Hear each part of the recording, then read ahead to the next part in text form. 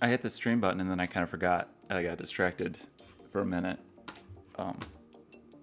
Hi, it's me, Scott. Good morning to you. It is morning time here. I'm streaming earlier than usual because I'm fixated on this idea. I could like hardly sleep at night. So fixated on it. And we just had to do it. So we've got to, first we got to fix some wallpaper. We still have this nice Norwegian woman. Now we have, well, we don't need to see this. Not this advertisement. We have a cold man, a cold person. Some beautiful Norwegian water. Velvety water. That's nice. Rondane National Park, Norway. Go to Norway. Okay, so here's the thing I got excited about. Let me take you on a journey. So yesterday we talked a lot about, you know, the state of the project and where things are going, and I felt like I was starting to get a direction. And then after that, I was sort of, but you know, we talked about how I have kind of a high-level view of what I want to do, high-level direction, that 100-mile, 1,000-mile view. But some of the details aren't there, and some of the details aren't there in terms of like the visuals of what we're making, and some of the details aren't there in terms of the interactions. Why is the bitrate so bad? Who's responsible for this? Who do I blame? Is it the laptop? It's just right there. Could be Backblaze running the laptop. Dropbox doesn't seem to be running here. Okay, sorry. Give me one moment. Try to stabilize the stream. It's just such a default. It's like when a kid, you know, like when you have one niece or nephew who's like the troublemaker, or me when I was a kid, and they're the ones you want to blame when something goes wrong. So I just want to blame Backblaze always, because it has, in the past, back in Portland, it destroyed my stream all the time. I'm just going to shut this computer entirely down, because that's somehow faster than trying to tell Backblaze to... That's not Jades. Whoa, what are you doing here? You're auditing me? Okay, this is going to be great. We're going to, let me, off to a bad start. This is like the principals here. Okay, we're definitely trying to shut down here. Autodesk 360 doesn't want to quit without me giving feedback. I'm going to go ahead and say that I'm not going to recommend it to a friend or colleague, because it won't let me shut down my computer.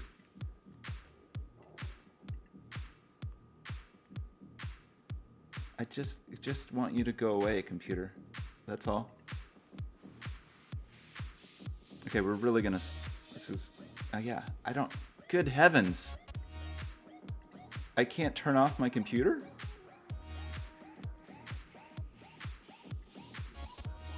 No, don't save. I don't want you to exist. Okay, this turned into a fiasco. Remember a second ago when I said I thought it would be faster to, no, try again. Yeah, Autodesk 360, you're not the boss of my computer. You don't decide when the computer shuts down. I decide when the computer shuts down. I'm the boss of the computer. You get out of here. Okay. Whew. I had to get a little intense there. How are we still using Bing over here? We don't want to use Bing. Remember Bing was like weirdly tracking me?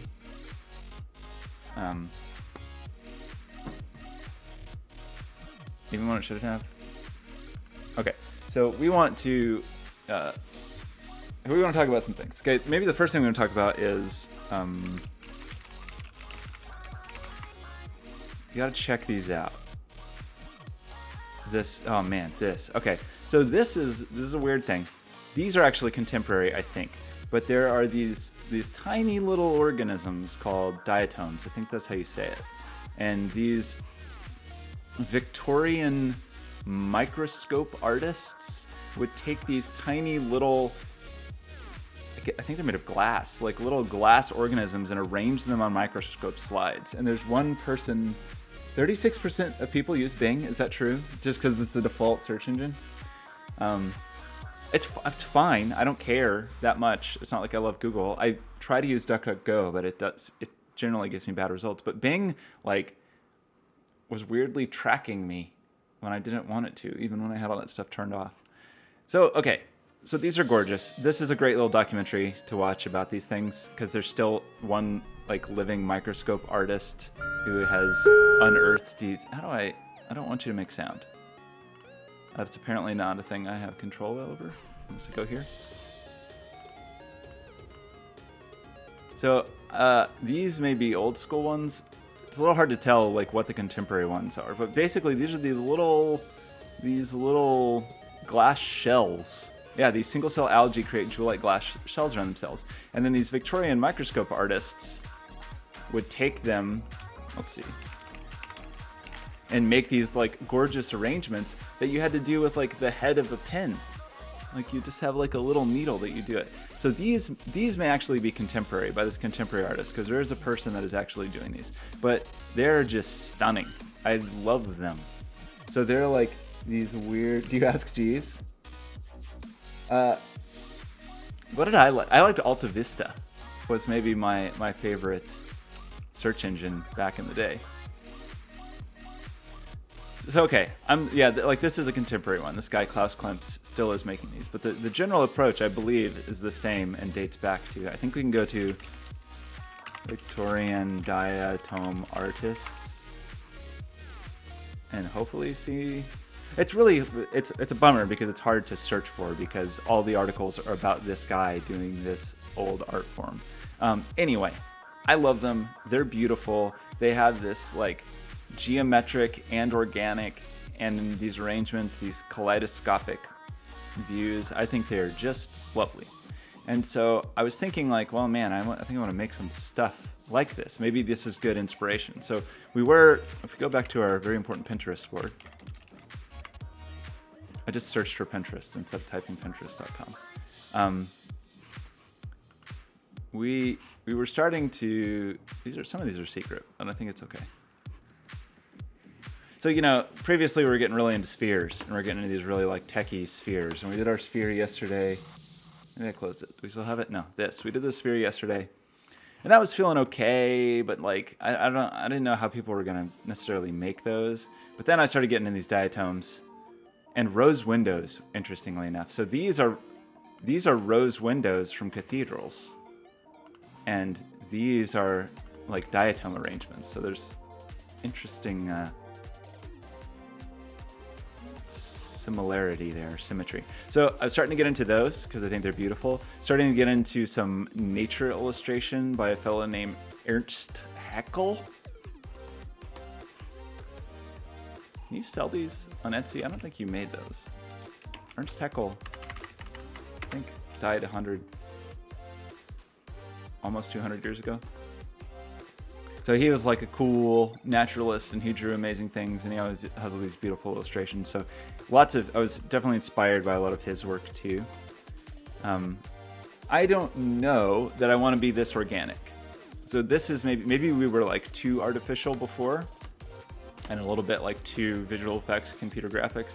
And this is maybe getting, especially these Haeckel drawings are getting like hyper organic, and maybe we're not quite there. Like, I think we want to be somewhere in the middle of a triangle that's made by like organic diatoms, like ethereal, celestial, cloudy particle things, and just straight up geometry. But anyway, so I was looking at these kinds of things and thinking about how to make these things. And then I stumbled across a thing that I think I'd run into before and just kind of forgot about, but it's the Superformula. So the Superformula is awesome. It's a relatively simple formula, even though it looks really complicated. It's not that complicated. And it's a way to like, you're kind of like drawing a circle, but then as you draw the circle, you do weird things as you go around. So like, simple version would be like, oh, you like go in and out as you go around, and you draw a little flower or whatever. So with the Superformula, you can start to draw these really intense, not even, intense is the right word maybe, but these like really interesting, intricate, organic shapes just by tweaking a few of the parameters of the Superformula. So you change a couple of parameters, that's what these numbers on top are, just 4 different parameters changing, and all of these drawings are done by that. So that's cool. That's already cool. And I'm already into that as far as drawing the constituent shapes of if we wanted to try to do something diatome-like. What's amazing, though, is that it also operates in higher dimensions. So you can do the same thing along like your latitudinal and longitudinal axes and create these volumes that really start to look like weird little organic creatures. In fact, there was a Superformula viewer I was looking at. Where did I find that thing?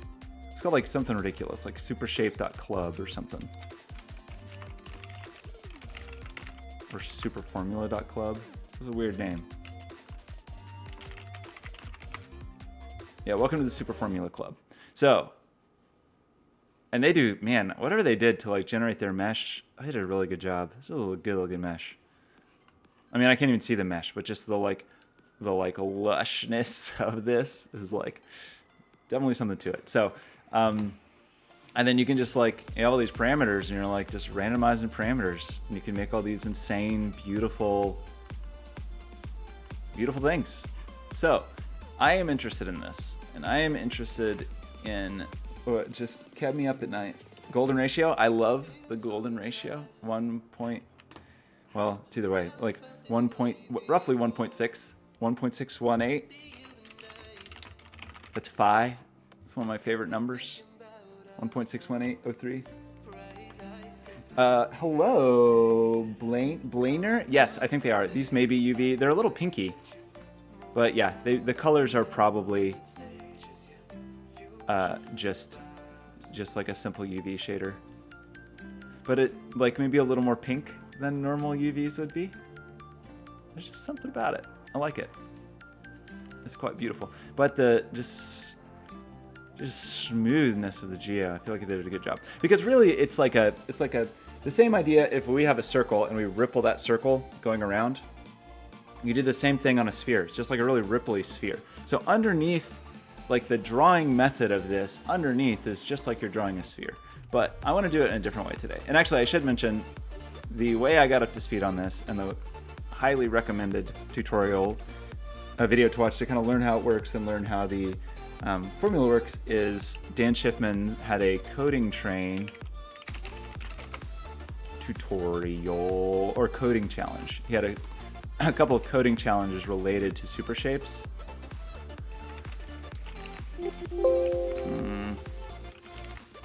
Yeah, so he did a 2D super shape version and a 3D super shape. So where you essentially just start with drawing a circle. So it's based on the super ellipse, which is like, I don't know, 19th century? When did that come out? When did we come up with the super ellipse? Maybe it's not as old as I think it is. I think it's kind of old. I also don't like this song. Does magenta exist? I think it does. I think magenta exists. I'm pretty into magenta. Do you think magenta doesn't exist? Numerically, magenta exists.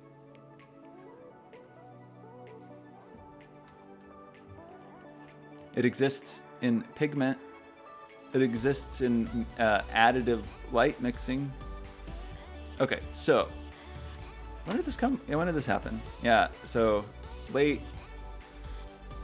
So he died in the late 19th century. So not exactly which. Anyway, this is not that pertinent to us other than that same idea of like, well, we're going to draw an ellipse, but as we're in the process of drawing the ellipse, we're going to do weird stuff and a simple formula that lets you like twerk it when you tweak it. I meant to say tweak it, not twerk it. Don't twerk your ellipse. So all of that said, the thing that I want to try to do is I've also been interested in the Unity VFX graph and doing weird VFX-y stuff and doing positional stuff, and more than anything, just trying to wrap my head around how Unity wants me to do stuff in the VFX graph, because it's all stuff I've done before, just with raw shaders, not even compute shaders, just like cramming additional data into the mesh or cramming additional data into textures and sending it over, and that can get annoying, and the VFX graph does a lot of that work for you, but it's kind of restrictive in a lot of ways. So the thing I want to do, and the thing that just had me just champing at the bit this morning to get started on this thing, is I want to try to implement the Superformula starting 2D in the VFX graph. And there's a couple options on how to do that. One of the options would be to just fully build the whole thing to do all the math in the VFX graph. That is going to be a little annoying. Only because when you look at that formula, super shapes, Superformula, not club. Don't go to the club. Just go to regular Superformula. When you look at that formula, there's a lot of steps. Like, it's not a super complicated formula, but there's just like a lot of stuff that you do. And when you have to do that in the when you want to do that in the shader graph, you've got to do every one of these steps as a discrete step, where it's like, okay, I need m times this angle, m1 times this angle. So that's one node in the graph. And then I have to divide that before, and that's one node in the graph. And then the cosine of that, and that's one node in the graph, divided by a. So it just gets like lame. And so in the Unity shader graph, you can write custom formula. You can make your own little node that runs its own little custom formula. I don't think that you can do that currently in the VFX graph. I may be wrong. It's all new and it's changing, but I don't think you can do that. So that's one option, which is like by far the most performant, because then every single thing you're doing is on the GPU, which is pretty awesome. At the other end of the spectrum is like you handle all your math and you do what you're going to do to it, and you cram it in a texture, and then you get that texture to the VFX, to the GPU and in the VFX graph, and then you sample that texture at the right pixel, and you can do all that stuff. It's kind of annoying. Like you have to do all this work just to put something in a texture and then read from a texture. But there is another thing. There's another thing, and it's called a property binding, so which I think is the way to go on this.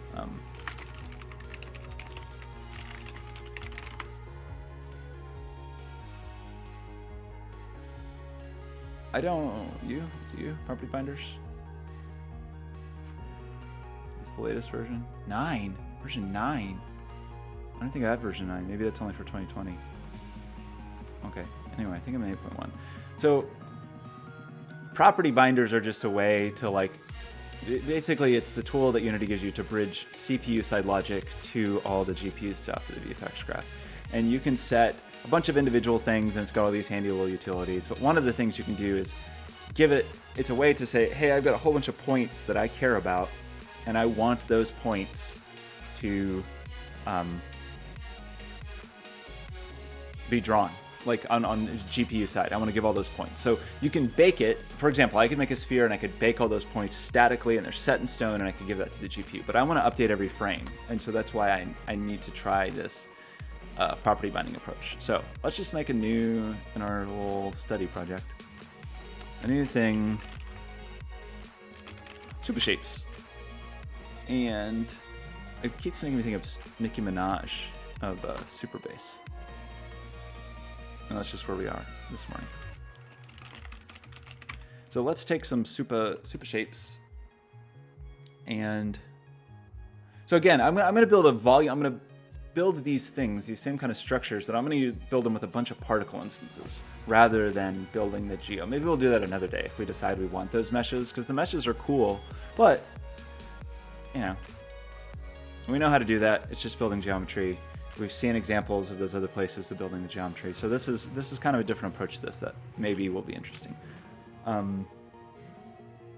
If we can make it work. Like so far, you know, all of my, I keep saying my forays into Unity VFX graph land have not been the most productive. Or they've turned out okay, but there's been a lot of frustration as I try to force it to do what I want it to do. Why? So, okay, I got some particles. So we want to do a thing. We want to add a property binder.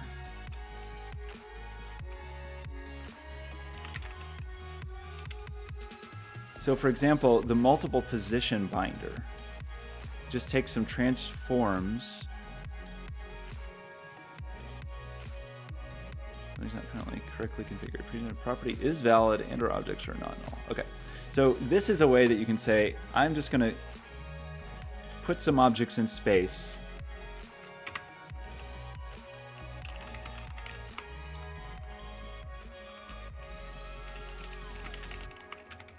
and make a bunch of them. Actually, you know what we should use is the hierarchical binder. That's the thing to use, because then it will just do this work for us. So you're fired. Get out of here. How to get rid of this? I'll click this. There's another one that will do it based on hierarchy. So we can do this, and we can say the root is this fellow here, and it will presumably know how to do this. Property binding is not correctly configured. Please ensure property is valid and or objects are not null. So we have to actually learn how to use these. So that would be a good idea. So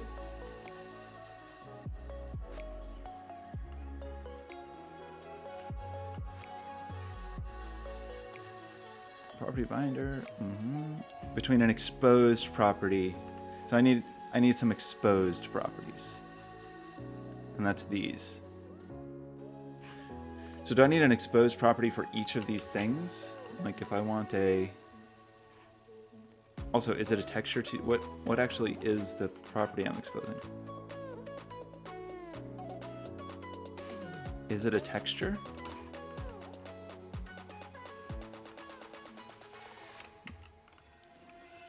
I don't want it to be, because textures are annoying to read. I want it to be a property map, or a map, but I don't see a map type. And these are very helpfully not in alphabetical order.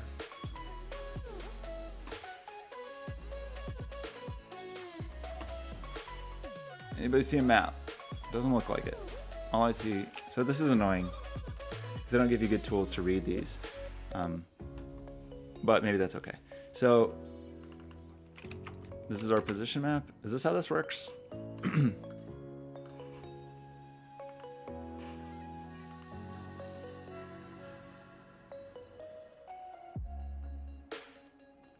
Bone count. Do I just need to keep adding things? Presumably that's an integer. Count those bones.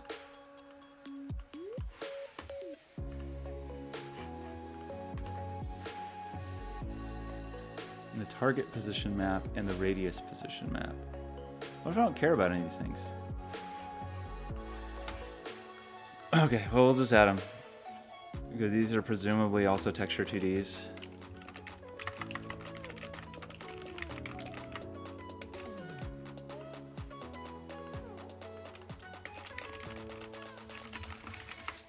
I mean, this is all just testing anyway. Can I like refresh you and make you happy?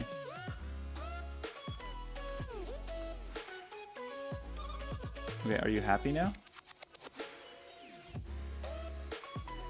You seem happy. Okay, so does this count? Can I sample this directly? So here's my exciting question. I want to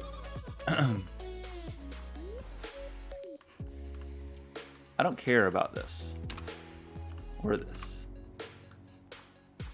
I maybe care about, well, I can't set capacity. That's not cool. You have to leave. Jates, thanks for stopping by. We want not a constant spawn rate. We want a single burst of some number of friends. And then we want we want to dynamically set the capacity, and I don't know why I can't. That seems not cool. It seems kind of dumb. But I guess we just set it higher.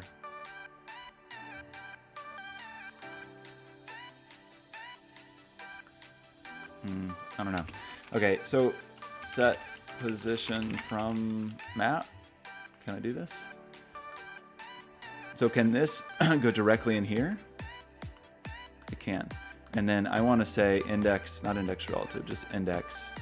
And this will be the current index of our like iteration through all the particles, I think. Okay, so far we're off to a great start, and this doesn't work and we have an error somehow.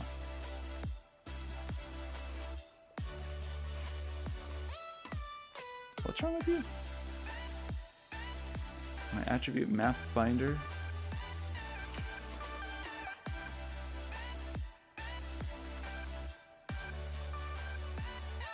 Wait, well, this looks just broken. It says there's no, uh-oh. Maybe I messed it up by resetting this. Okay, let's try this again. We want a point cache. We want a hierarchy to attribute map. We want to pick this. We want to pick this hierarchy.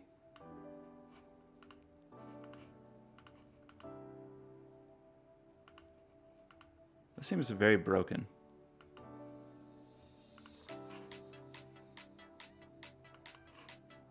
Great. We're doing great. This might still be a preview package. It might just be broken. The V visual effect variable of the property binder. So I can't even look at this right now. Well, nice knowing you, property binder.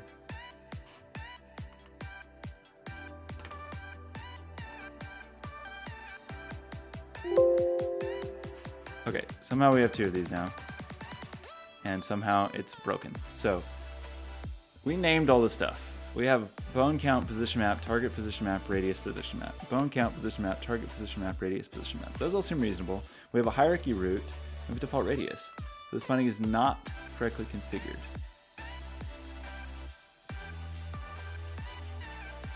Does this not just go... Wait, this has no properties exposed. Oh, do I need to click a button to expose these? Yes. I didn't click the expose button.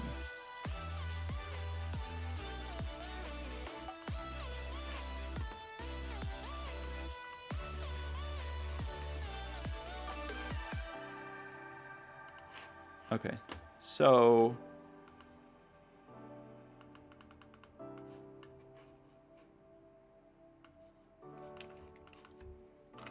Well, those are my properties. What does it do if I show the gizmos?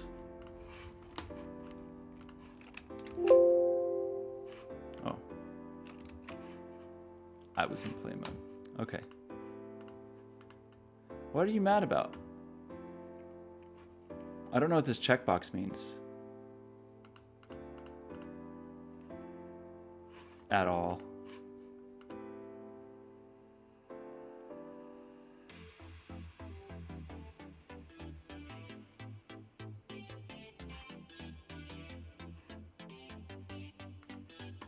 So there's some validator that's saying found bone count 6. So that like semi feels like a thing that should be working, but property not correctly. Property is valid and or objects are not null. I mean, is this a validate button or something? Okay, position map, target position map, radius position map. Somehow bone count is not right. So maybe it's not actually supposed to be a float. Really doesn't give you a ton to go on here. Let's just look at the source code of this thing, which I believe that we can find in our packages somewhere.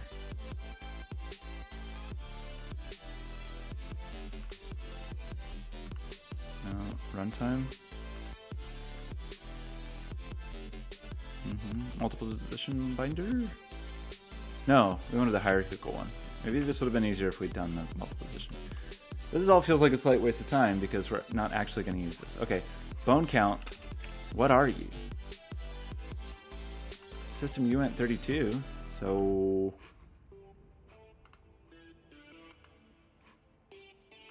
what's wrong with you? Oops. No, I don't want an animation curve. I want... Oh, it's got to be a uint. We typed in here, bone count. That's going to be my guess. And then let's expose this. Okay, now are we happy? Yes, bone count. Okay, that thing seems to work now. Great. So, however, we aren't actually seeing anything. So it's like not broken, but it's also is broken. So I kind of want to do this in here instead, because I feel like this should work. We want a single burst. Oh yeah, bone count we deleted of count Okay. The lifetime, though. We don't want any of this life, size over life, anything like that. We just want to draw it. Yeah, there it is. Okay. So as I move these in space, we should see some particles move around. But I've been wrong before.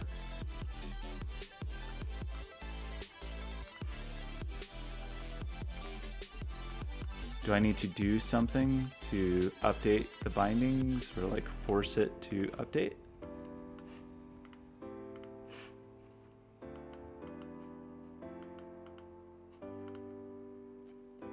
How can I tell these bindings that I want them to update? Oh, it might, I mean, this could also still be totally broken.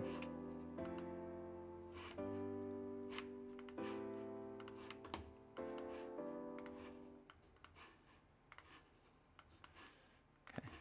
Only played with these property binders a very tiny amount, obviously, so Why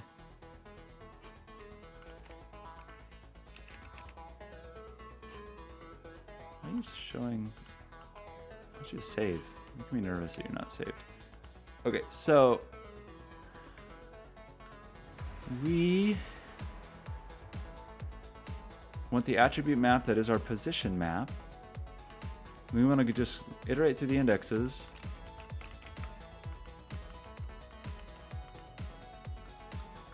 And we want to draw the quads at those locations.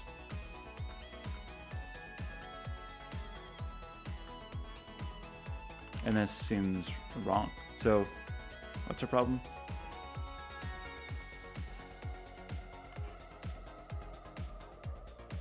So we make a position. We get the children of and we cram them in there.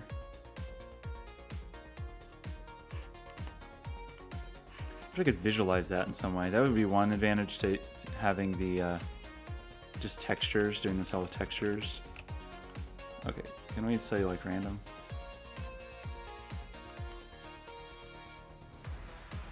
Set position from map.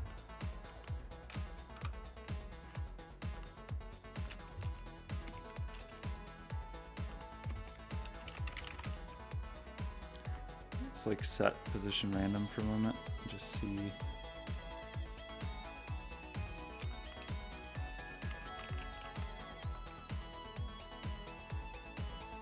Not pivot.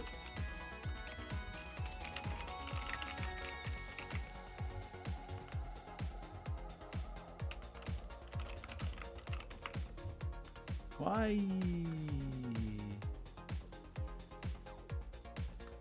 Nothing's happening in the update loop. We just want to set. We don't even care about you right now. Well, not you. We do care about you, sort of. This we don't care about at the moment. We just want to say, okay, yes, now they're randomly out in space.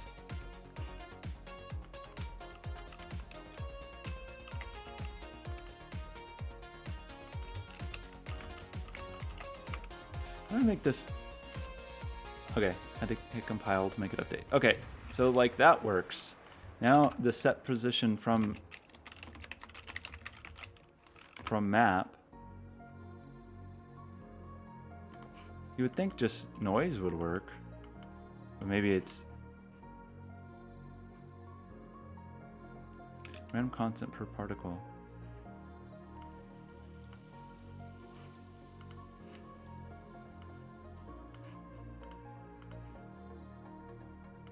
I mean, even if I did this, you would think that we'd see one of them.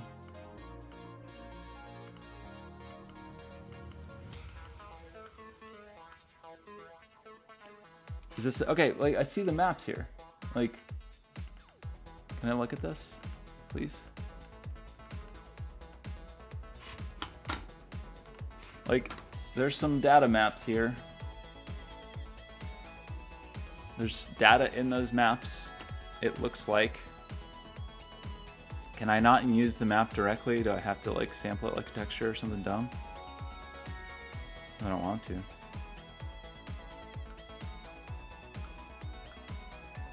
I mean, we don't. Wait, I said old position. Good grief. Okay, set position for map. That's just noise. So this, there's just some noise. That's great. If we use our real thing, they're all in the middle, and that's fine. If we say index should be wherever the first one is, where was the first one? Still doesn't seem right. It seems like our position map is not updating properly. And then also frame index is the wrong number. We want spawn index. Okay, let's try to not do every single thing wrong, and then maybe we'll fare a little bit better. Okay, still seems very wrong. So, and is it just like a runtime thing? No, because when we run, it's just, oh, okay. What am I doing wrong with this? And unfortunately, I don't think there's examples like these property binder.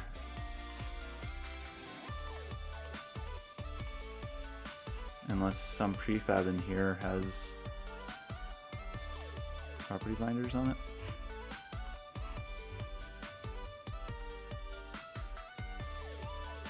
There's a bunch of broken looking properties. Okay, there's a multiple position binder here.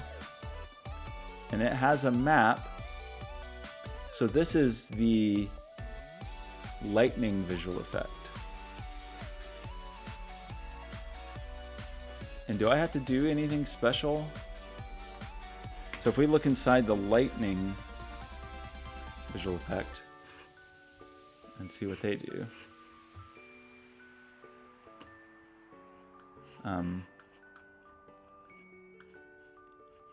The electric arc trajectory, sample multiple position map. So there's a position map.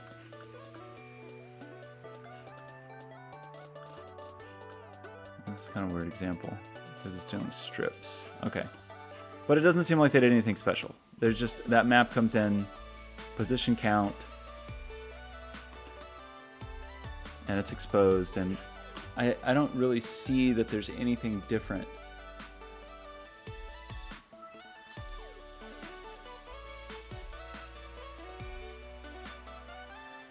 Right? I mean, we have the property binder.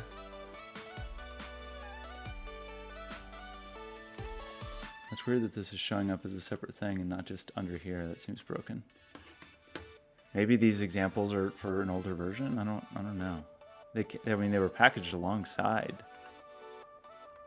Okay, what about smoke? No. Sparks? No. Okay. Useless. So what are we missing here? This is an annoying thing to be stuck on because this is like this doesn't matter. This is just such a trivial part of the process. It's like draw a thing on the screen where you want the thing. So we have our position map. Our position map appears to have data in it. Like we go here and we see our position map. I mean, now the position map kind of looks all black. So maybe that's not good. But even if we go here and we just move all these friends around, you can see the target position changing as I do these. It's kind of hard to see. But that little target position map is changing. But not the position map somehow, for some reason. There's something wrong with my binding.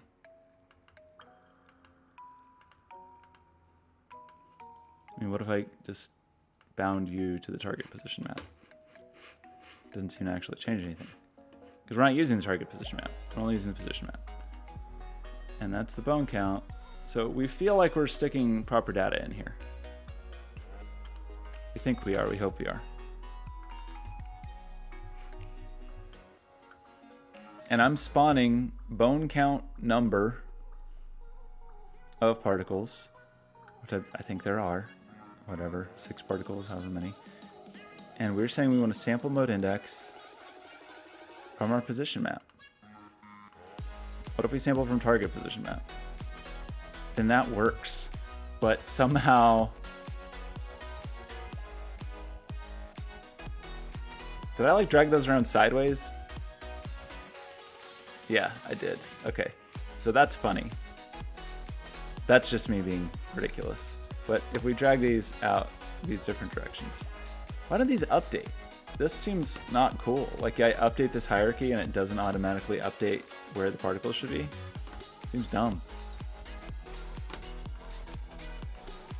Okay, so I am getting stuff in here. For some reason, the position map is like not doing anything. And I don't know why. I don't know the answer.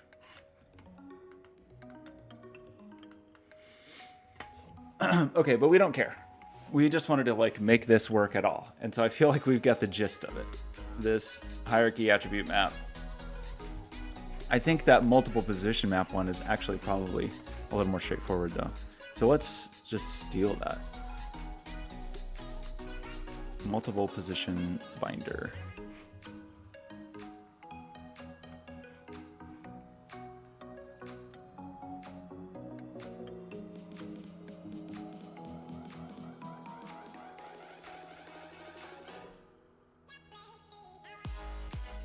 And this exposes, you can expose other stuff in these property binders, right? Like I can expose, yeah, so we can expose other stuff. It just doesn't update when I do these things. Doesn't that seem silly? Like I update this stuff, I update and it's execute an editor is clearly on. Okay, maybe this is just, this component's dumb. Maybe we don't want the component. I can't remove this.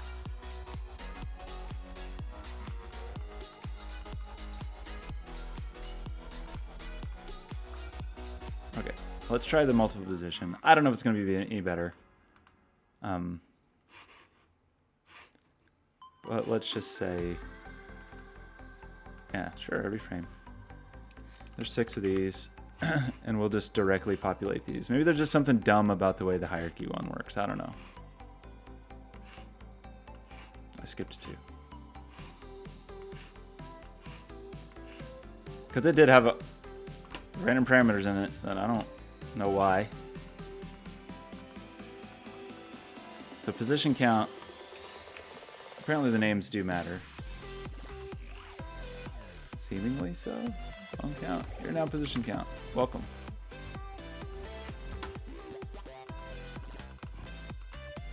So do that. I don't know what all these checkboxes do. Turn that on. Position count is on here. Position count is on here. Is this not a uint? Is this just an int? That's just an int. So apparently that one can be negative. Great. Okay. I guess different people at Unity wrote these 2 scripts. Okay, position count, which sure, probably technically should be an unsigned int. Sure. Position count, and we're gonna map position count and position map. And we don't care about these anymore. Never liked them anyway. Okay, we have a map, a position map, and a position count, and we wanna update every frame. We want current spawn index, and we want the count to be the count. Okay. Is this one any better? It does not seem to automatically update. Even though execute in editor is checked, and this checkbox that says every frame is checked, but at runtime, I assume it would. I hope. No. What? This thing just seems useless. Am I not doing the update loop? I'm not doing the update loop. That's my fault. I forgot we moved it out of update to test it, right? We've got to do it in here. Which somehow doesn't work as well. I mean, we've got these other friends. Did I accidentally lose my... I've got 6 positions. So do I need to do both? Do I need to like set the position, the initial position, and then update every frame? Is that the problem here? Would I have to do it twice? That would be weird if that was true.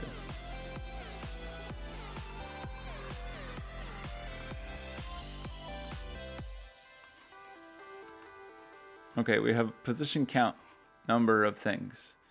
And we have a map. Updating this seems to not work well. Why would that be? Like updating from the map.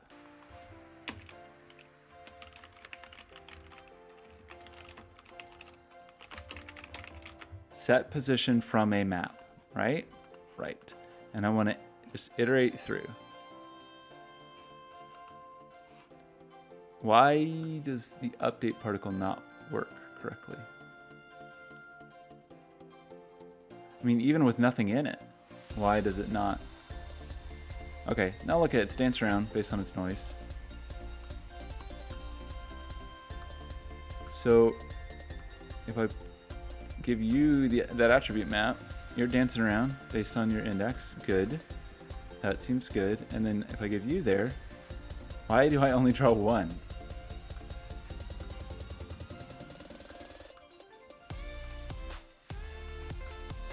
The spawn index of is it not current? I thought this was the way to do this, is that you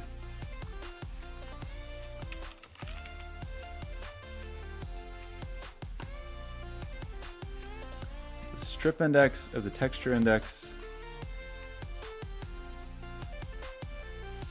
Yeah, that's for like a flip book.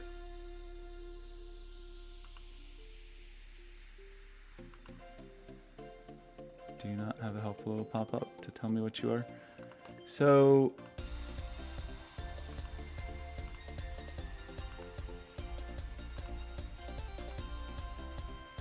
where's the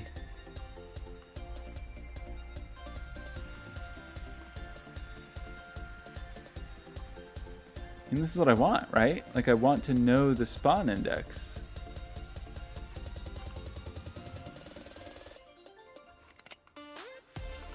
Let me just check something.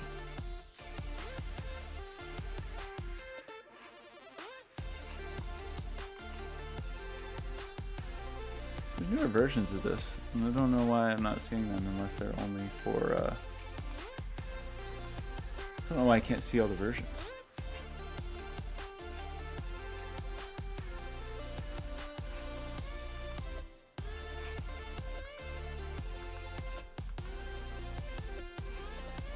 I don't want this. I want to unimport it.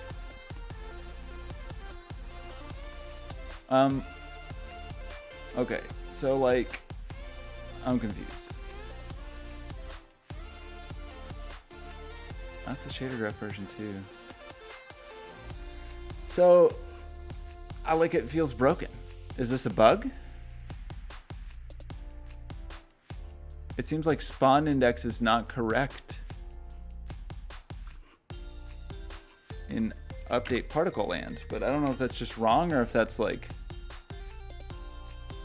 how it's supposed to be.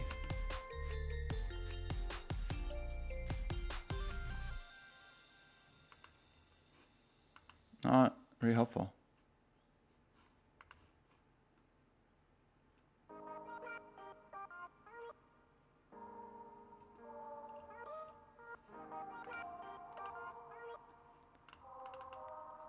So looking at these other things.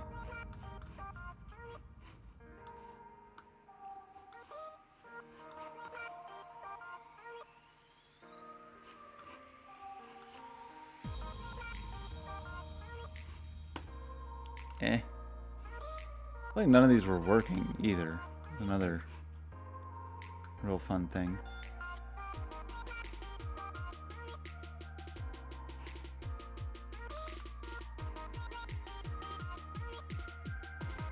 This is, I'm gonna just like continue to be so frustrated with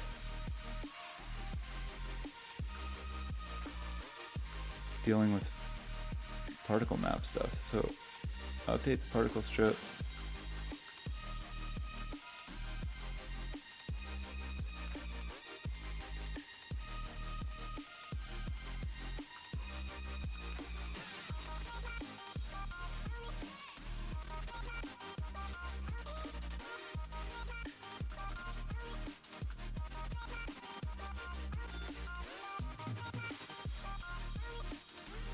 Just my intuition just seems to continually be off I mean, I can't believe we've been going for almost an hour and I have yet to just draw some shapes on the screen. That's really frustrating. Like, this is a thing that should not be this hard. Like, I guess maybe I should have done it all in the shader and done it, or in the graph fully and just done all the pieces, but this seems so dumb. Like, why is this hard? I want to update the particle every frame with the current position from the map. Am I just totally wrong about that? Like, is get attribute spawn index not something I can know right now?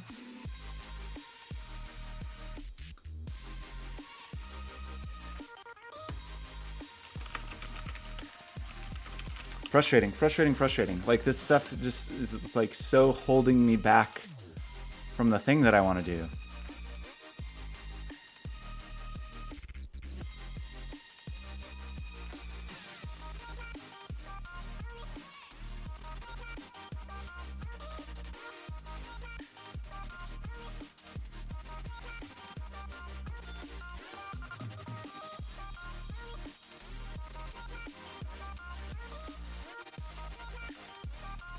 I know Aaron Myers.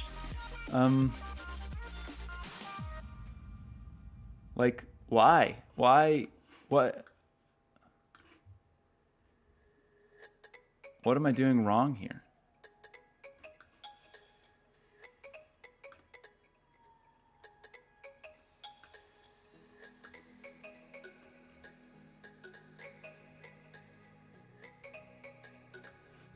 Because if we don't update them, it works, right?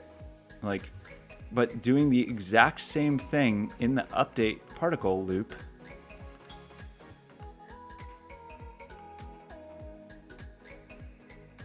Also don't know what these numbers mean. Like, what does value bias do?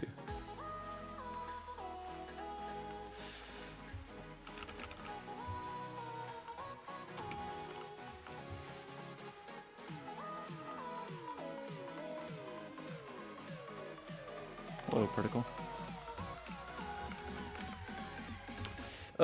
This sucks. I think if we look at any of these sample graphs, I don't think it shows, I mean, any of these sample systems, it's not going to help us.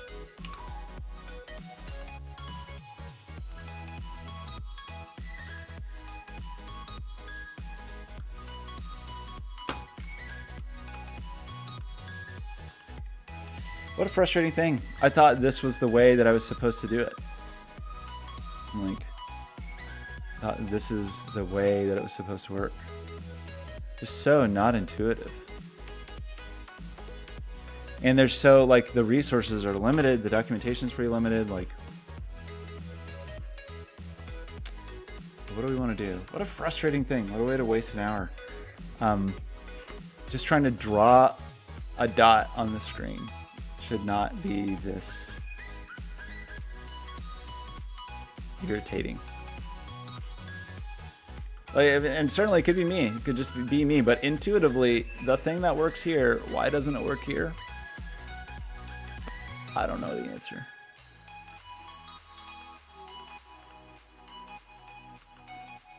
You would think that would mean the current particle we're on. You'd think.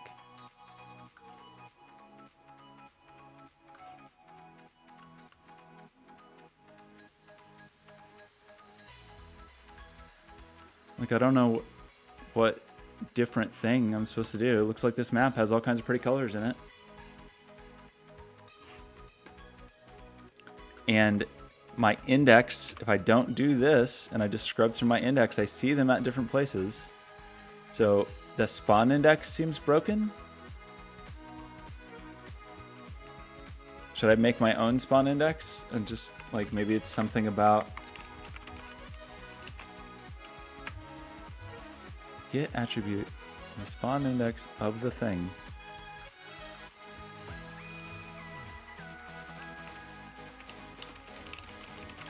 And it's just so hard to search for any of this stuff because there's so little.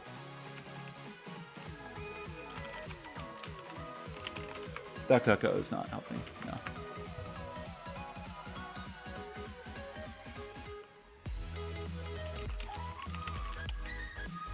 in the initialized context. Well, great. So that's 7116. What do I have?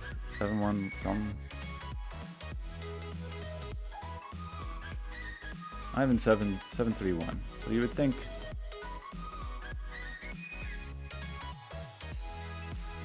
Wait, I have 731.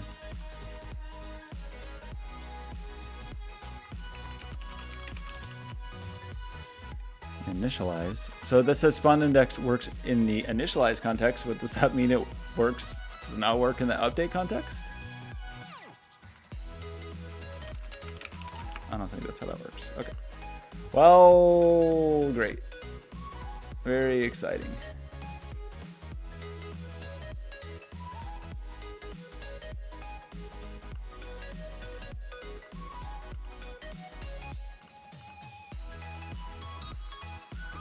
So like the individual nodes aren't documented, seemingly? Maybe they're all just documented inside.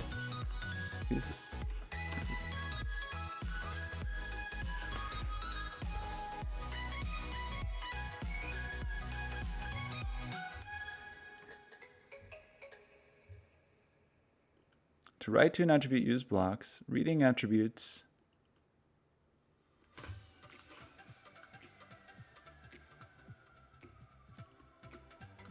Like I would assume that spawn index gets set for me automatically. Is that just not true?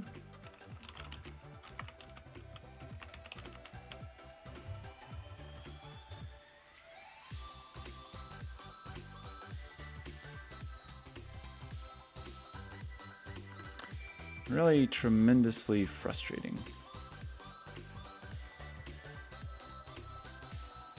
And we decided if we didn't do the map thing, and we just did like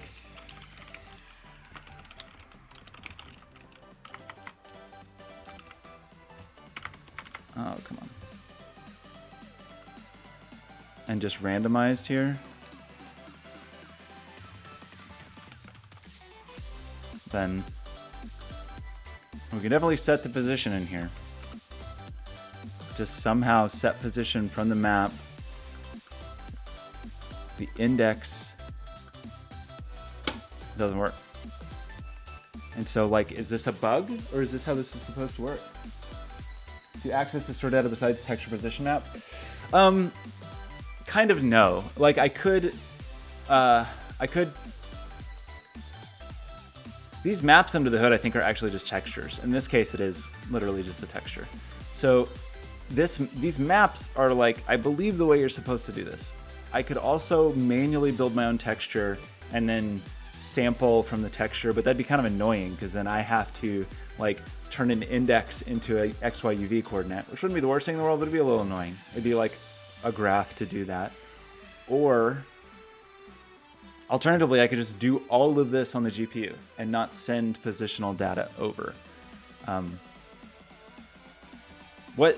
Which maybe I'll do, but it's just so frustrating because this seems like the right answer. Like this seems like the way I'm supposed to do this. And it 100% works in this context. Like up here, it definitely seems to work. Here, like during the update of the particle, somehow the index doesn't work. And I don't know if that attribute's broken or it's just, I don't know the answer. It's real dumb. And this is such a new thing, and it's like, so it's that it seems equally possible that there's just some fundamental thing that I'm not understanding, or that it's broken. Like it seems just like there's equal possibility. And it's frustrating because if it was, if it was just like, if I had more confidence in the software, I could be like, okay, I'm just doing something wrong for sure. But I don't have the confidence in the software.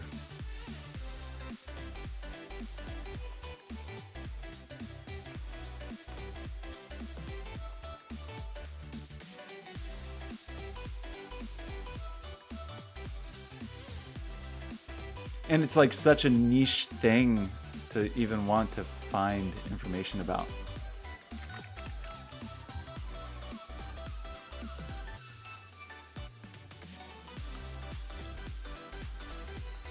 And although I'm a little suspicious, I will say, because those, I'm more than a little suspicious, I guess. Some of those samples that shipped with the project don't work, or don't seem to work. Like if I just make a fresh scene and just drag in one of these samples that ship with the VFX graph, they just seem to not work. Which just like something else could be broken, or it could be that there's just something wrong. Wait, now suddenly this does work. Does it only work at runtime?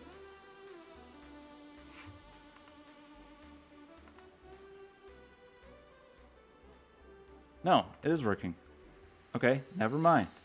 Now suddenly this example does work. Look at that beautiful bonfire.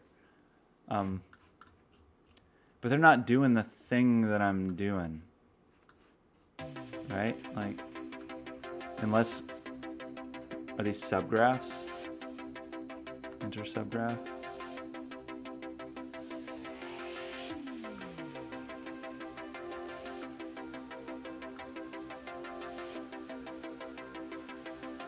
They're doing stuff in the update loop, but they're blending a target position based on the wind direction.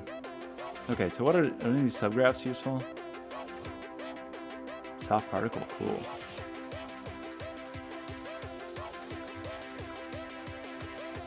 Interesting.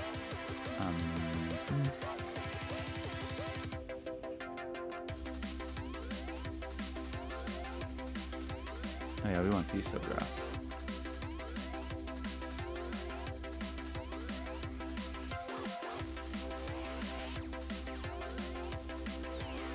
Okay, I am kind of annoyed that it has taken an hour and we've made no real progress on this, which could be a bug. So what if we try, we did manage to download these. No, we didn't. We want we want not this.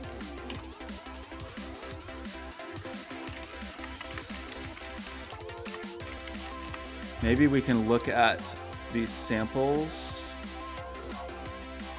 and figure out how to do the thing we want to do. Maybe. Because otherwise, like, I guess I don't technically have to sample it. We could start building the thing we want to build without being able to update it every frame. It'd be lame. It'd be like super not cool, but it would be possible. We could also just try to build the Superformula in, do all this math, all this annoying math, where it's probably going to be like a graph with 30 nodes or something. And it'd be very hard to debug if we do something wrong. But maybe we just try it. Kind of tempted to do that. Let's just try it. Let's just start it. We'll just try it. We may decide that this is too annoying also, but it seems feasible. It seems like a thing we could do. So let's not do anything in update particle for now. Let's not use any of this stuff for now. So what we're gonna need to do, let's just ditch these, ditch this. We may come back to this, this approach. But let's just get out of here. Okay. So let's say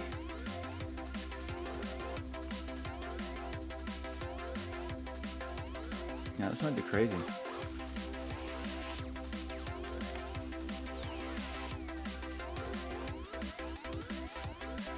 Okay, that's just a bunch of noisy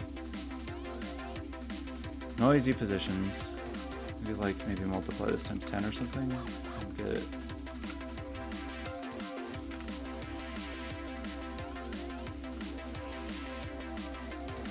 You know what? Could we just do sequential? Actually, wait. Okay, shoot. Now that I just deleted that, maybe there's another way to do this. maybe. A way that, well, okay, yeah, that's funny. Now that I undid everything, I think I just realized there might be a way to do this. Nope.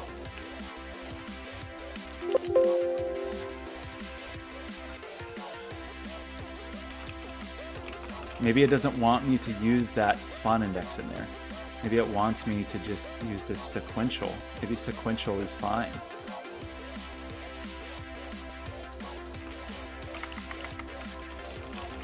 Okay, now that I've undone everything, let's do it again. Okay, so what if we do this and just do sequential here? And we just give it a position map because we know the count. The count's presumably going to be right. And then we're going to have this, and we need to re-expose ourselves. And position map, position count. Okay, so that, oops, not you. Like if I move one of these over here, and I recompile, it pops down over there. Okay, is this gonna work?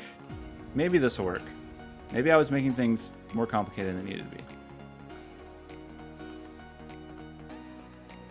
Yes, that works. Good grief. Okay, that works.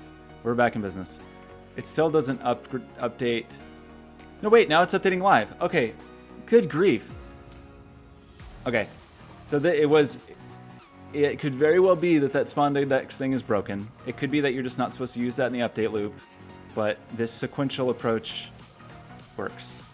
And I will take some responsibility for that, but I will also say it still feels very unintuitive. Okay, great. Now, we want to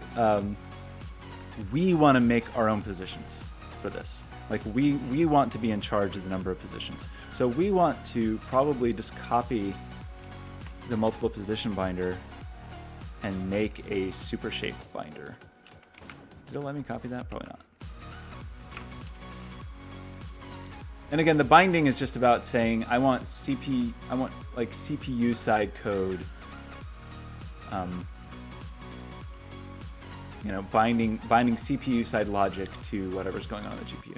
So let's have an assets super shaped. I can't believe it took me an hour to figure out to check one checkbox, but here we are. So VFX super shape binder. Probably I have to like change some names.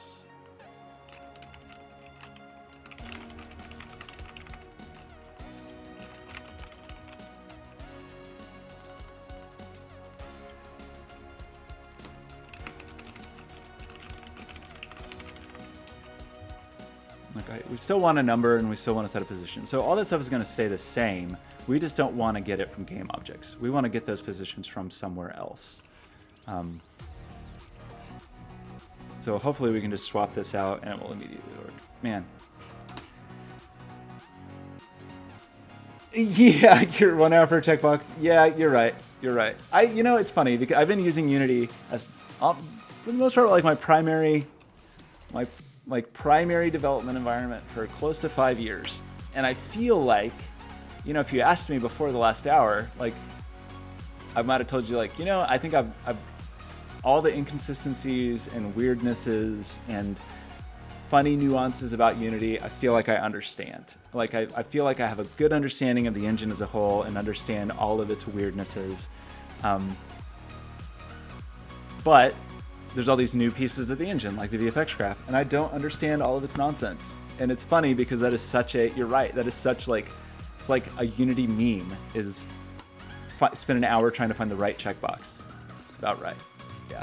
Frustrating, but hopefully I will carry that knowledge forward with me. That's still probably faster than I could have done all this stuff just raw GPU-wise. Like I would spend that hour in development, so hopefully that checkbox was worth it. No, don't edit this one. So we now want to replace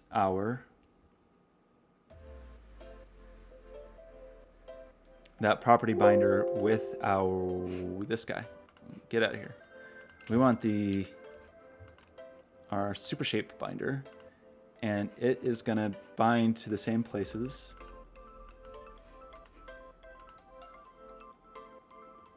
And I don't know why this one doesn't work. I'm interested in this. That's actually a VFX subgraph, or a shader graph subgraph. The soft particles. That's useful. Let's steal that for some stuff. Oh no, emails.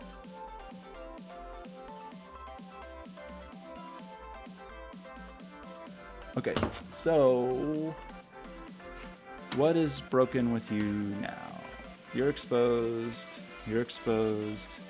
We have a position map and we have a position count. Position map, position count. Is it mad just because this doesn't actually have anything in it? Yeah, okay, that's all. So we don't care about that. We care about the following. We want to say, we don't care about these targets. Targets is not what we're going to use, but we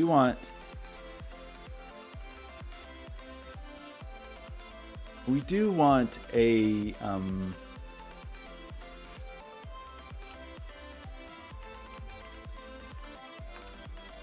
like a resolution. And that's basically how many points we want. So is valid. We don't care about the targets. We'll just say that like resolution's greater than 0 or whatever.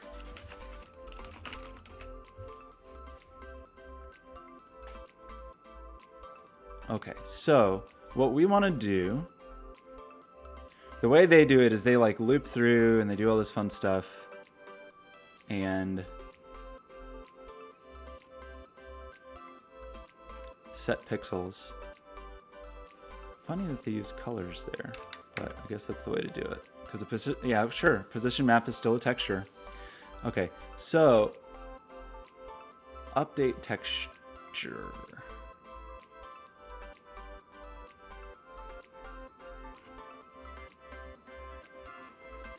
We don't care about these candidates. We're going to say that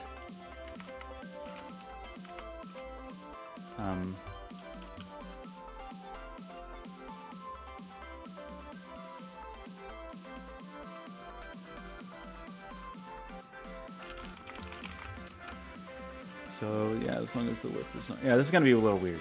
So like this is a weird one.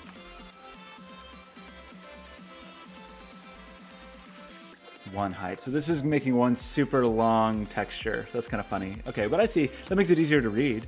Okay, so then we want to say, like,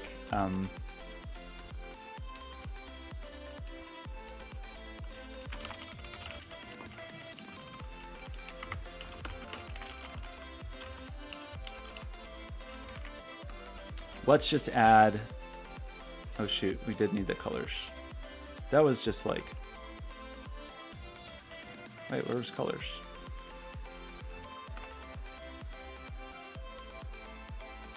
Where's colors declared? Oh, it's right in front of my face. Okay. We want to do this. We want to declare our colors. We want to loop through resolution. And we just, now let's just say, like, whatever. 111. Just to say,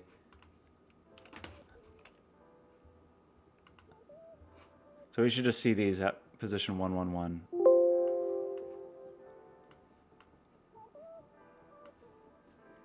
But we don't. So what did I break? Because this is broken. So if we say 5 of these, still broken. Every frame. Oh, somehow the count is coming through at 0. So we need to, that's another thing we need to probably fix. So that's count. Count is, okay, so that's our private thing. So that's, when we do update, we do want to say like,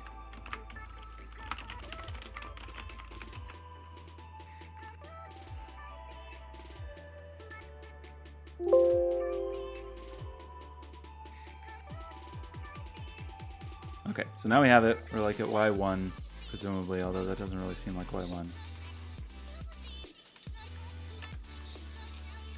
at all. Oh, I set everything to 1. So that's XYZ1. So that's correct. Okay, good. So now we want to draw a circle, probably. I think is the next kind of thing we want to do, is just be able to draw a circle. So let's say 360 degrees, just because that's easy. Nope, not at you, on you. We want to say 360 degrees, and we want to have like a Now we want to return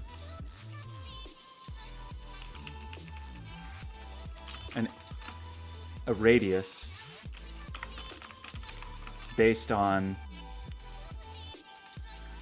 well, what all these parameters are going to be. But the main thing is going to be the angle. The angle.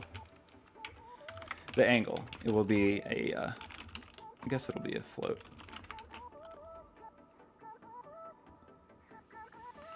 Okay.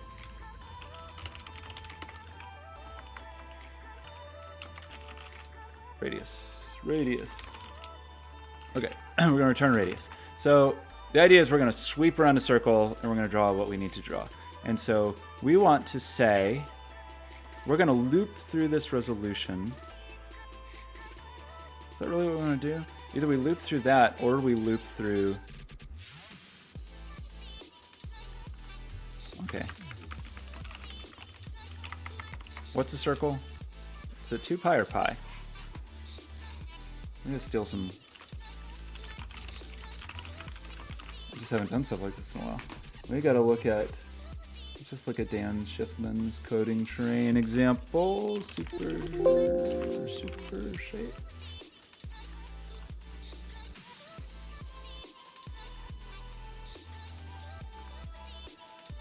I think I would know how to draw a circle. It's 2 pi, right? Yeah. So actually, we probably want to loop through.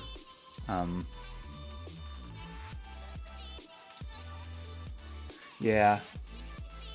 Right. That probably makes more sense. So we'll do like float I. This will just be our actual angle. This isn't an iterator. We'll just make an angle here.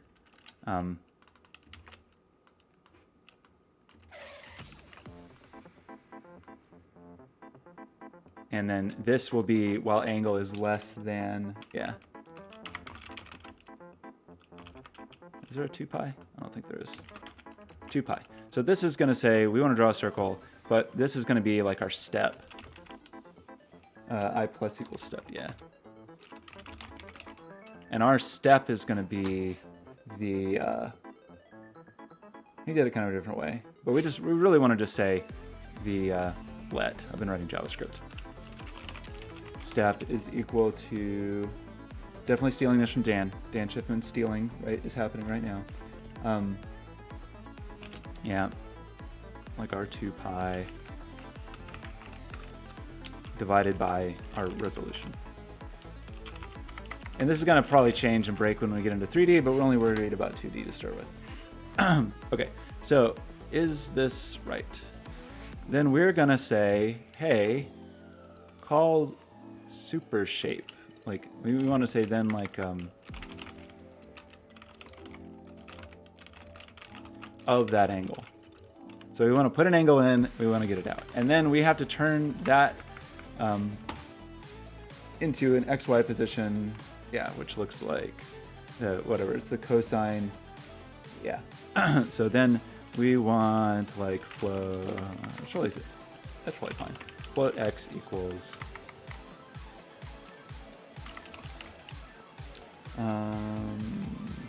yeah, that radius times the cosine of the angle, right, math.cos.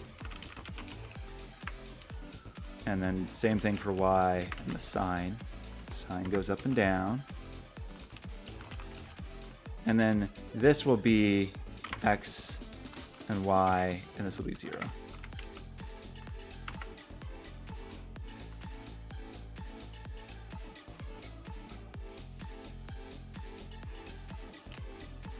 Do we make a very tiny circle, or are we just like, can't really tell. What have we done here?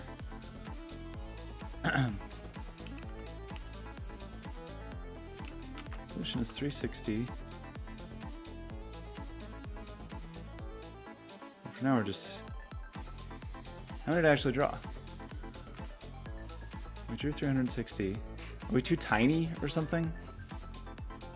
No, it should be a unit circle. That should be like 1 meter. So I definitely messed something up. I probably messed something up. So what did we want to do? We wanted a step that's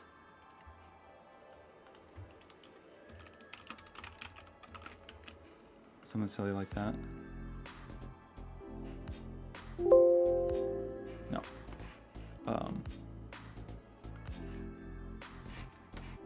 This actually would have been, you know, now that I think about this, really would have been easier to just keep the transforms because then we could really see them in space and see what they're doing, but whatever.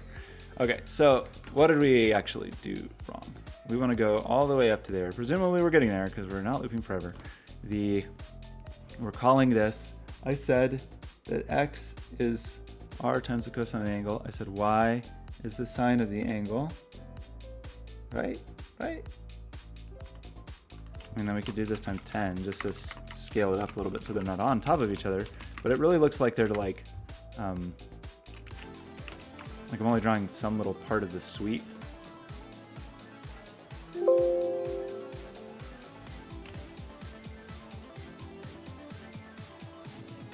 Right? It looks like I'm just drawing some little tiny... Oh! We probably are using... It's probably degrees, not radians. Probably 360.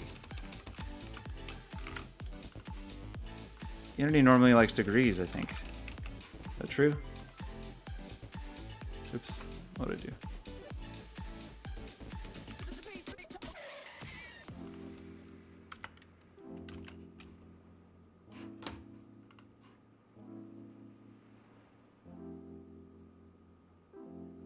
Well, that's worse.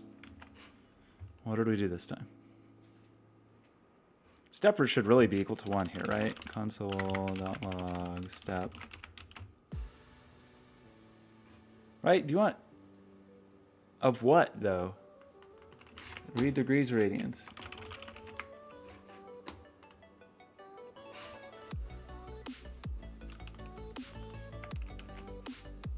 Your debug log. I've been writing JavaScript lately, so my brain doesn't work. Sine of the angle. In what? No, that says in radians. You do want in radians. That's radians. Then why is this working? Sort of.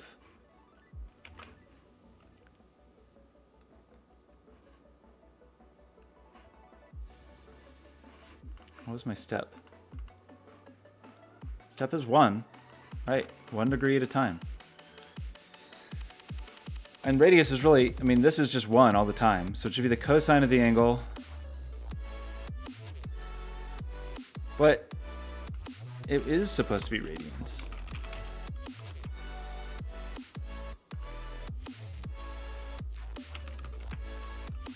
Seemingly. I'm like doubly super confused.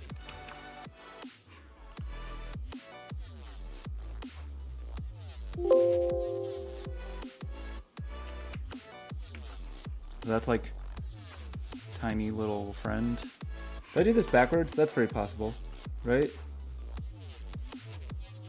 No, the increment should be 2 pi divided into however many steps we want, which is our resolution. And we're just going to loop around until we hit that. So why is this so weird and so broken seeming? What very fundamental, silly thing am I doing? Because I'm definitely doing something wrong. No question.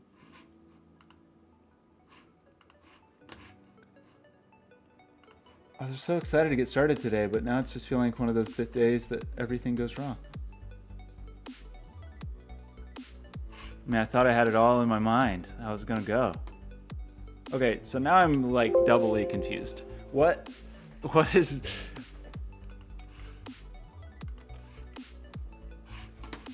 Like, well, okay, we'll triple check this. Unity Math F.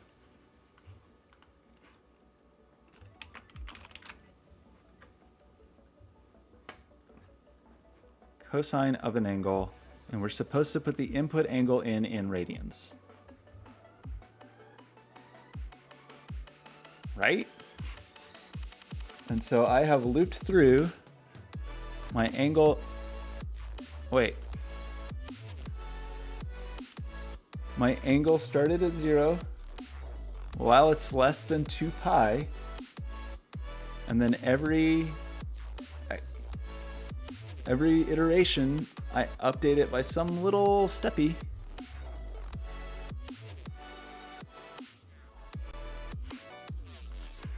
Let's make it 100, and then it'll be a little easier to see. Oops, not you. Where do I do that? In here.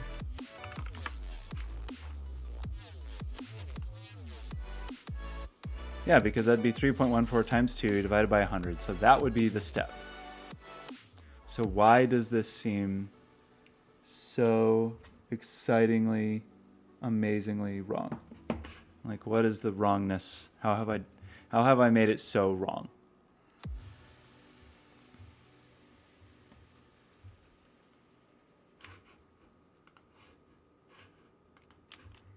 It's only 10. So that's extra weird. Divided by 1. That seem weird?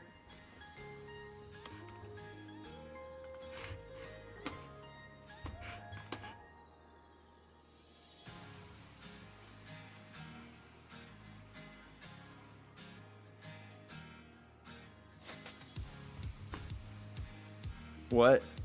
What? I mean, okay.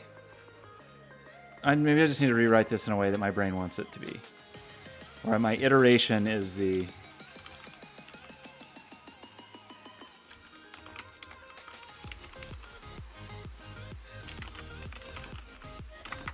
My brain wants it to be this way.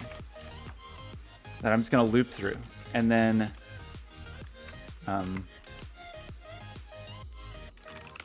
every frame angle is just like I divided by I out of the resolution.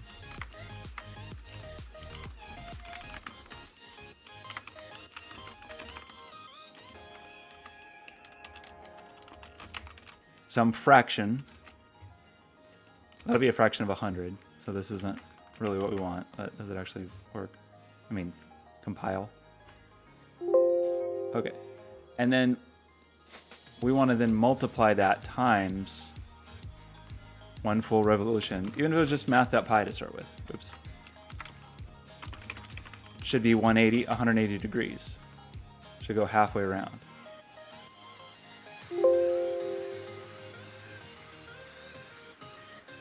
Why does it only go a quarter of the way around? Oops.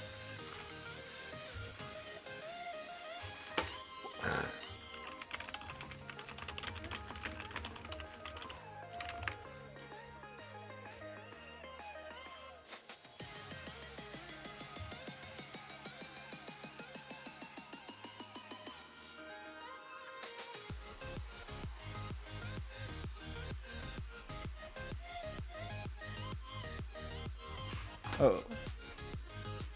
No, so if this was times 2 pi, why it's only going to end up 180 degrees? But why is the resolution affecting this? Resolution shouldn't affect this. I am just tremendously confused. Because as resolution changes, we should just have a different fraction of an angle.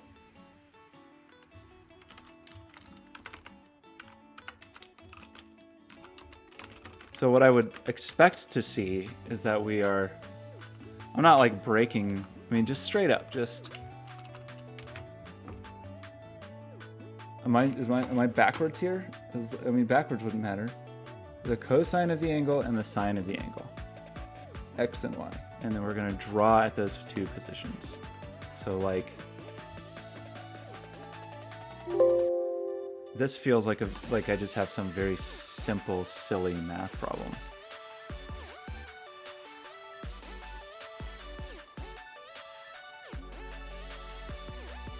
Oh! I know why. I know why.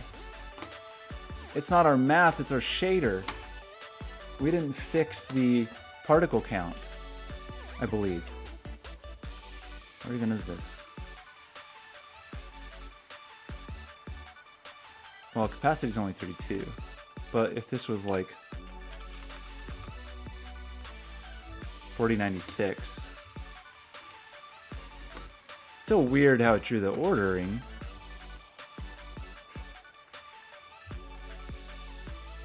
Well, this is still insane. Never mind.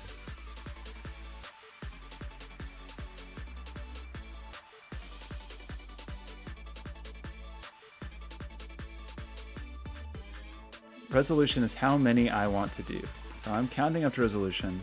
I'm changing the angle.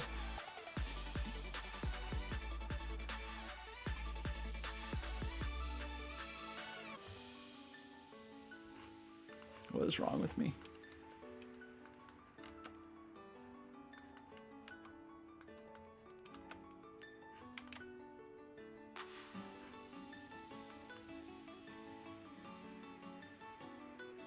Shouldn't it be a fraction of, so if I'm saying like my resolution is 100, and so that's like my percentage. I'm I out of resolution, right? Like some percentage of the way around. And then I want to do that with I want a percentage of 2 pi, right? What is wrong with my logic here?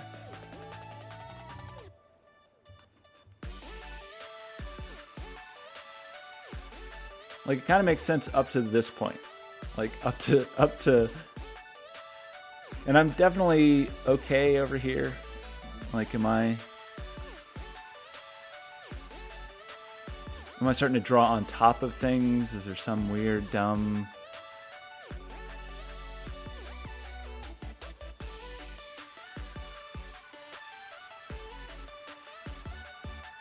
It's like I can't draw more than 8 particles. Is there anything in here that would make sense for why I couldn't draw more than 8 particles?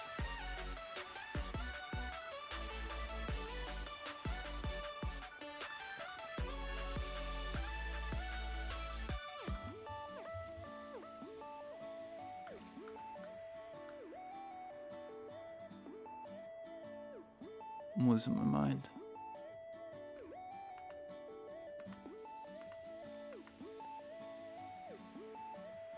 Wait. Did you see that? It's just a stupid bug. It wasn't updating. I see, it wasn't reinitializing, it was just updating those positions. Oh, that's bad. That makes us... Shoot. Okay. It's like our particle system was already initialized, but we said... Yeah, that's interesting. We wanted to, like, when we change that, we want to... It's... Okay, that's... I understand now. This resolution just isn't really like a runtime thing you can change. Like, that's kind of fixed. Like, that would bring it back. Which makes sense, because this is like we're adding more entries to our... Yeah, okay. That's okay. That is an understandable thing. So I will not be too upset about that. I wish I would have figured it out more quickly, but that's just a thing that I can be like, okay, I get it. Okay, so we are now able to finally draw a circle. And then now we want to multiply radius times this circle.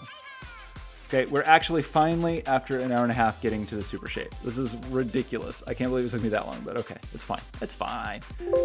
So we want to now do the super shape formula in here. And again, I am just gonna like totally steal code straight from Schiffman. This radius probably really can be a float. Right? There's no reason it has to be a integer. So that code, and he stole it from somebody else, and it's just a long lineage of stealing. Where did we actually get it? So the Paul Bork. So this is the origin of the code. This is the formula. This is the formula we want to create. So I'm going to try to just look at this and write the formula, but I'm pretty bad at looking at formulas and knowing what's going on, but we're going to try it rather than just steal the code. Okay, so there's like this whole term, I'm going to call them terms. I don't know if that's actually correct. This whole term and then this whole term. In fact, actually, though, the Wikipedia article doesn't require you to do a weird root. It actually does the, let's do this one, because this makes a little bit more sense. So, so the radius of the angle equals this whole business here. So we need some values here. Do these actually have to be public, or can they be serialized fields? I don't know. But we'll say there's a public A.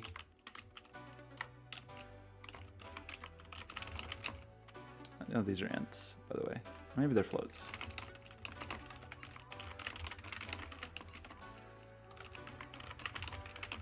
So there's M1.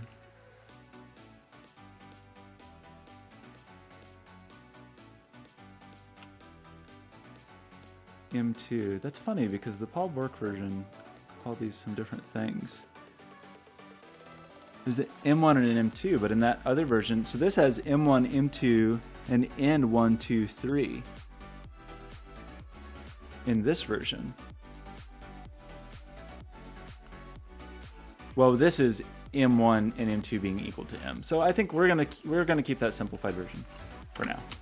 And then we want N1, 2, and 3.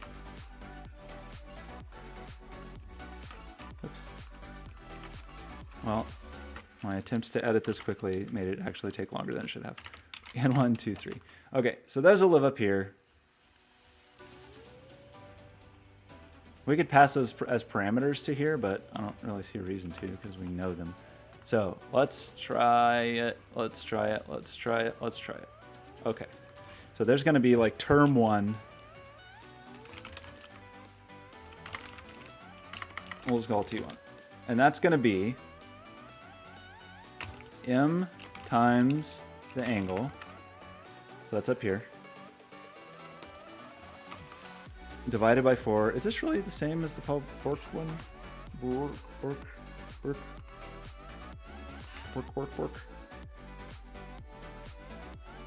Yeah. Yeah, same thing, I guess. Okay, we're gonna do it this way. M1 times the angle divided by 4. And we want mathf dot cosine of that thing, right? So that's, we like that. Then we want that, well, let's just do it up here. That's divided by A. Alpha, I guess, A. And this whole thing is an absolute value. Okay. And then that whole thing is to the power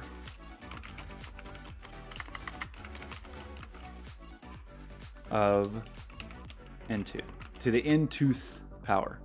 So that's this whole term, whatever you want to call it. I'm going to call it a term. I'm sure it has a real word that isn't term, but hey.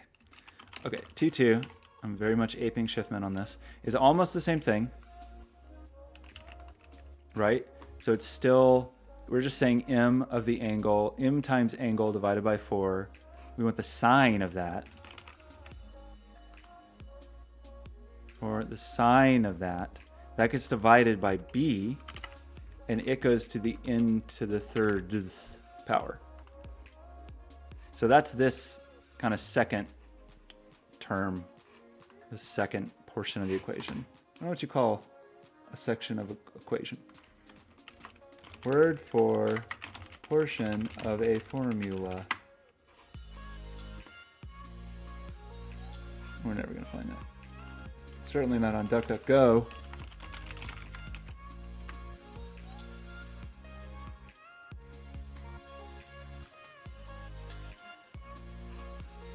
Okay, whatever.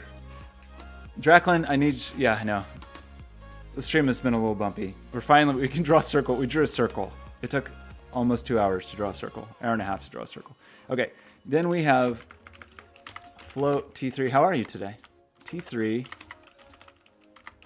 is really just T1 plus T2.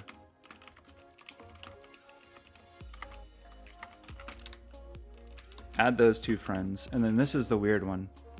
We did get the absolute of the power of that. We got that to the, yeah.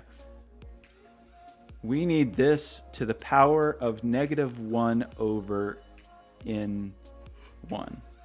So this is a mathf.pow. And this whole thing is to the, nope, don't do that. To the -1 over n1. And then that's actually the radius. Is that. There's a extremely... Draw the rest of the owl. This is one of the owl's eyes. Maybe this is the owl's face. Okay. Well.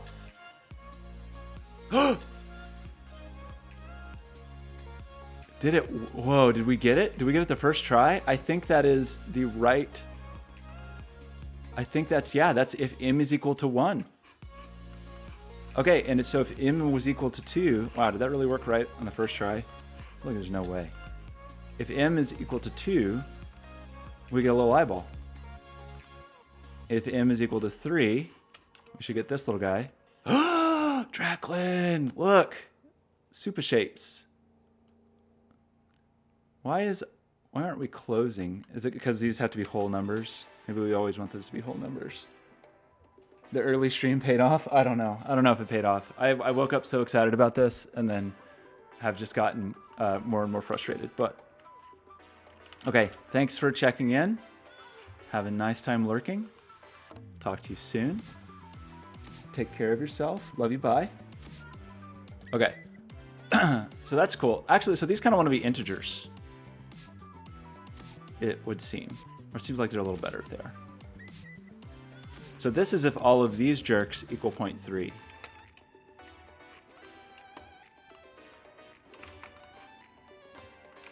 You. We get a little starfish, hello. So like that was M, what, 4? Pretty weird that we get these like little outlier pieces of our starfish. This must be M4. Well, maybe that's to be expected. Okay, let's make our particle look a little less dumb. How's that sound? Let's like actually use a particle. Whoa.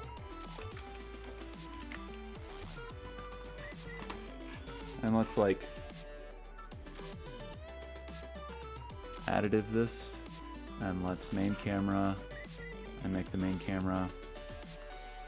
Oh my gosh, I can't believe, you know, like a sensible person, someone who was like actually a professional and did things in a professional way, probably would have figured out all this stuff off stream.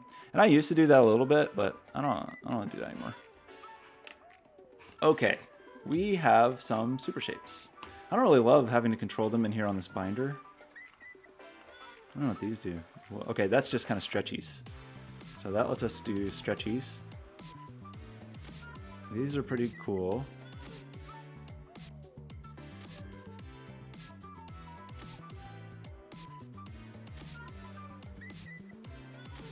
I guess we could connect these lines if we wanted to.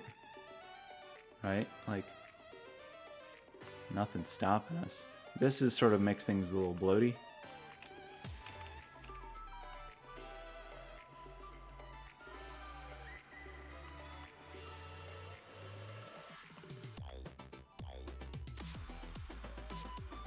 Okay, so we made a 2D super shape, and that is very cool, Kanye. That's very exciting. So, do these just continue to be cool? Pretty cool. I want more particles, because why not? Why not have 1024 as many as I want?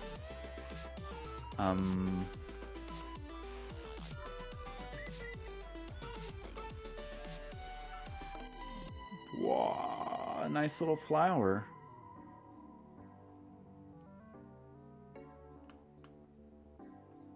Okay, but I feel like what's gonna make these like blow our minds. It's actually starting to remind me of something I made once. I did not make something as cool as Superformula, but I made something that was kind of cool. Okay, we probably just want these one. Oh, I like that. I mean, the bulgy is kind of cool. Whoop. Problem is if you get too dense on your resolution, they just become lines, which isn't the worst thing. Like, we could render these as strips, right? Like,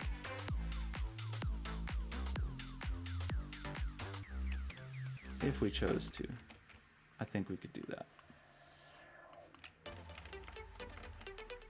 So that's just if these are equal. They could all be zeros, right? No, they need to be ones. Okay, so we made a super shape drawer. The actual super shape part, mainly because we are standing on the shoulders of giants, and those giants are named, well, first is LeMay, and then on top of LeMay was Gilus? I don't know how to say his name. And on top of those shoulders, Paul Bork. And on the tippy top of those shoulders, Dan Schiffman, and then just me sitting on the top, just copying all of their work. Okay, but we could do something. Like, what if we wanted to do this?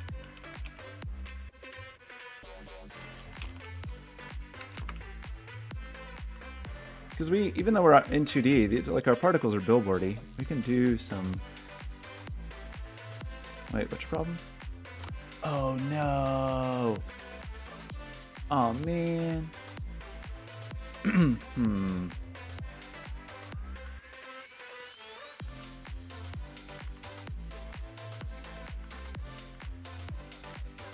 Well, maybe after setting that.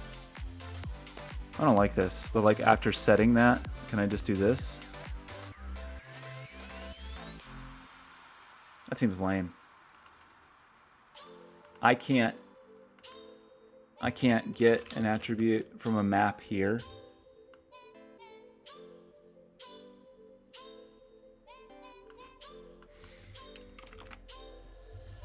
I mean, I could sample. Yeah, they don't have like a good just sample a map thing. So this would be kind of annoying. I would have to like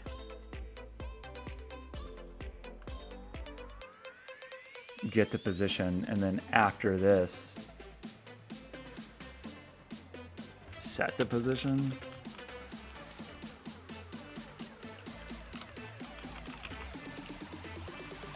I don't know if this will actually work. Yeah, okay. And then if I rotate around the y-axis. Okay, now we can have a little spinny friend. You know what I kind of want now, though? Now that I went through all this trouble, I do actually kind of just want it all to be in the shader. Is that terrible? Am I a bad person? Because the math wasn't that hard. The binding of the properties is what took us an hour and a half. Just doing the math was like pretty easy. Because then we could control everything in here. I know I spent a long time getting the property binding to work, but what if I didn't care?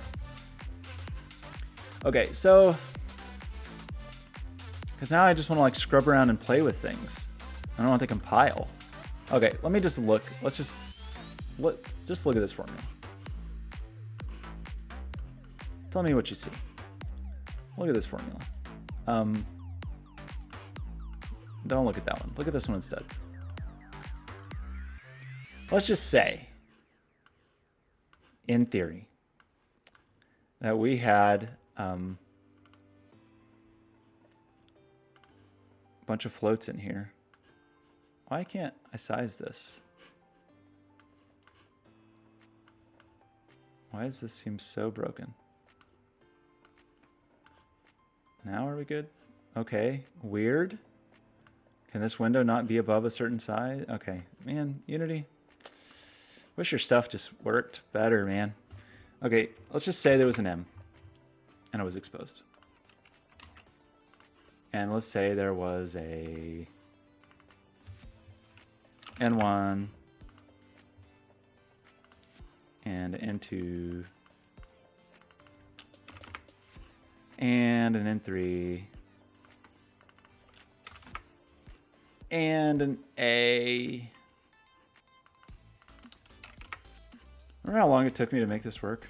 And now I'm trying to just do it a different way. That I maybe should have done from the start.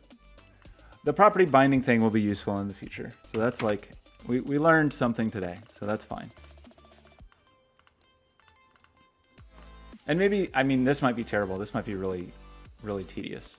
I wish I could do a little custom formula where I could just type a formula, but I don't think they allow that yet in VFX graph. All right, we've got all our friends here.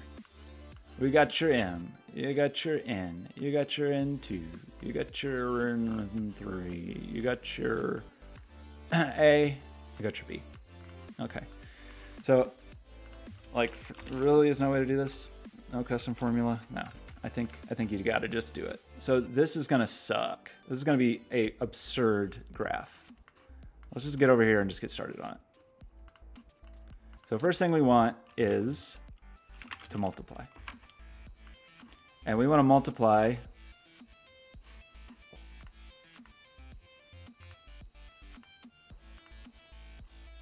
how am I even going to do this? It probably has to be a subgraph. Okay, let's just create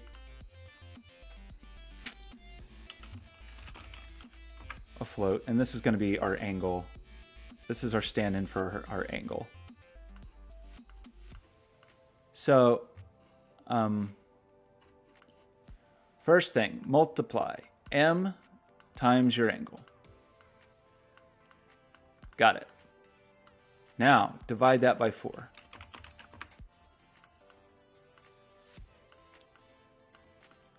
Divided by 4. Got it. Now, take the sine of that value.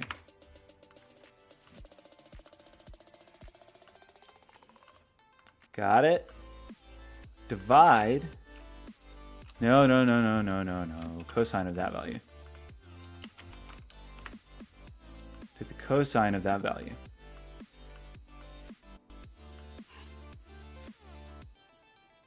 Times the angle. This is our angle.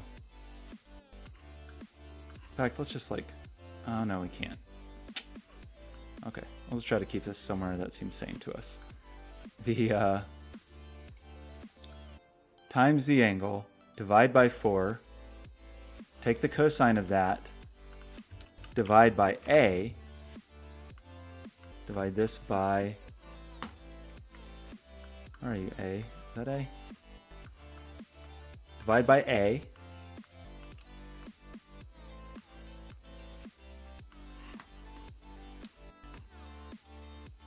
Take the absolute value of that.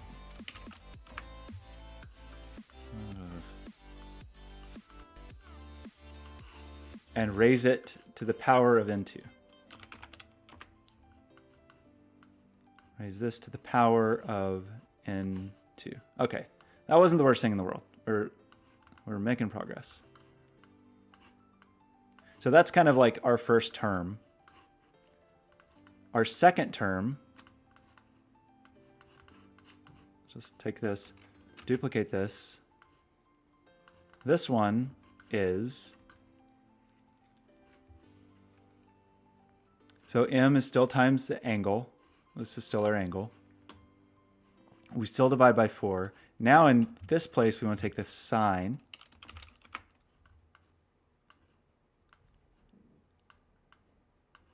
Take the sine. And then here we divide by B instead of A.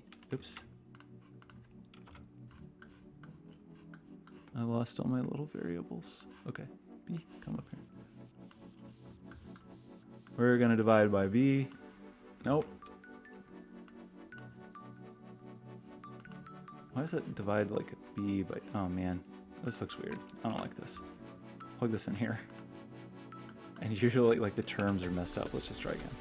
Divide for the order of them. Okay, take the sine, divide by b, take the absolute value of that, raise this to n to the third, or sorry, n3.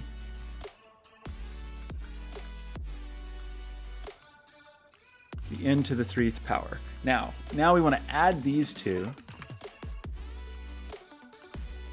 You see what I mean? How like what was just a tiny little formula suddenly becomes a giant graph. It's not that horrible, but it's hard to just look at and know what's going on. So now we add those two things, right? And then that whole thing goes into, and this is where it's going to be extra annoying, to the power of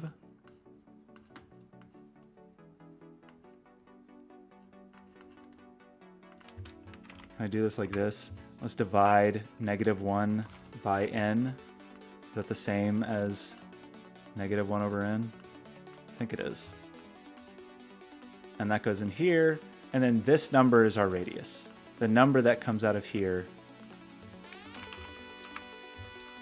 like this is a radius. So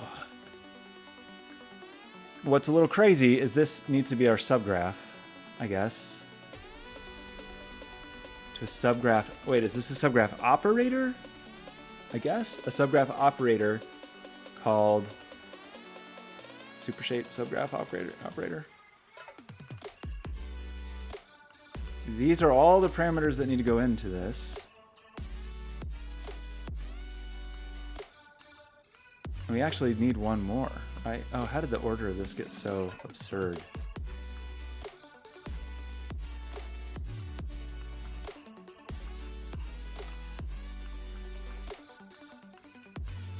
Oof. Okay. Well, it looks less insane when it's inside a subgraph, at least. We also need to have the angle in here. So enter the subgraph. How do we do this? First, let's try to make these orders a little more sane. And 1, 2, 3. Let's add radius. Or no, this is angle. And then output, we need to add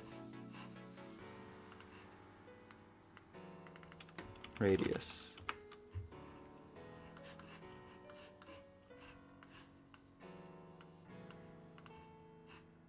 Are you red because you're output or are you just broken? Hard to say, hard to say. Okay, and then back up here, angle goes into both of these.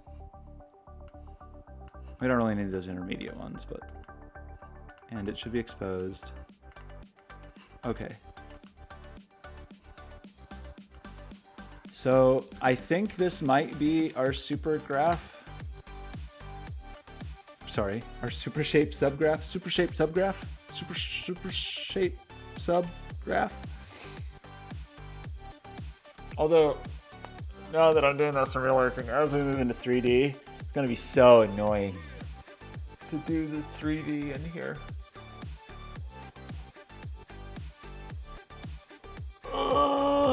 Oh, and also, if I can't know the index, how am I going to know the...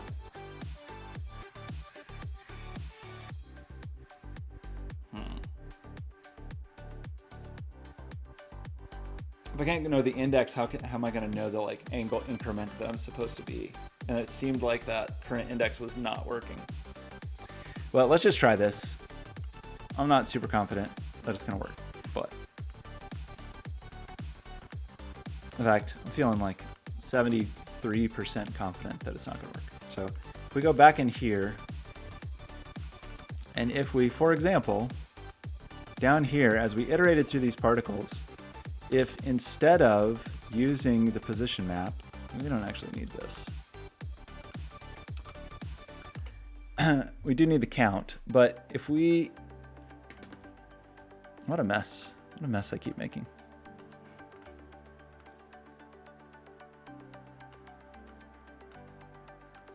N2, N3, A, B, M, right? Okay. So we're going to stick in an angle and we're going to get a radius. That's our hope anyway, right? So if And then based on the radius, then we have to do, actually we could just do the XY. Oh, whatever, it's not that big of a deal. So the cosine of the angle is going to be the X, and the cosine, or the sine of the radius is going to be the Y, right?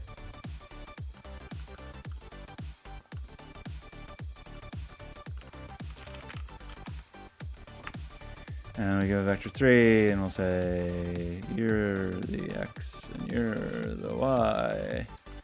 We could stick this all inside, but Okay, so say, for example, in theory, that this is where we set our position. So that is fine because that's only 0. And if I like scrub this up, presumably it would jump forward? No.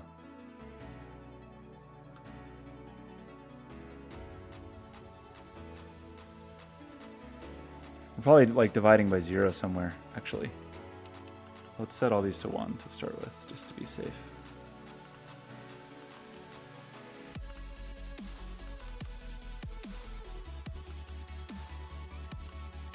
Ugh, this is a very broken control. Okay, just start them all on 1. Okay, so now as I change the angle, it's doing weird stuff. Like, weird enough that it seems broken.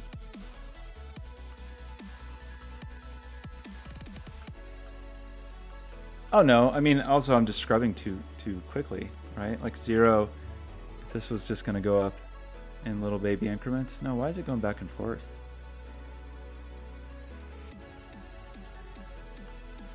That seems really wrong. Okay, let's go look at our subgraph. I'm kind of turned off on the subgraph idea, I gotta admit. Okay, whatever the angle is.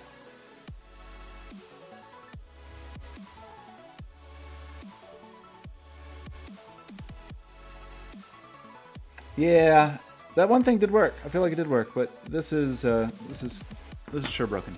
So let's just run through our formula again. So m times the angle. M times the angle. Good. Divided by 4, divided by 4. Good. Take the cosine of that and divide by A, or take the sine of that and divide by B. Good.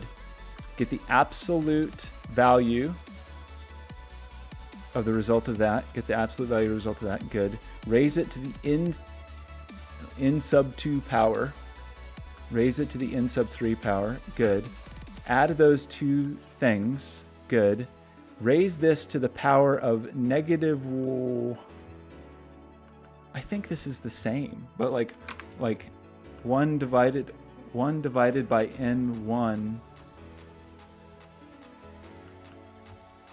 times 1 would be the same as making this -1. So that's to that power, and then we spit out a float, and that's our radius. So that seems not wrong. I mean, like, kind of seems right.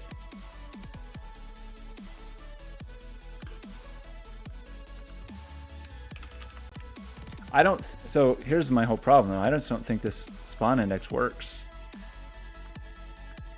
Like, I think it doesn't. I think it's not going to do what we need it to do.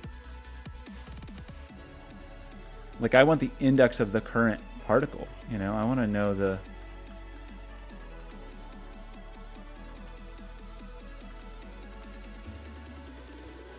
But that seems like all I have. I have the spawn index, which, like...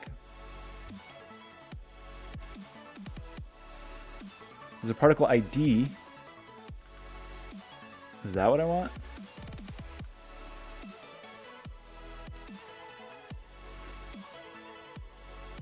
Okay, that kind of almost sort of very basically kind of seemed like something. Okay, so maybe particle ID is what we actually care about. So now this needs to be multiplied times whatever our step is, right? So our step was... so we want to say whatever our ID is, which maybe that's what I should have been using all along when I was trying to use that spawn index. My bad. And if this step needs to be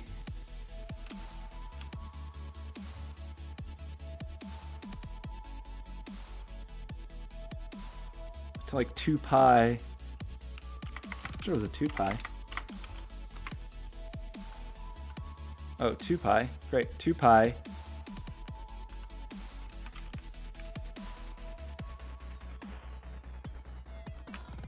Also, we don't want that. We want 2 pi divided by whatever our position count is. And that is our step. Right?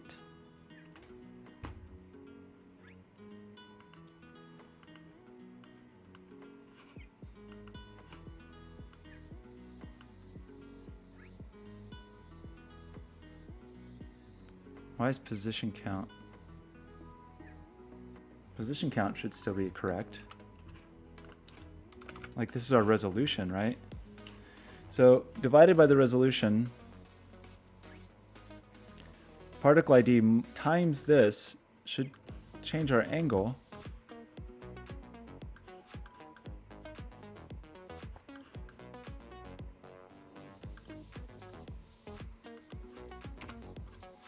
Like whatever the particle ID is, it doesn't seem right that it like is bouncing around between these two numbers.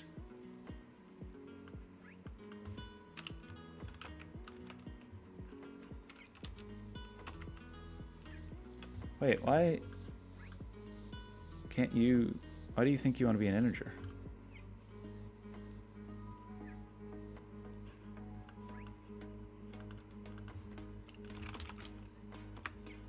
I have to do this to make you a float.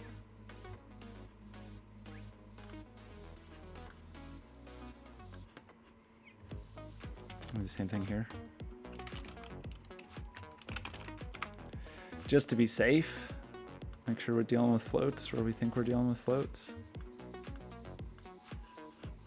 Still seems pretty wrong.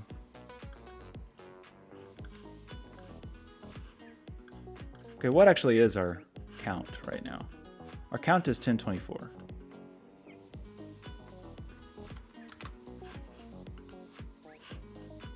Oh, we gotta do it here. So say our count was only 10. And let's go back to m being equal to 1. Actually, if m is 0, we should get a circle. So we know that.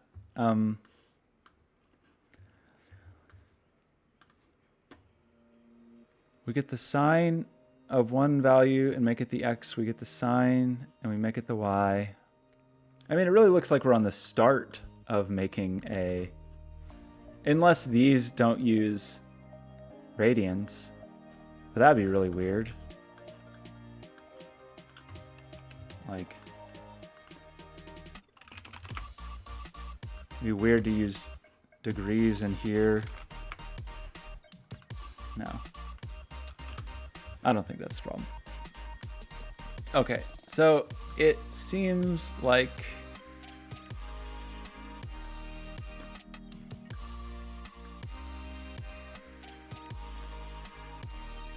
why are you 0? Don't be 0. Or like default to something that's not 0 so you don't look broken to me.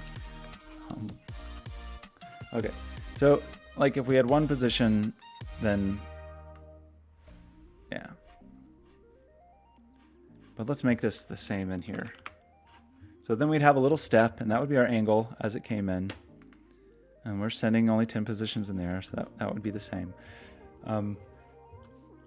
For each of these, which it seems like we're iterating, I mean, assuming we're just getting some little, like that's an int index per loop, and it's going in here, and we're getting in the cosine, and we're getting the sine. So it feels like whatever's broken is broken inside here.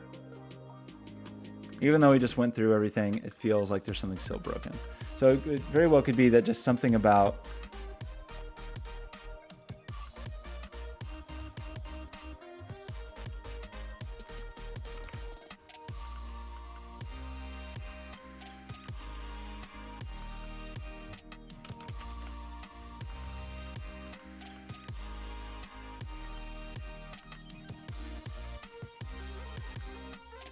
so whatever angle comes in, We multiply times our m. We divide by 4 in both cases. We get the cosine of the one that's going to divide by a. Cosine, and then we divide by a. We get the sine, and then we divide by b. Both cases, we get the absolute value. Absolute value. We then raise it to the n2 power. Like, are these all mad? Should I set all these 1 in here so they can, like... I mean, this shouldn't actually affect our output, but maybe it'll make things look better inside here. Yeah, so we can at least get numbers.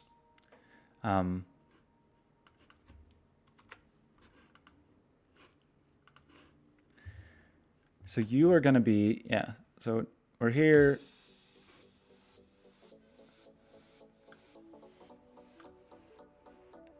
And then as I scrub the angle up, I would hope that I could see things change, but it seems like I don't. Like, is angle just continually showing 0?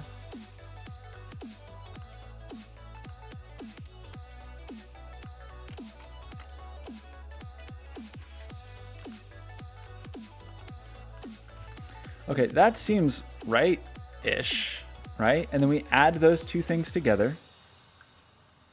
And then we raise that. Okay, we're getting, here we have problems. N1 says there's a 0. Can we fix that? N1 should be 1. Okay, so A to the, oh yeah, and then we're returning 1 as our radius. So that's fine, even if we return 1 as our radius, that's okay. That's just the radius. Oh, I forgot. I forgot an important step. Back in the main subgraph. Right? That's not the whole thing. We've got to then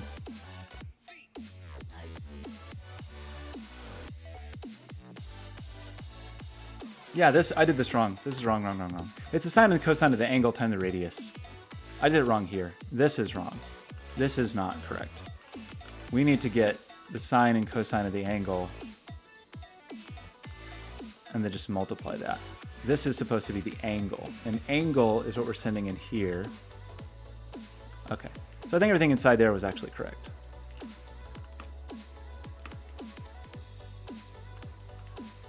Okay, this is how we're getting our angle. That's the angle that goes in there. It's also the angle that should go in here and should go in here. Yeah, that gives us our circle.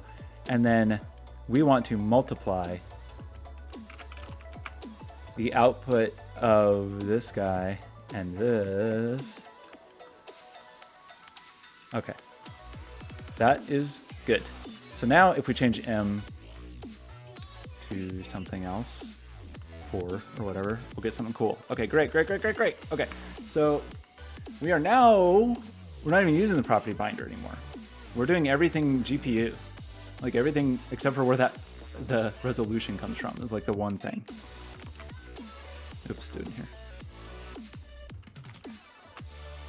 Nope, I broke it. Why was it working? Oh, because we need to actually now like rebuild the thing. Okay. So that's good. That's cool. That's very exciting. So now we can do this stuff, right?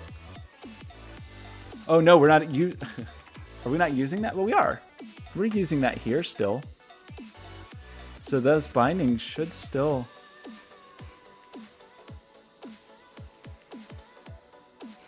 Why is that not true?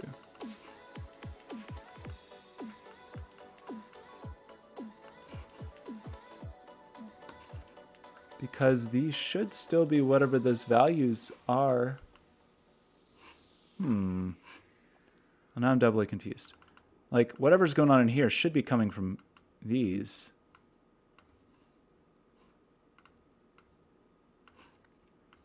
And they're all exposed. Like, I can do that, but that's not what I want to do. I want this number to come from the outside world. So why? Oh, they're not exposed. Now they are. Okay, so we can do this. We can do all this fun stuff, and everything is on the GPU. Very exciting. And in fact, if we turned off this, we don't need this binding anymore. We can now... Oops. Oh, is this like totally broken because we have this? Can I just get rid of this now? Okay, get rid of you for the moment. But now I can't change this anymore?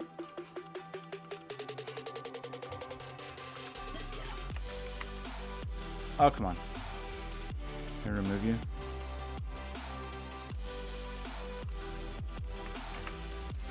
How do I do this?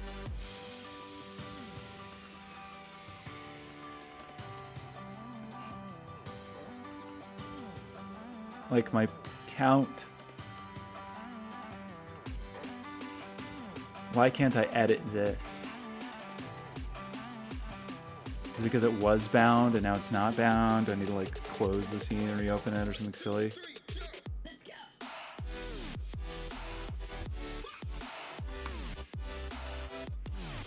Let's just try that. Just make sure it's not Unity being Unity. Yeah, why can't I control this number? Control the other numbers.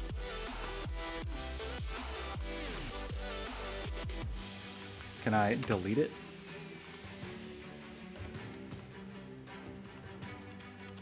And have a float. That should be an integer. You're really bad, Unity. Why?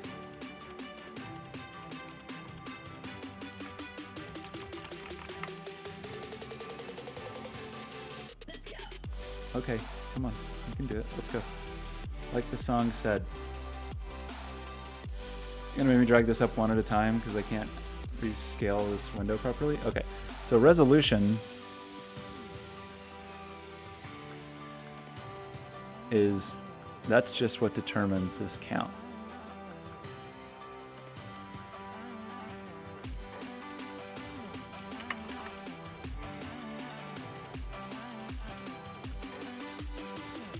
Or was it more than just that? No, because we also needed to divide. That's how we got this step. So that's what this guy was, right? Yeah, great, great, great, great. Okay, can I actually edit this out here now? Can I edit this? Yeah, look at that. So unfortunately, changing the resolution, you do have to kind of rebuild it, but that's not that big a deal. So these like to be whole numbers. I should probably have made those integers.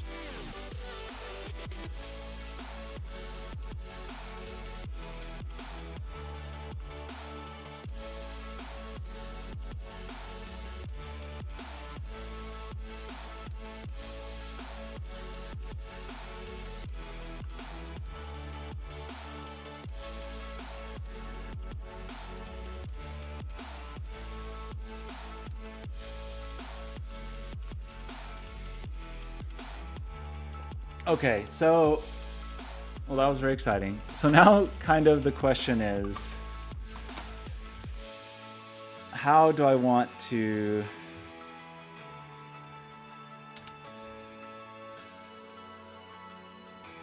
What do I want to do now? Do I want to move on to the...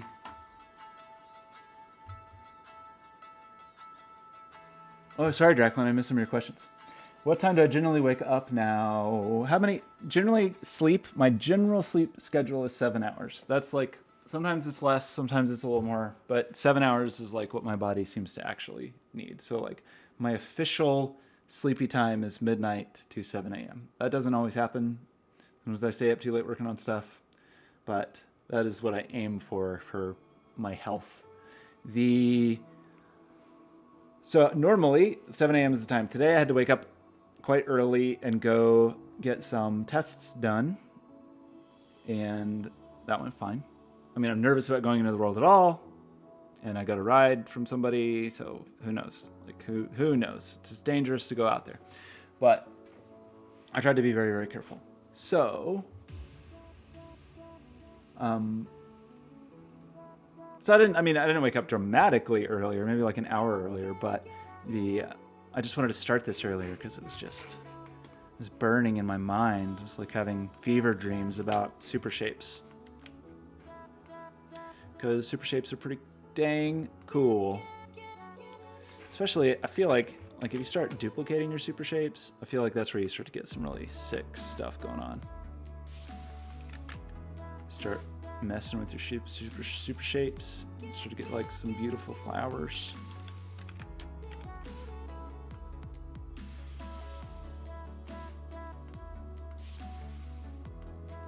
So, what do we want to do with our super shapes now that we can make super shapes? We have a couple options. One is that we just like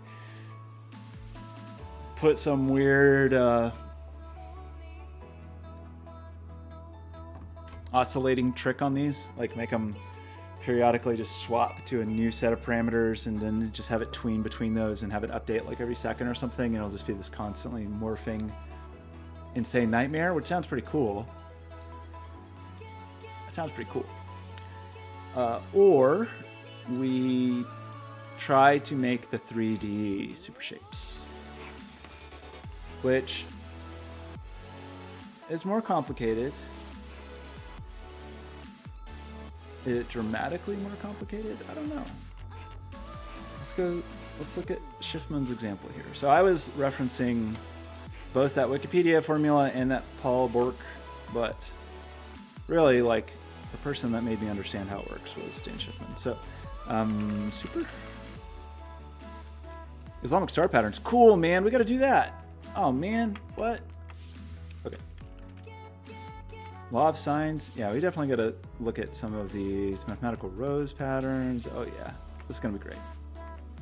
So okay, super shapes. So the 2D super shapes that we looked at, that's not right at all. This ended up being relatively simple code. It was the main annoying feature of today was just getting it to work with the shader graph. But I feel like I'm understanding the shader graph better every time I touch it, which is good.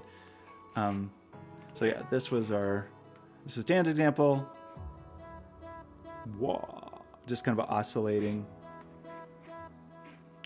Here's how the code worked. It's not that crazy. Like the super shape value based on an angle, very reasonable. The thing though, once you go into 3D, you've got to do it on 2 angles. It's not that big of a deal. I think it's basically the same method. In fact, I think. Yeah, I don't think there's a 3JS version of it. I mean, P5JS version of this one.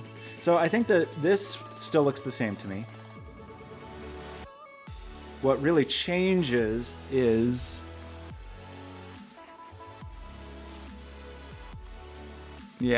so it's like you do all the latitudes, but then you do all the longitudes as well. And you end up with, like 200 times 200 because you're iterating twice. So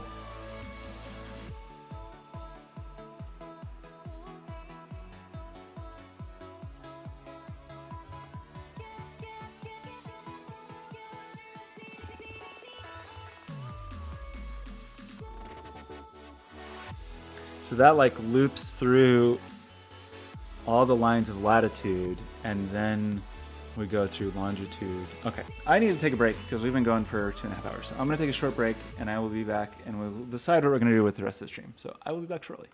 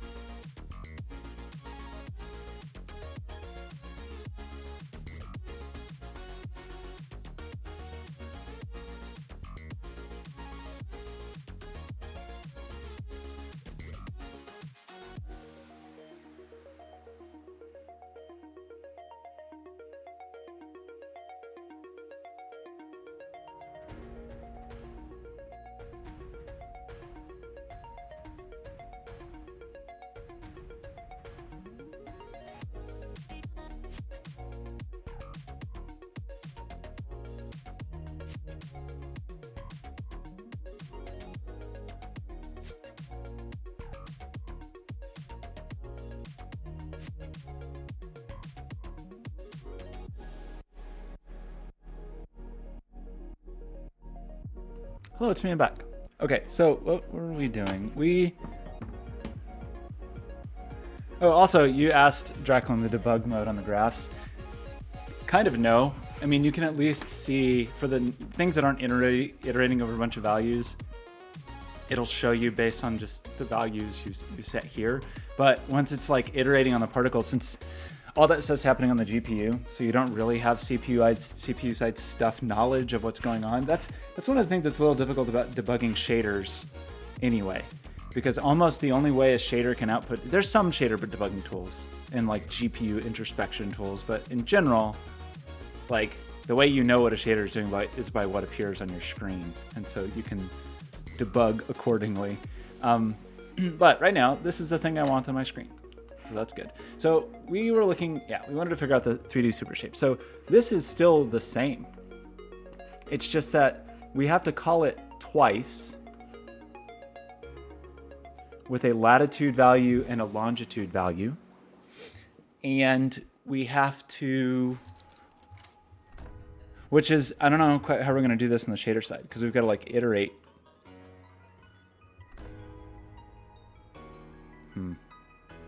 Yeah, I don't know. like a nested loop. Exactly how we'd want to do that there. But once you do it, you get X, Y, and Z by sine, cosine, kind of the way you would normally with latitude and longitude calculate your like a orb, a spherical thing. So because I don't exactly know, I can't think of a super great way to figure that out on the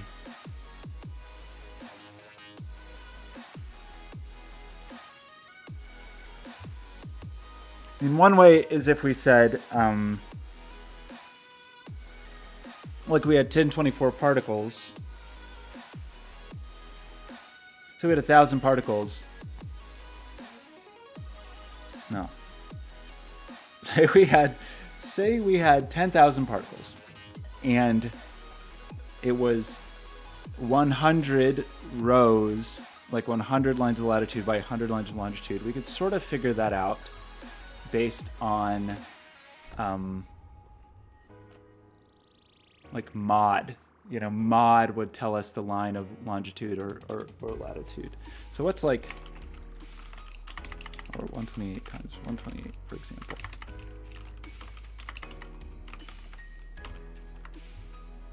So yeah, 16,000. Okay, so one way to do this would be just to multiply the resolution, like square the resolution, and then step through it.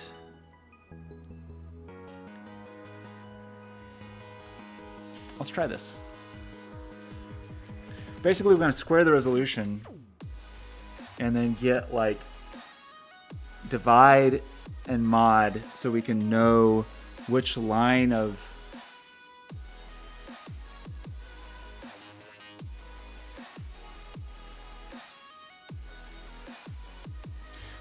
latitude and longitude to use. So, okay, I think I actually want to go back to using the attributes for this so we can do everything CPU side. And then once we sort of understand how it's going to work, maybe we port it to the GPU.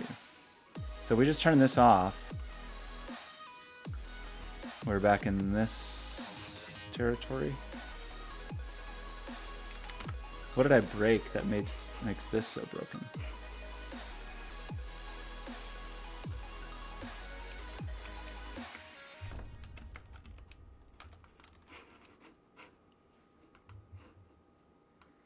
Back to this again.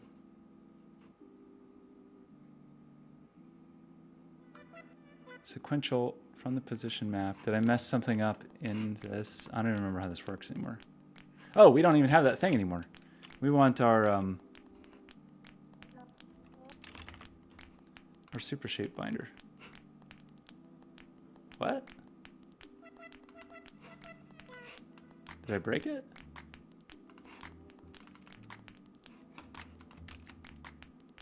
This is still valid, right?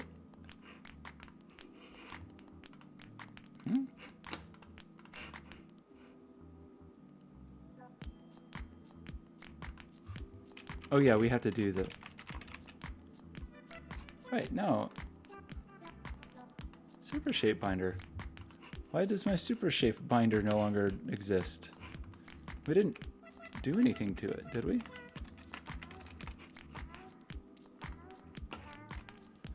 Why is this... Did I do something?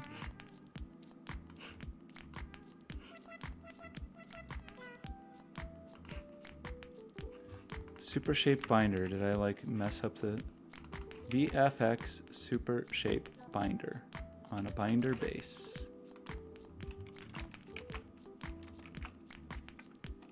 Wait, was that called super shape binder? It is. How did that ever work? Did it ever work? Who can say? Okay. Okay. Now can we do, now will you let me bind my super shapes? Yes. Okay, so let's bind you to resolution. Let's bind you to position map. Resolution is 100. Okay. So we are back to being happy with this, except for this annoying problem persists.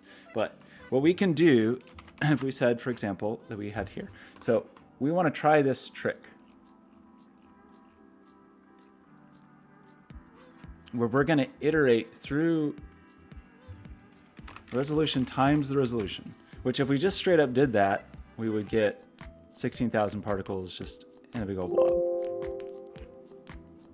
I think.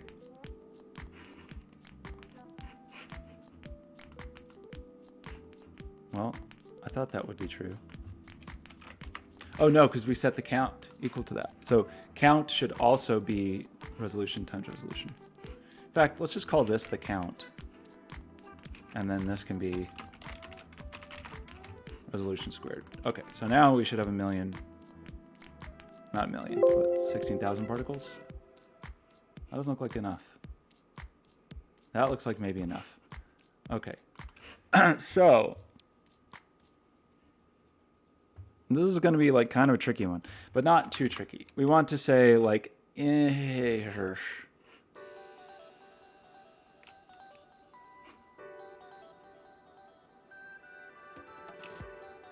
now we want to know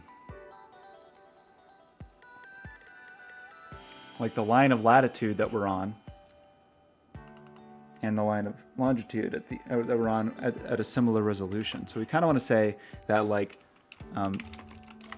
the float latitude is equal to whatever, like count mod resolution, and that float longitude is equal to, these are really ints. Longitude is count, wait, this is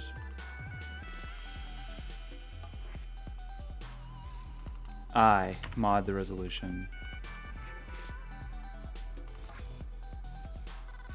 No, resolution mod I. Right? No. This is what our iterator is, mod resolution.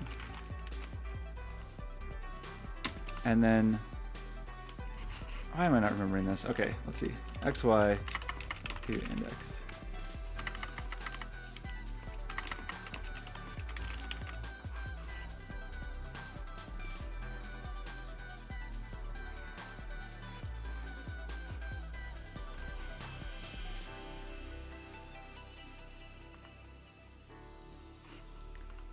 Good grief, why? Just can't find anything today. I'm blaming DuckDuckGo though.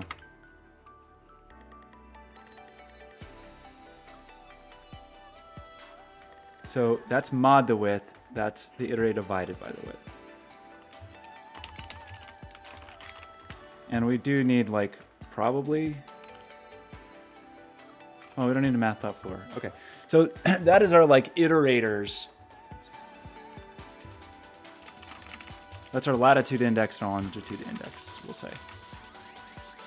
So like, we're gonna circle all the way around, and we're gonna go up one, and we're gonna circle all the way around, and we're gonna go up one, you know, one step at a time. And then based on that, we're gonna figure out an angle. So our latitude index, and then out of resolution, yeah. So now we need a, because these are actually angles.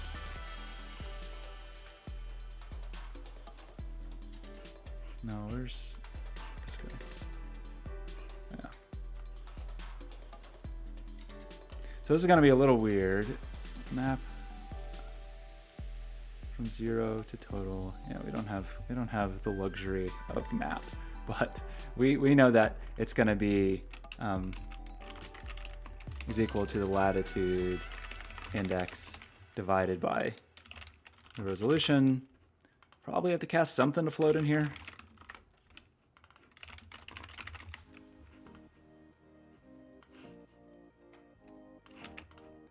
And the longitude is equal to the longitude index divided by the resolution.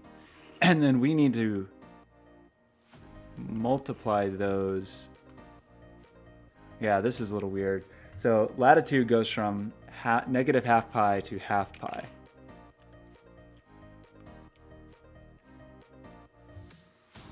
So that's really between, so it's like times pi minus half pi. Right? Times pi. So this gives us a number between 0 and pi, but if we want to go between negative, then we need to, it's this whole thing, minus half pi. Something like that. And then the longitude is between negative pi and pi. So this one is times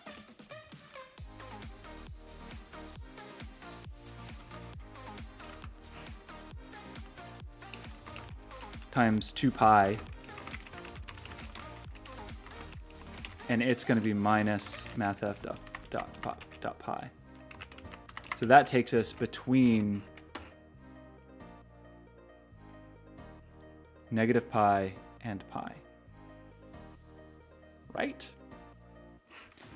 Okay, so then now we end up with 2 radii. Should have probably kept the 2D version of this, huh?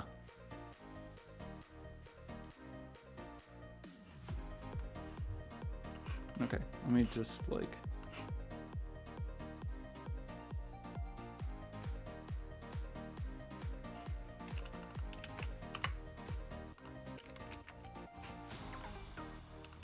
Let's momentarily keep our 2D version for the moment. And make sure that we probably want that. We probably want that to exist.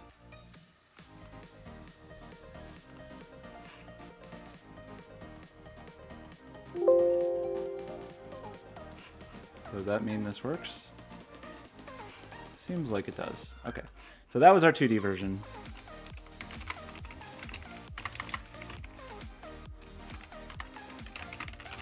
So now this will be our 3D version.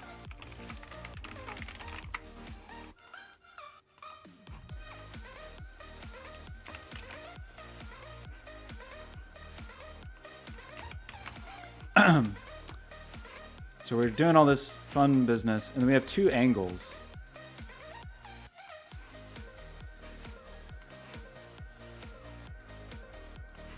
Or 2 radii. Because these are our angles. So we'll have like a longitude radius as this.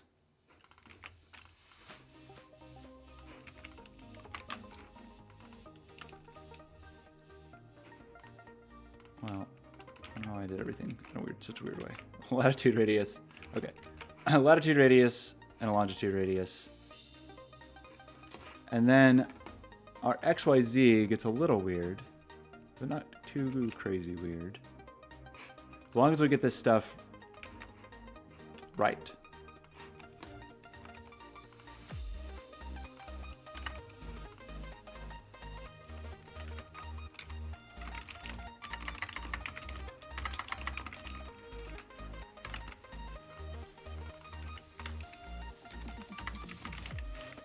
I just stole this code in cold blood.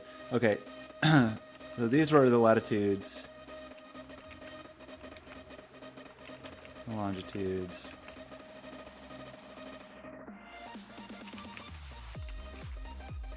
This was just like a scalar that Dan Schiffman had added. Okay, so his R1 is the latitude one. The latitude radius is his R1. And the longitude radius is his R2. Okay. Well, that almost looks like I mean, it looks like code. I don't know if it works, but it looks like somebody wrote some software. Very exciting. Okay. That looks pretty impressively broken.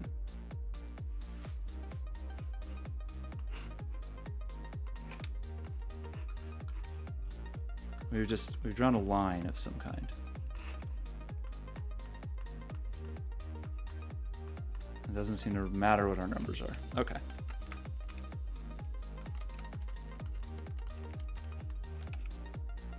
Okay, I'm not going to say I'm terribly surprised here, because this was kind of a weird thing to try. So,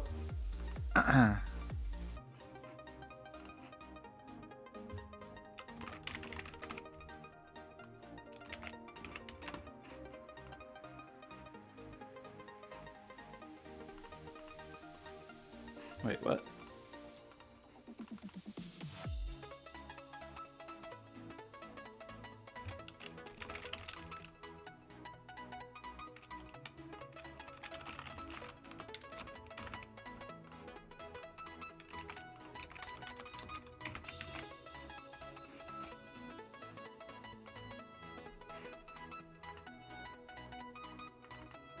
Math F, of course. Floor, of course.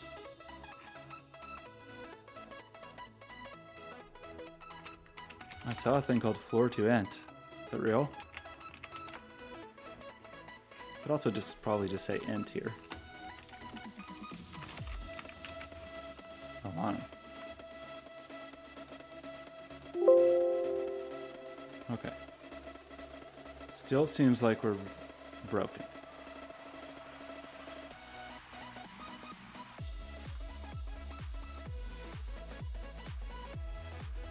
I mean, we're definitely drawing stuff. We're just like drawing stuff in a weird straight line. So what did I do? What? I mean, there's so many mistakes I could have made. It's very exciting. There's like so many possible mistakes. So let's try just debug.log latitude index. I'll just make sure we're even counting the way we think we're counting.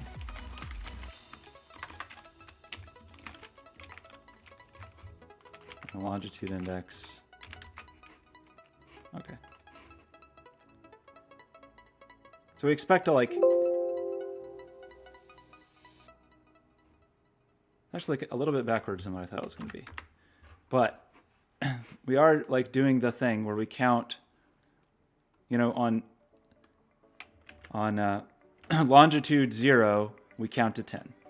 And then latitude, we count to 10. So 1, 2, you know, we do all the things. So that kind of makes, that looks right-ish. It's maybe actually backwards of what I want, though. I don't think this changes the code, but it's sort of in my mind backwards, maybe. Yeah. So now we just count. Okay, cross it. So now we want to say these angles.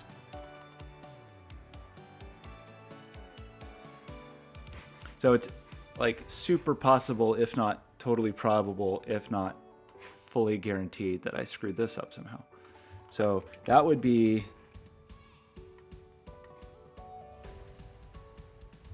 some percentage of, we want to go from 0 to total and be between half pi and pi. So what we said was, well, let's go from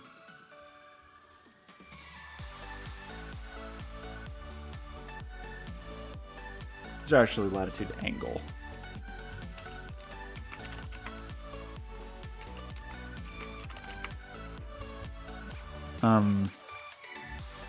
Whatever our index out of our resolution is, that's our original resolution. Multiply that times pi and then subtract half pi. So this should give us a value between 0 and pi, and if we subtract half pi, we should get a value between half pi and pi. So that looks reasonable. Similarly, longitude index out of the total should be some percentage of the total times 2 pi. So it's a value between 0 and 2 pi. And then we subtract pi, and now we have a value between negative pi and pi. So that seems not totally wrong. We feel like our super shape works, so these angles seem like they could be okay. this could very well be wrong. So the latitude radius.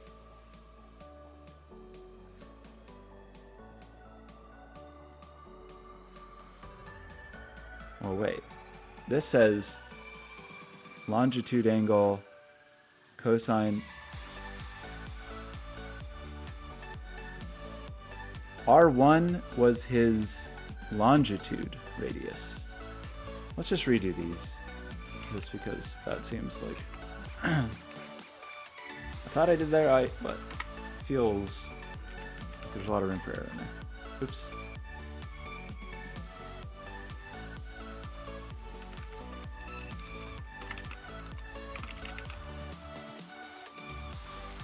Two sins. We don't want this because that's just a scalar. Right. Okay, so we now want to say R1. What is R1? R1 is the longitude radius. The longitude radius is R1. And just to check, R2 is the latitude radius.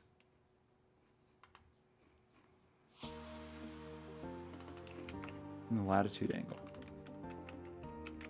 Okay.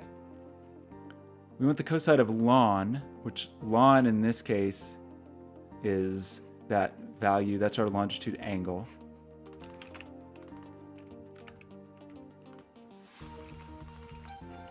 And lat is latitude angle. And then we just want to use that x, y, z.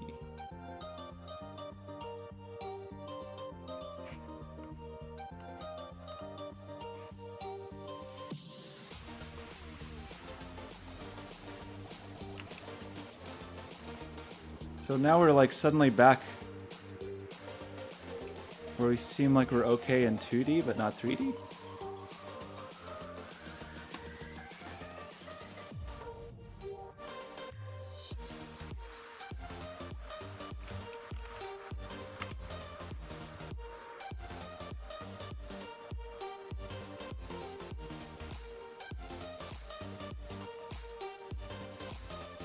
I want to double check and make sure we are actually using the code or using these maps that we're setting. But I think we are. This is so slow.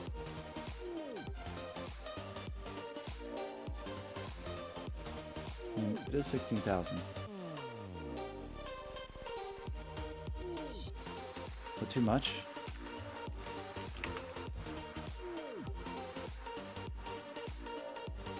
Doesn't seem like it should be that much. 16,000 positions. Doesn't seem like it should be, excuse me, that crazy. But Unity Editor begs to differ.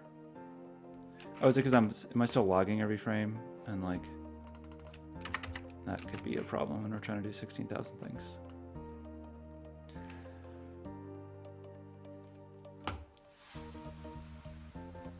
So,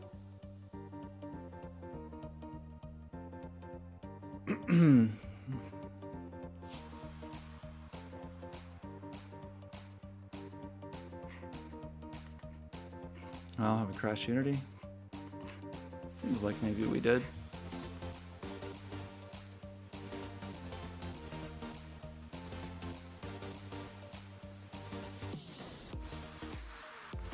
Come on, Unity buddy, you can do it.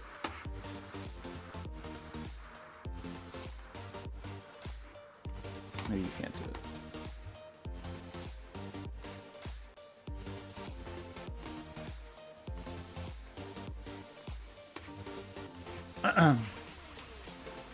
All right, I'll give you a new chance. Let's resurrect you.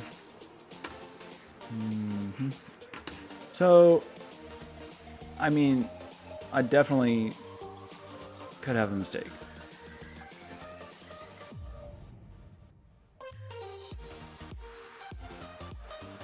Where is Z screwed up? Z is R2, which is the latitude radius from the latitude angle.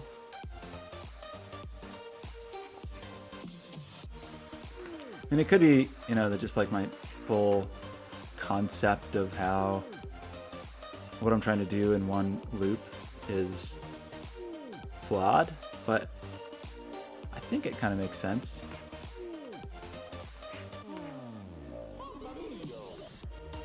Okay, let's just make this 16 for the moment.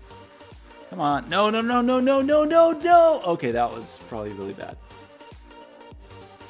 I was trying to replace that with the number 16, and I accidentally made it where we have 1.2 million. Well, that seems like that's probably going to crash Unity. I don't feel like it should. Like,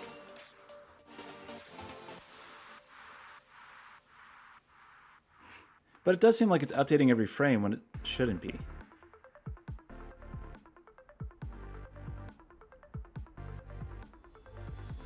Oh, that shouldn't be that. This should be this.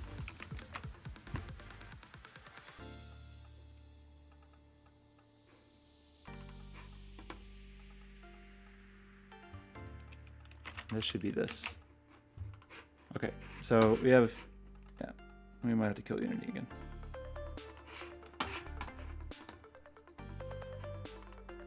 That still doesn't really explain why it looks the way it looks, because it looks broken in some different way, but maybe that's why it's trying to update every frame when it really shouldn't.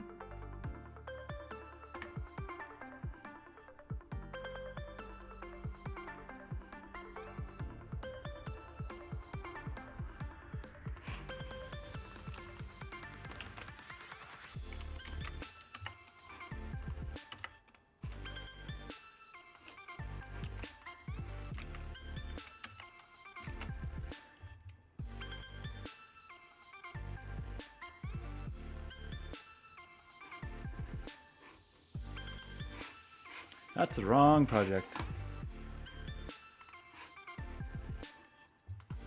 Try to get it right. Try to get it right.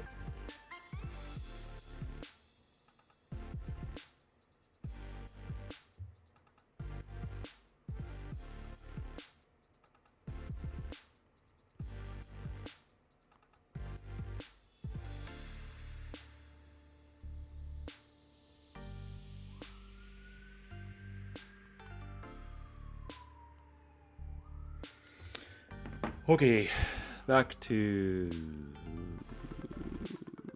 here.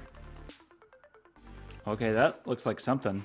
I don't know what it looks like, but it looks like something. That looks like a three-dimensional thing. We somehow seem to have way more resolution on one axis than the other.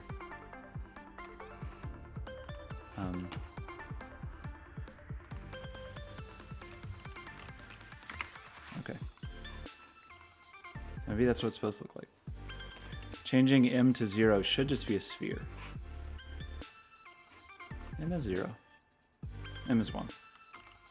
Okay. Does that look like a sphere? Looks kind of like a sphere. Looks like a sphere drawn in a... So there's like one thing off though. It's like we're not ending in the right place. I did notice that Shipman had a +1 I didn't quite understand here.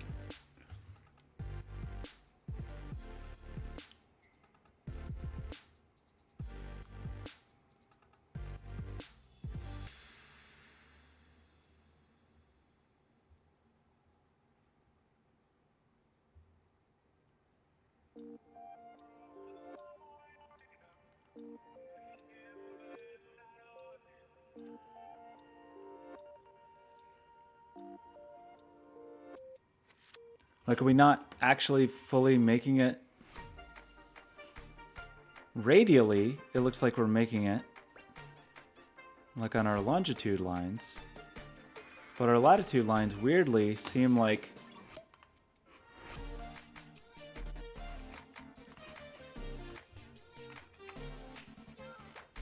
it doesn't quite,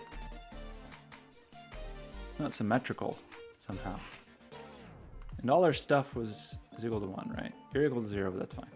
We can be equal to 4 or whatever. So now we can do all this weird stuff.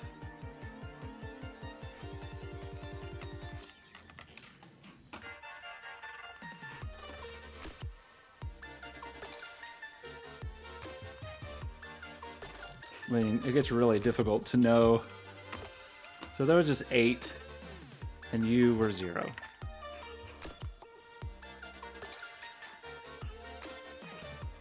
I mean, is that just a bad number to use? If you were like 3.14? That's a lot of particles, but it looks pretty good. Yeah, like why? It's like we're not hitting the top number. Cool, man. Look at that.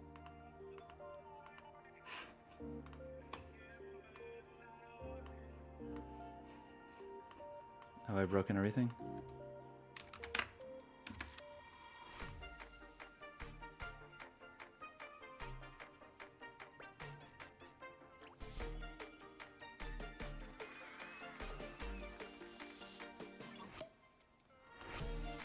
$16,000 positions. 64,000. Am I like broken or oh? I can't be that big, right? Yeah, okay, that's a problem. So like texture-wise, is it smart enough to do this? Hope so.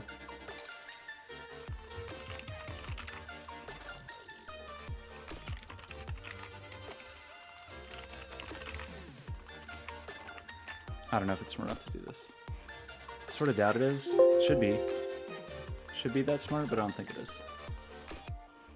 Maybe it is.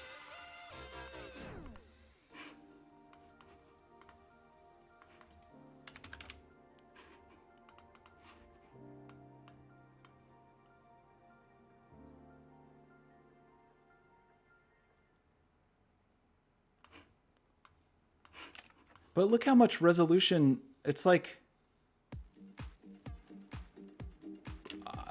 our one axis is like not right. We're not oh,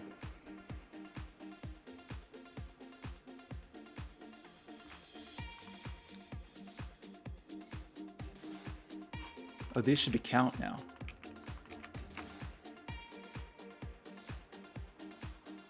No, that's the width. It's resolution. It's what one edge would be.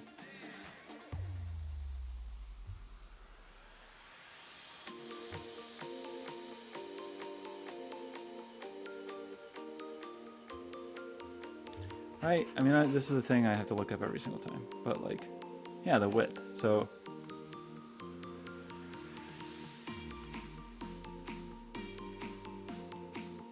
mod the width divided by the width.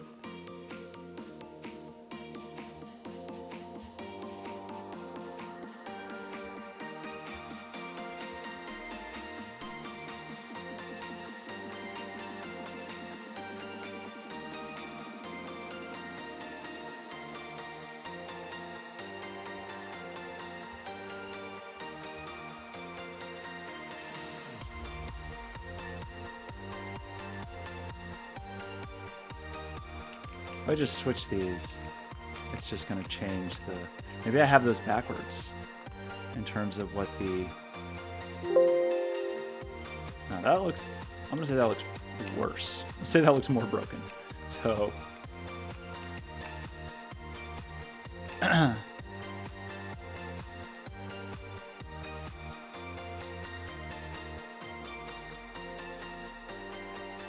Something about these ranges, because even at lower resolutions, you can just tell that we have higher density one way than the other. And that doesn't seem correct. It seems like we only have 1, 2, 3, 4, 5. Well, it's sort of hard to tell. Let's make it more spherical. 0. Can we not show the background? Okay. 1, 2, well, I guess that's a 1, 2, 3, 4, 5, 6, 7, 8, 9, 10, 11, 12. Like, where are we getting 12?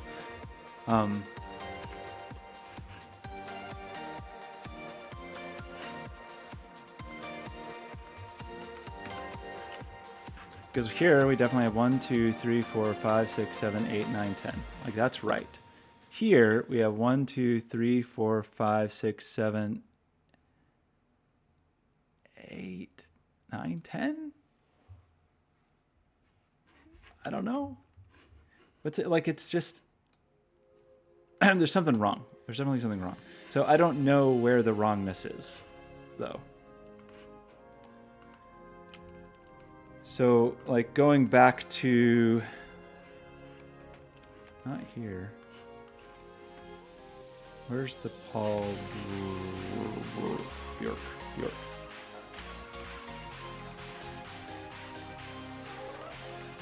The 3D version. Did anything actually change in this?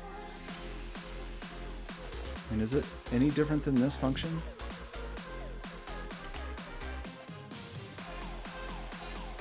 I don't think so.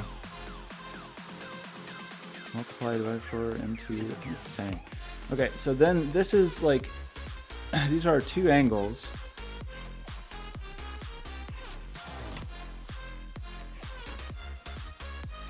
What?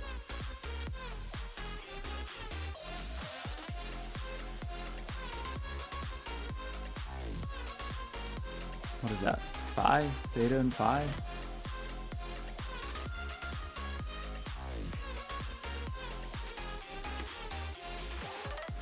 Radius times sine. So it's R1 times cosine.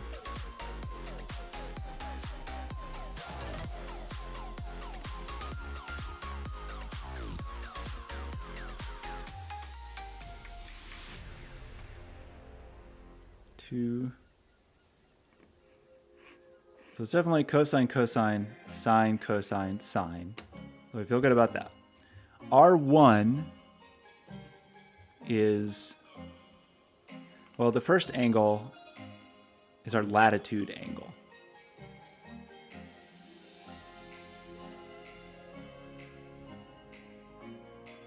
This is backwards. Does it matter? They'll like,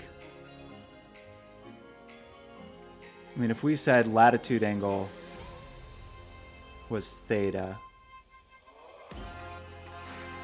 we'd want latitude angle times the cosine of the latitude angle times the longitude angle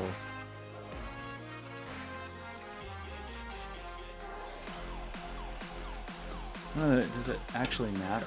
Okay, if we say theta is R1, let's just break this and try to make it work. So like if this is our R1.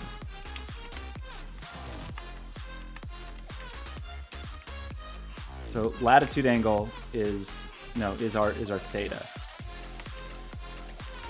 That's theta, right? Latitude angle is theta. So everything here is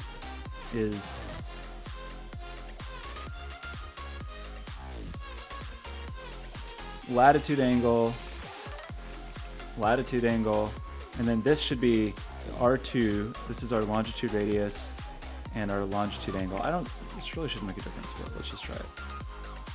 If we're saying that, I just get them backwards, honestly.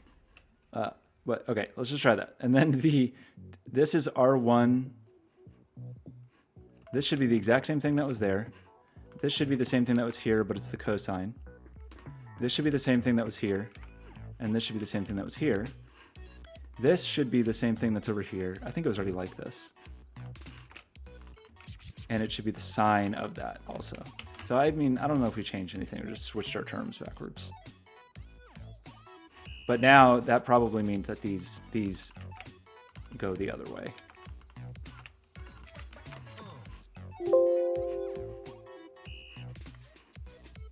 Oops.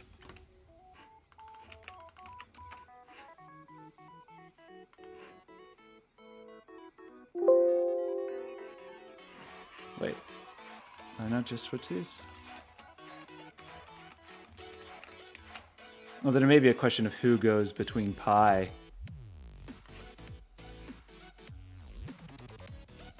Like it would actually have to be switching these.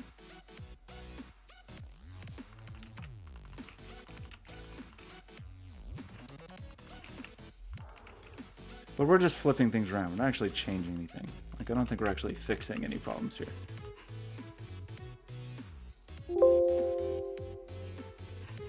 We like are getting progressively more broken. I'm gonna undo all this stuff because I feel like it was closer before.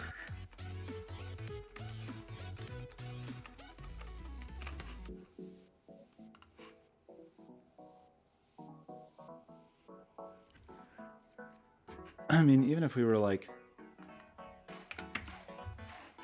yeah, look at that. When we do 4, we're weirdly.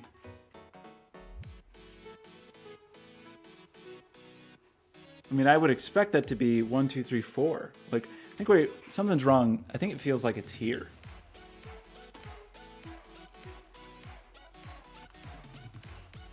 Like if the longitude angle is 0, does that flatten it? No. If the latitude angle is 0, does that flatten it?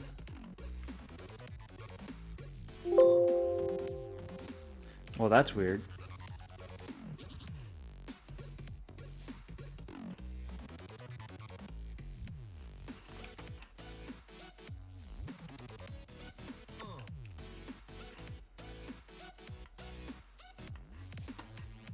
It feels very broken.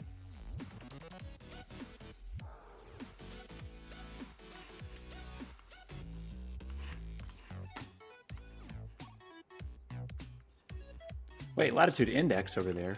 That doesn't seem right. Shouldn't have any latitude indexes. Should be the cosine of the latitude angle.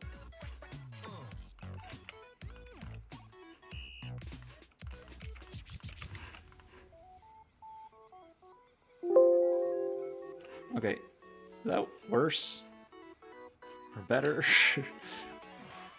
Because these are just whatever the others aren't. This is latitude radius, this should be latitude angle. Oh, also here. So maybe that's what's just all wrong and just weirdly almost worked. Okay, we actually have something that seems like it works now. Almost, but still. It's like we still don't hit the last one.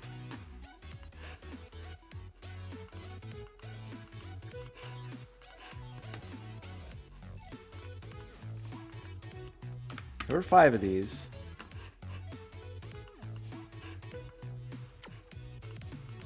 We would expect to look from the front and see 1, 2, 3, 4, 5, which we do. We would expect to look from the side and see 1, 2, 3, 4. Why is this not? Okay, there we go. 1, 2, 3, 4. But then 5 is weird. Like, why is that? Is there something in this code that's like a little weird or different? I mean, other than counting from 0 to the total, 0 to the total, we're between 0 total goes negative pi to pi, half pi to half pi.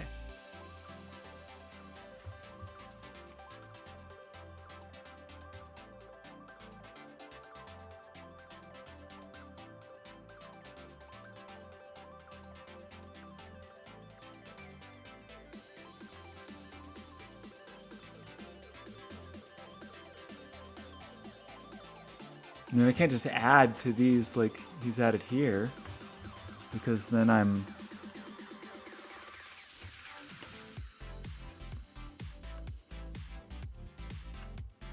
They're out of total. What a weird thing. Okay, but now, does the flattening thing work the way I thought it would?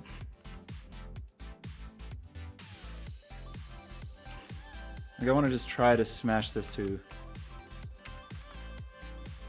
one-dimensional, but maybe that doesn't actually work.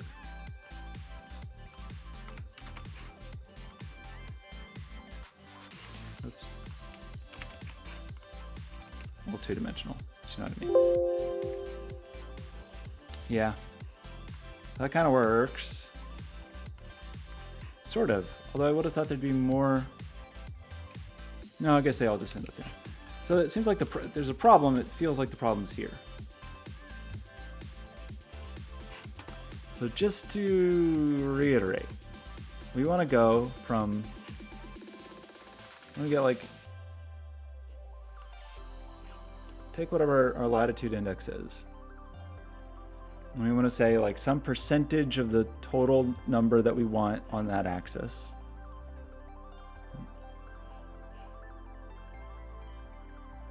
Times pi minus half pi. So we need to be, basically we're trying to operate between 0 and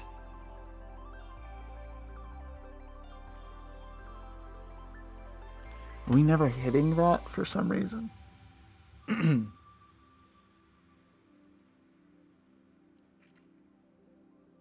Should these actually be -1 out of resolution -1? I don't know about that.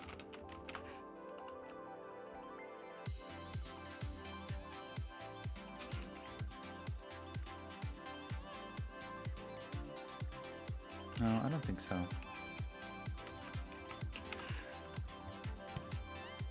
What's my problem, friends?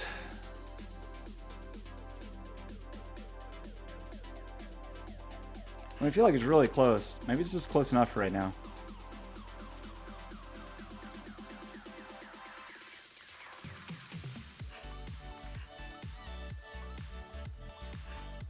Isn't that weird? So if we do one of those, like, WebGL Superformula friends. You're a DuckDuckGo. You just can't do anything, can you?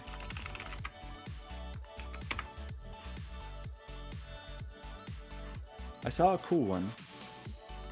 This one? It was like a really robust one. Yeah, it was this one. So, if we don't... Because this person has the ability to do Superformula. I don't know what any of things mean. And I can't type them in. Oh, that's kind of lame. And this doesn't snap to 0. Come on.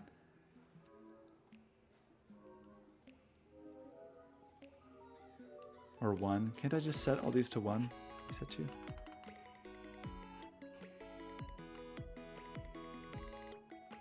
Well, I would like to set you to a number.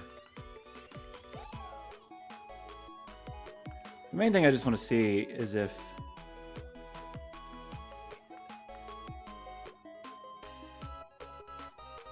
basically everything is set to 1 and I don't do, somewhere there was a thing about closing, whether or not you wanted to close the shell. Maybe that wasn't this one though.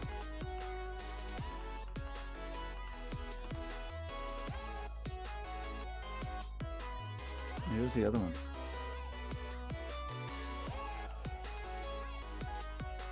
What was the other one? Superformula.club.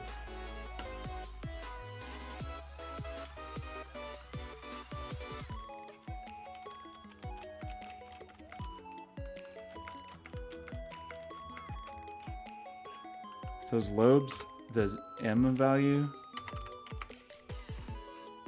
So this just gives us a circle. This one's not very helpful though, because if I can't see what's happening. Well,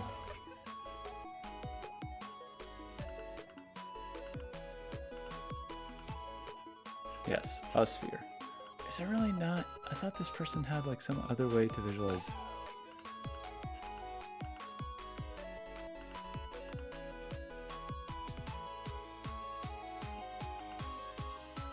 I guess what I'm trying to decide is if it's like these people are just closing off the top for like convenience, or if I'm truly missing points on the top. If that makes sense.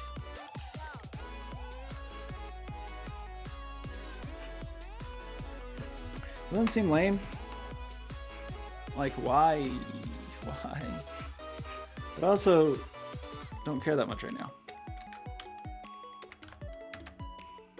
That's the wrong place.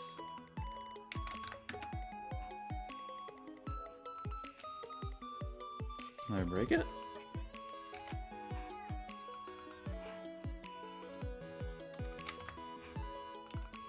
I did. That's a lot. Oh yeah, we're still flat.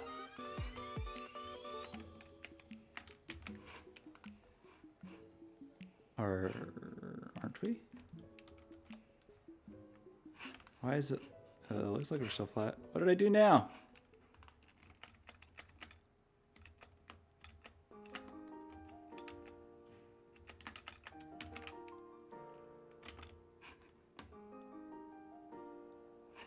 Is that actually recompiling? Because it sort of feels like it's not.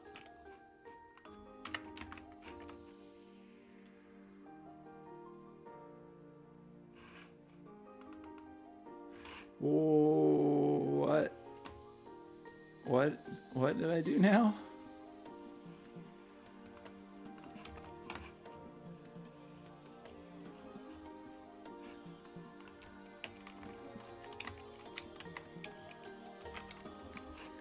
Can I break this in some way?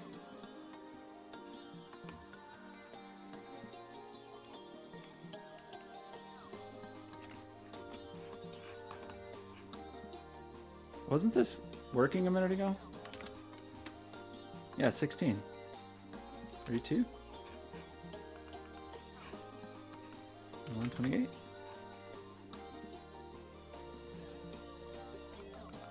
Why is 128 bad? I thought 128 worked a minute ago. 64 with an M0 should be a nice sphere. Well, that looks more correct though, I will say. Like this distribution seems better than what it was before, so that's good. Why does it break down at 128?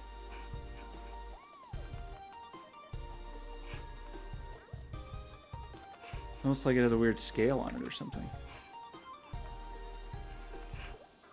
Or like I'm maxing out, like I'm hitting a maximum number of particles or something. Isn't that what it looks like?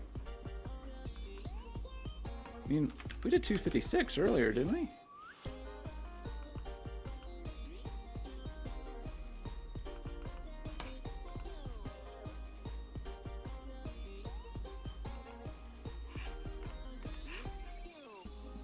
I don't understand anything.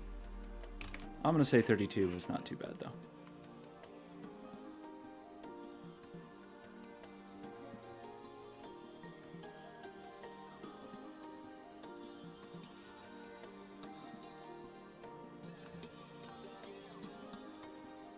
It's pretty good.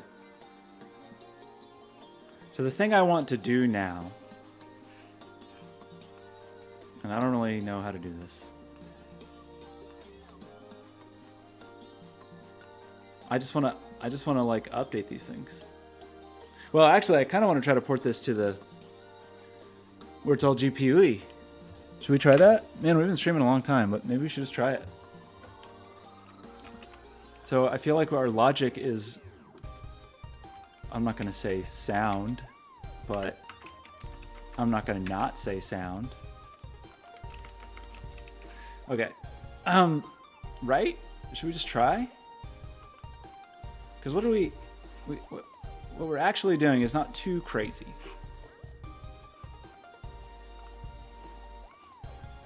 It's just this. Like, this seems manageable.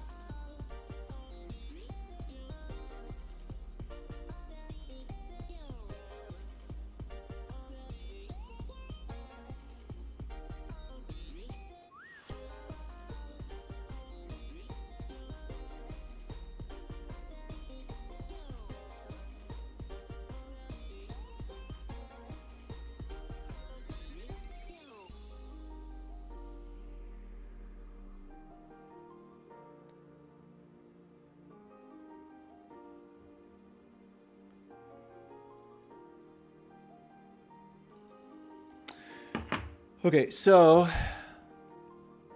this is what we would need to do to make this happen.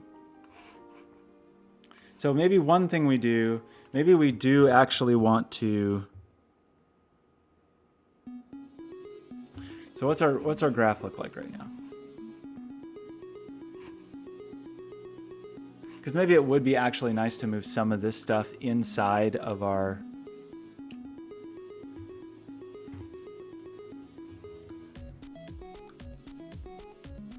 Wait, Well, this is the wrong, I'm looking at the wrong shader graph. I don't understand at all what's going on. Like, we had to do some extra stuff here. Like with our angle, we sort of just want to put in an index and a resolution and have it kind of do all this nonsense. And to spit out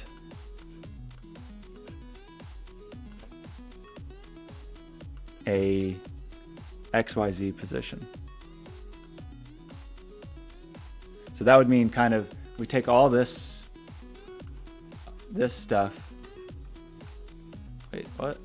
Can I just draw a nice little shape around here? No, I can't, apparently. Great. I just want you and you. If I draw a line through you, well, that's interesting. So I can't circle you, but I can just scribble all over you. Okay, whatever, Unity. I'm going to take all of these things and put them inside of here. So the whole idea is it just takes an index and it takes a resolution, and it will give me the thing. It will give me an XY. It'll give me a vector 2 in this case, I guess. So let's try that. I didn't really want to copy the value. I wanted to copy all these things. Let's draw a nice picture. A weird choice. The draw on rather than circle to select. Weird choice. Okay, so now we want to go inside this graph. And we want this thing to happen still.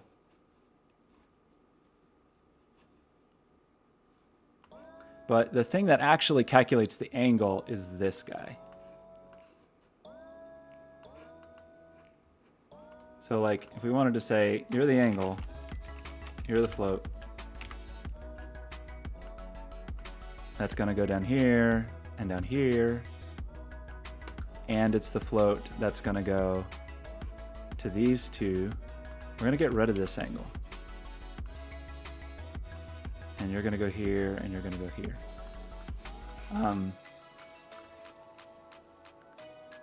I wonder if I can get this stuff inside here. I don't actually know. I guess we'll find out. So you are gonna, we don't want this angle anymore. Angle is now calculated inside of this. We also aren't gonna output a radius anymore. We're gonna output, this will be the vector 2 version.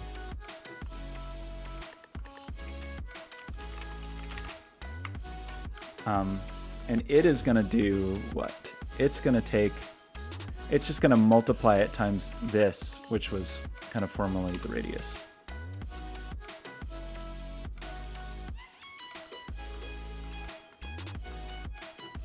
Okay. So maybe we don't have to feed those things in. I'm not sure. Okay, let's go back to this super shape graph.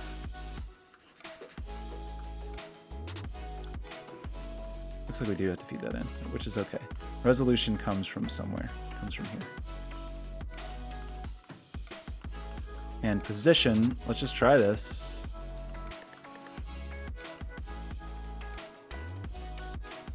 Will this not work because it's a vector? No, this is a vector 2 and not a vector 3. Oh boy, okay. Let's go inside this subgraph.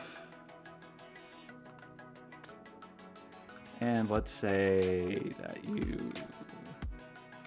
Wait, where'd it go? What happened? Did I not actually output it? Well, it's already a vector 3. Whatever. Just like, it's fine.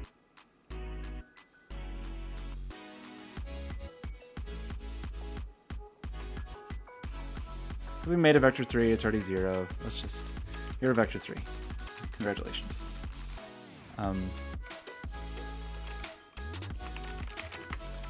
Get a position, stick it over here. Gonna output that.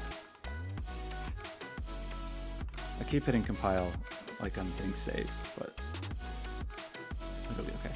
Okay, we're gonna turn this one on and this one off. And it looks like it still works. I think. So if I go out here, can I still do my business? No, I wouldn't do it here anymore. I would do it here. Yes. And I can do this, kind of.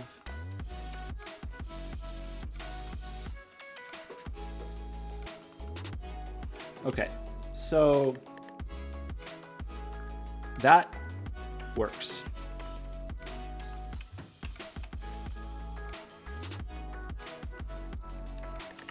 So this is like Super Shape Subgraph 2D. This is our 2D version of this. And it seems to do the job. So now we want to try to make the 3D version of this. We don't really need to do this. I mean, we've done the work. It's just, now I kind of want to try to do it in the shader. Because this is all the same. In fact, I think our, oh wait.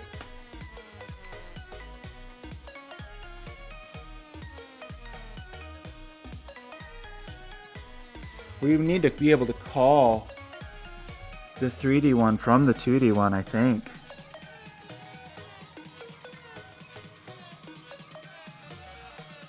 Oh, maybe we still do want to do that angle thing. Fatality. Because we need to call this twice per particle. So I just went through that trouble to break it out, but maybe I shouldn't have broken it out. And I should just spit out the radius, like do the original thing. Dang it. Okay, well this can be just a super shape subgraph operator.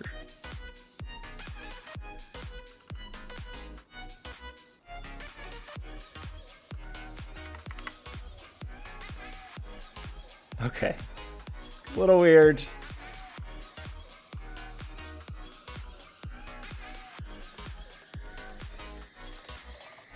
And now we should test that again, actually.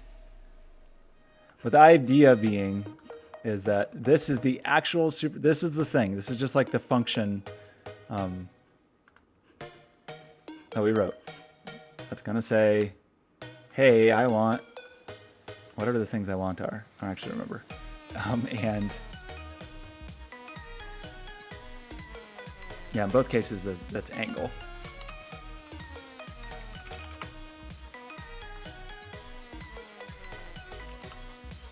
Wait, come back.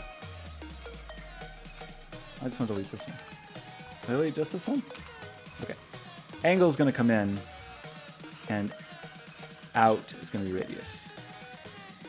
And we hopefully can just share this between our two implementations.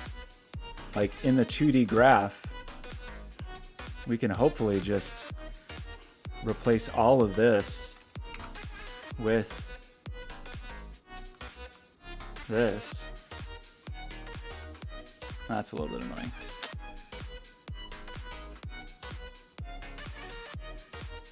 Wait, can I just steal it from the 3D one? Where it already has stuff plugged into it.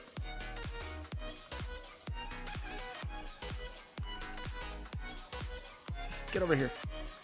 Get over here. Okay, wait.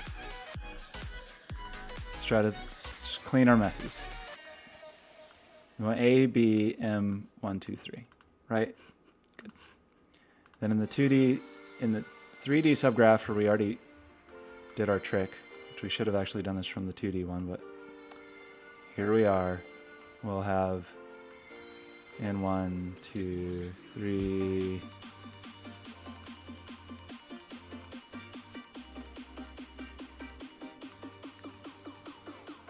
Okay. So like, if I can just steal these and take these into the 2D one, that would make my life a little easier. Appears that I can. Appears that I did. Then we get this radius. And we get this. And so hopefully the 2D one works. And if I do this, and no. Okay, so we gotta take a couple steps back. So this is calling this. These values seem like they should be the values that we want.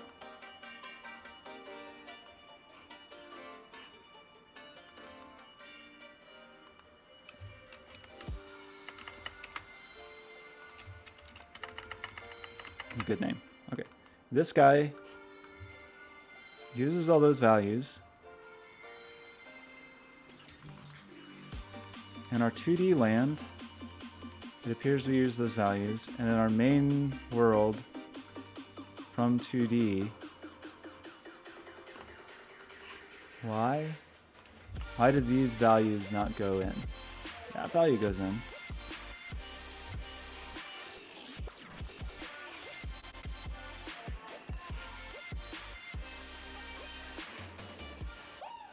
Why would that be true? Oh, look at these. What?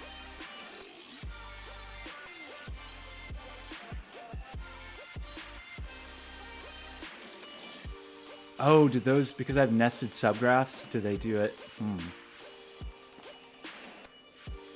So inside here, I don't actually need these in here.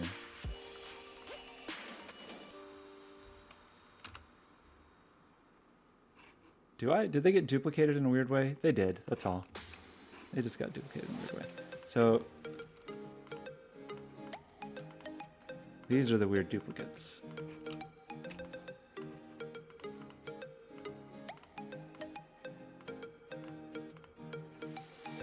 Man, time's getting away today. I should probably like eat some food at some point. Got calls to get ready for. I just started working and I just wanted to make this work. Wait, and one, and two. Had a bunch of emails I didn't reply to that I should have. I just wanted to get this done.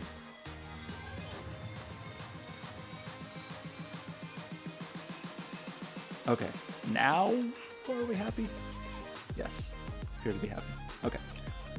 1, 1, 1, 1. Gives us our little eyeball shape. M2 gives us our eyeball shape. Okay, so 128. So we feel good about this guy. What's gonna be a little weird is now trying to do the other version where we're gonna just use that subgraph twice. Did this duplicate him? No, those are okay. Okay. Okay, that seems fine. Yeah, so this has to get called twice. Okay, so this is going to be a pain in the butt, I think, but let's just see how it goes. So we need to do each of these things. We need to do, I'm not even going to touch that graph for a minute. In fact, we don't need any of this because this is all wrong of what the angle is. Because we're going to have two angles anyway. Okay, let's do all our longitude stuff. And and then duplicate it and make it our latitude stuff, maybe. So we want a...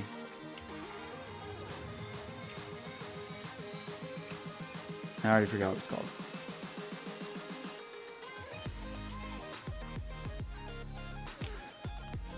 Particle ID. So we want our particle ID, and we're going to mod that by the resolution.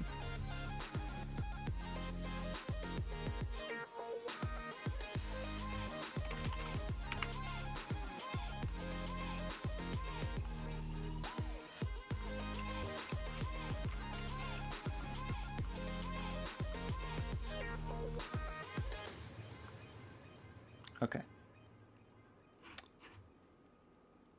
And we need to do the same thing for latitude, except it's going to be divide.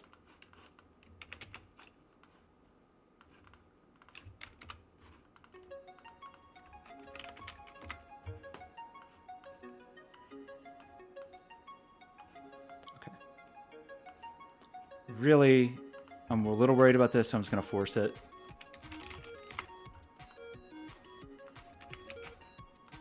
Like, just to make sure we're getting a floating point number from this division.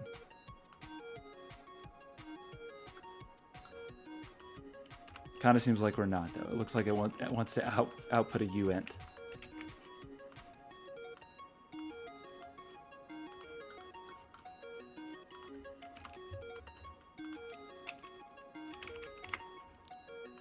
Uint, but divided by a float. outputs a float. Mod is fine. That's fine, right? I mean, I do want to, so I need to floor this just to be sure. Unless I can convert it to an int.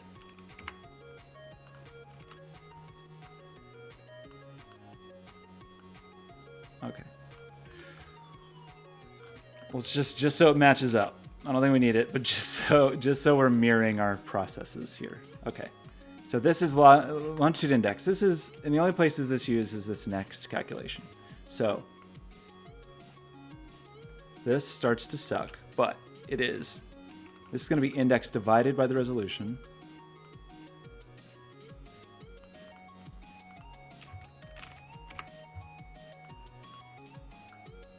Which we have down here.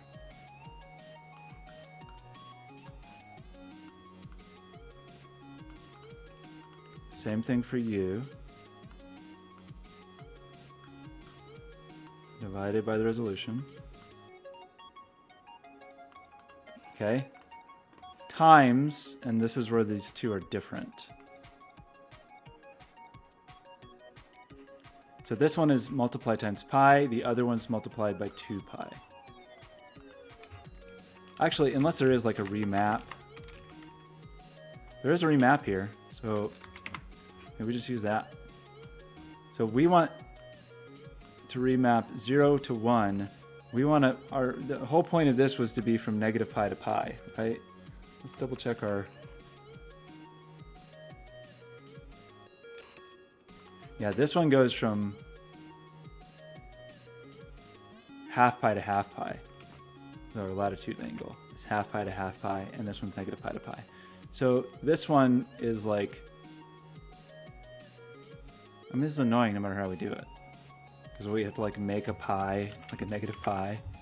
We have a half pi, but not a negative half pi.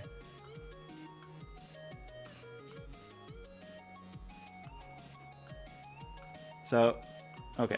That one is from...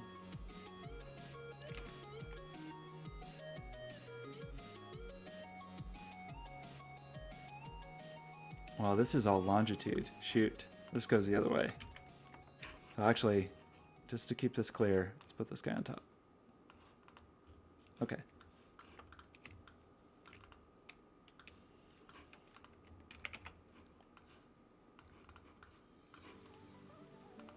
Sticky note.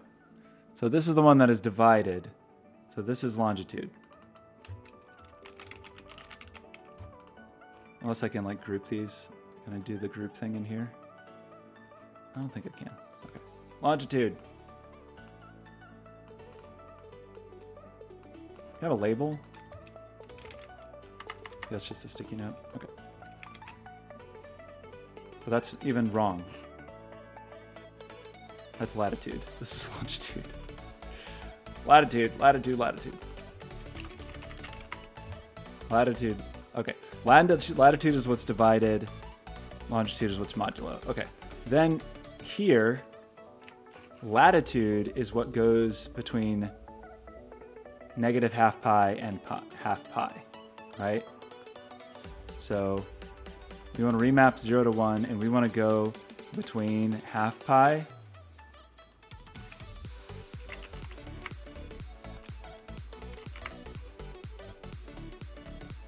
and negative half pi.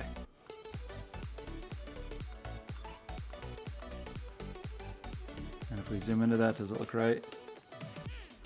Wait, that was 2 pi. Wrong, wrong, wrong, wrong.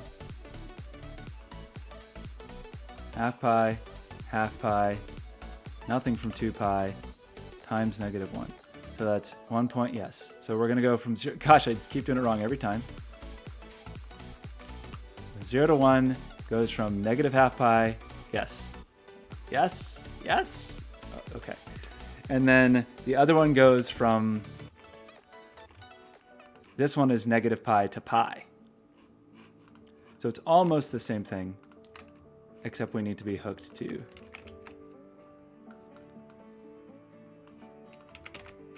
pi instead.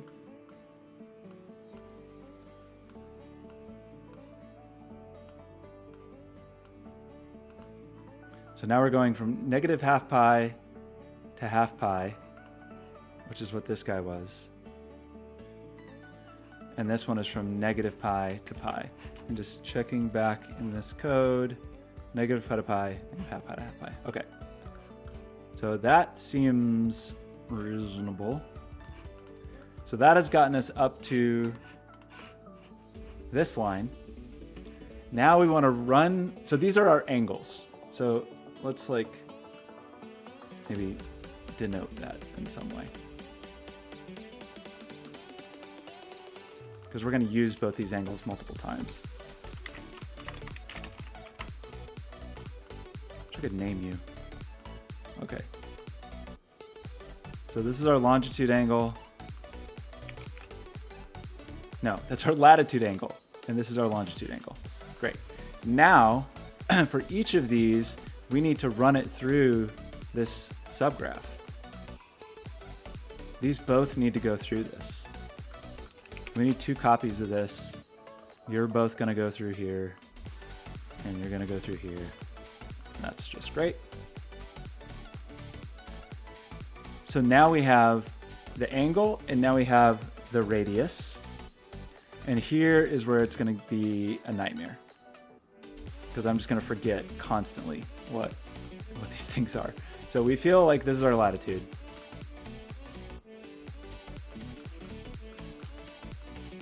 And we feel like this is our longitude. And I think maybe up to this point we're okay, but who knows? Plenty of room for error. So now we need to do all this XYZ business.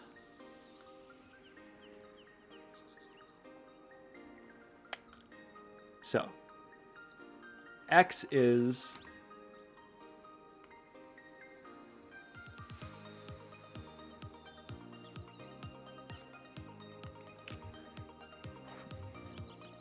this is just a pain in the butt. The cosine of the latitude, cosine of longitude, sine of longitude. Yikes. It's just going to be so easy to mix these things up. Well, in either case, X is longitude times latitude.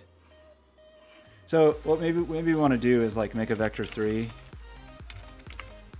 And then this vector 3 just has going into it a bunch of multiplies.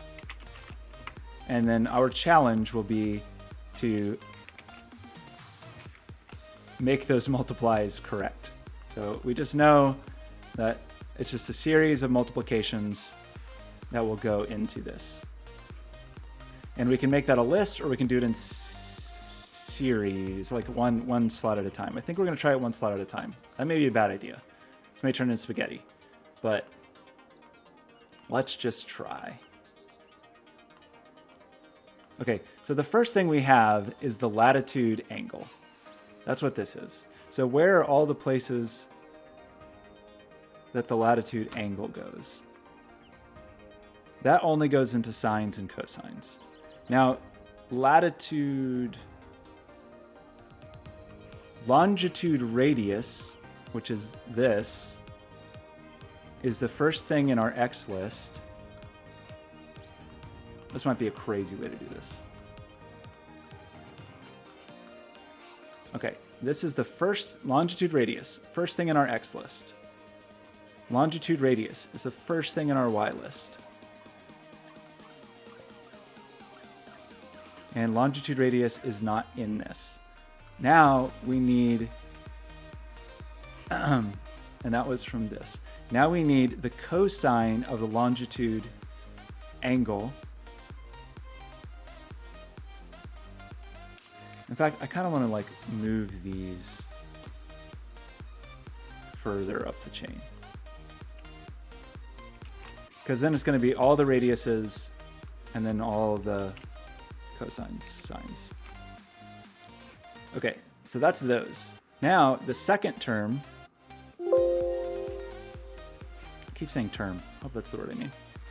So that was longitude is first, and Z, latitude is first. And in these two, latitude is second and latitude is third. I mean, latitude is second, latitude is second. Great. Okay. Now we need the cosine of the longitude angle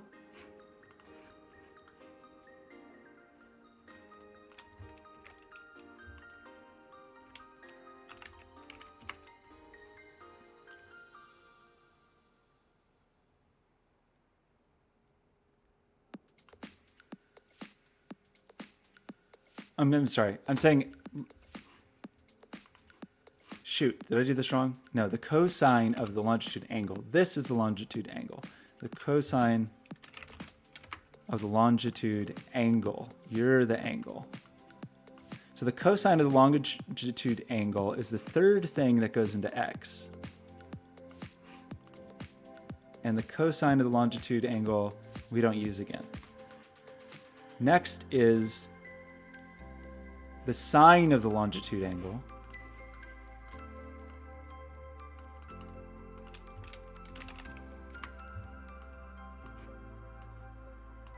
The sine of the longitude angle is going to go into, it's the next thing on y, is the sine of the longitude angle. Okay? So we have the sine and cosine of the longitude angle. Everything remaining is latitude angle. So we need cosine of the latitude angle.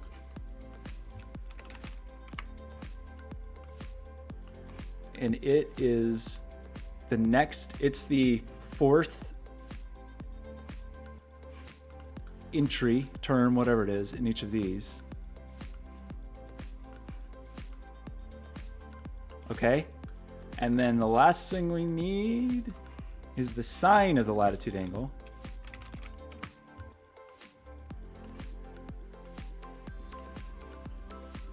Sine of the latitude angle, and it only goes, it's this, it goes here. Okay, that is kind of a mess, but here we are.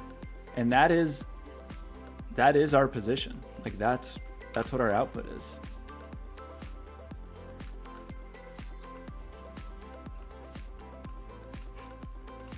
So, is there a way I could like obviously make this less horrible? I don't think so. I think it's just kind of a mess. With some beautiful stars. Okay, so this is our 3D graph. So now if we go all the way back up to the main shader, and we could drop in this 3D graph, and really we can just like plug in our same friends. Wait, no, there was already problems. I think there was already a problem.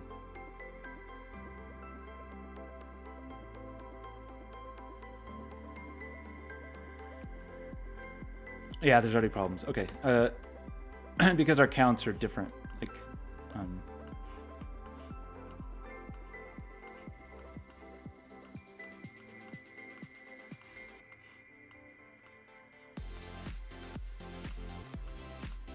it's gonna be a little weird. I mean, probably really shouldn't be. This should be a different shader, or VFX graph, because we're gonna break this.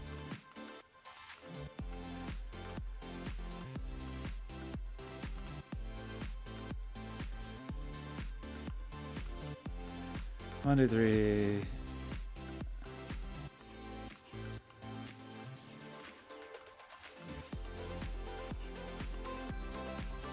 So the issue is that like, in this case, our count needs to be squared. But let's just try this.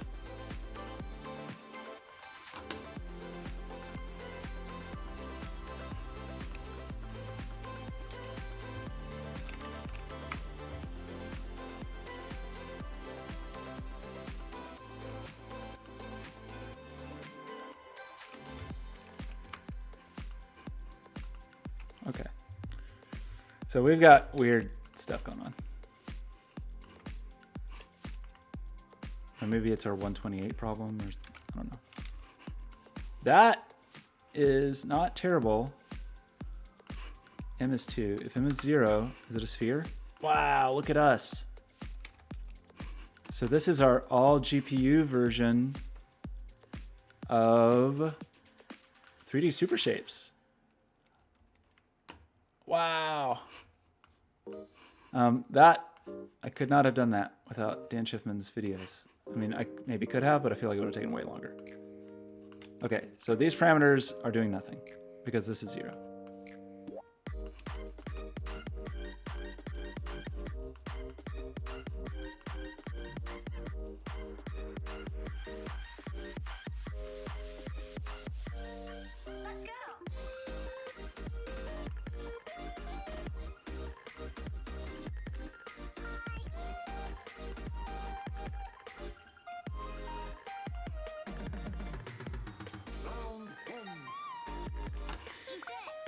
So how do we make this like look cool? How are we gonna do that?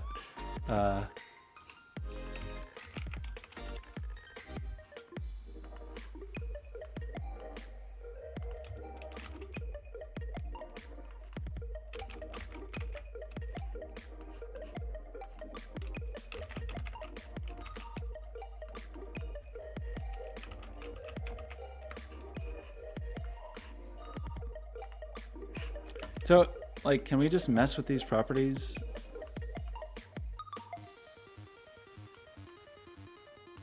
And just pick random ranges for these things?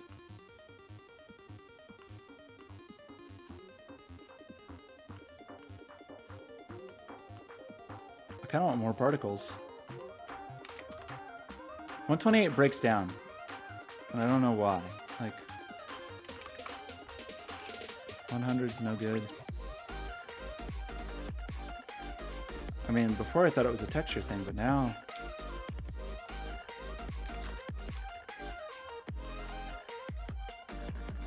Yeah, what?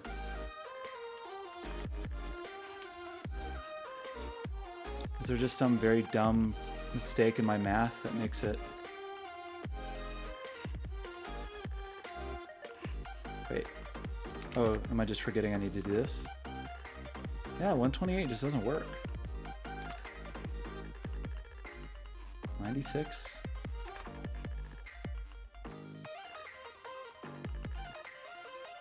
Like, am I hitting... Oh, am I hitting some...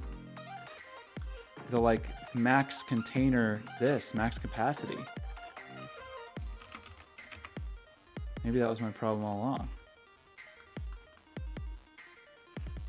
Cool. Okay, now can I do like 128?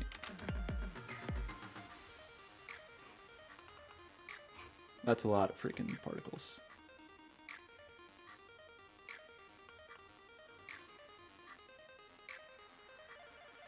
Whoa, cool.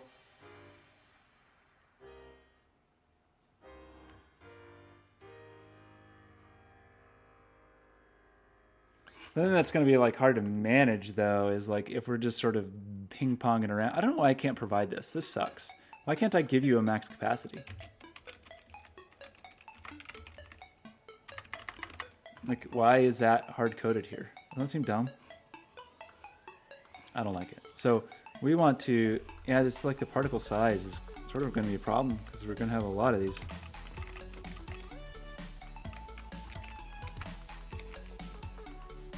We like them being additive. We could pick a cooler particle, surely.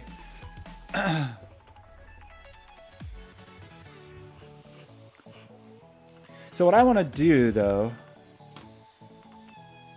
Well, we could do this in the shader, I guess. Is like just give it a sine wave and then remap for each of these that we wanted to like remap. It might look insane. I mean, that's as opposed to... this is pretty good. This is pretty freaking cool.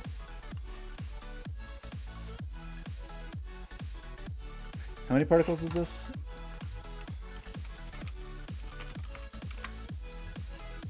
So this is 16,000 particles. 1024 would be a million. That's probably too many. 65,535 doesn't sound bad though. Probably do 256. but then we're gonna hit our cap again. Yeah, why is this hard coded in here?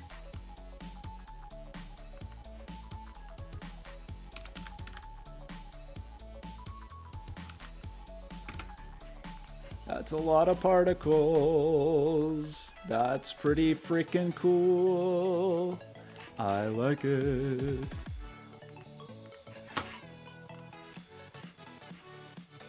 Okay, I'm gonna tell David to look at my stream right now. I wonder if he's busy.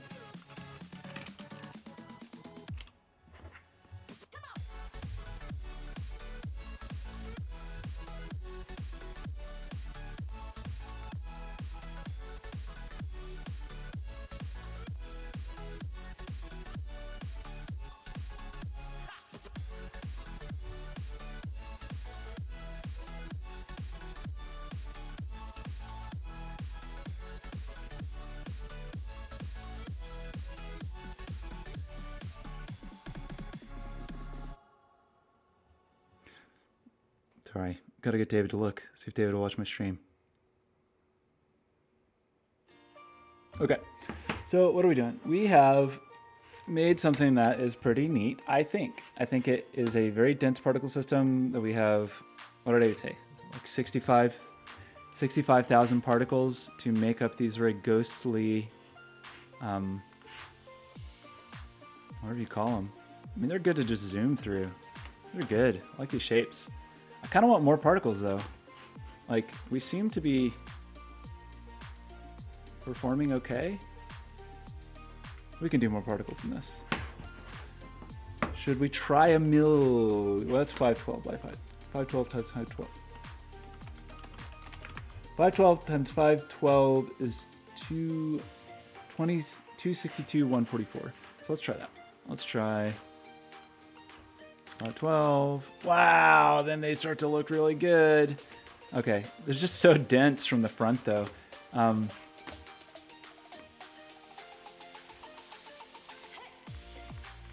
then we need to go in here. We need to max out this thing. I should just put a bigger number in here.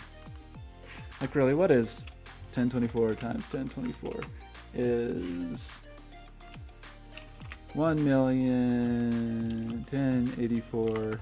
Wait, 1048, 576. So this is 512, 512. We also, I mean, I'm realizing we didn't have to do it this way. We could have had independent. No, this is better. It's better to iterate like this, I think. Okay, this thing looks pretty cool. I want no gizmos though. I want like nothing. I want no grid. Look at that. So we can get even denser if we want to. Gosh, it's so weird that like when it's static, you sort of can't even tell what's going on.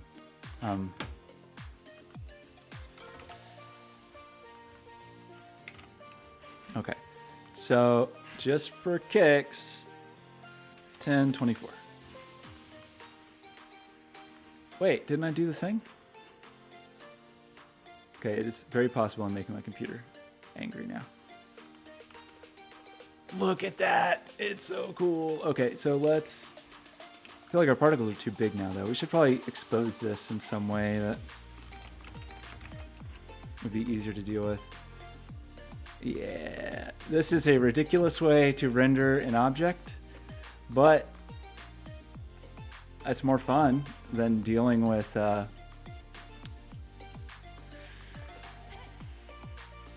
you know, triangle strips and stuff. It's pretty freaking fast too. It's crazy fast. We're still 1,000 frames per second because everything's happening in the shader. Everything's on the GPU. This doesn't even seem possible that this is this fast. Is this lying to me?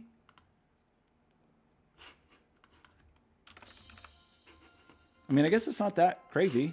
I mean, people make GPU particle systems with millions of particles, and this is a burly GPU. So I guess it's not that nuts, but that's a high frame rate for this many particles. So do we keep going? What is 2048? That is 4 million particles. That is a lot. Okay, actually, but are we able to still like animate smoothly and all that fun stuff? Like, is this still? Oh yeah.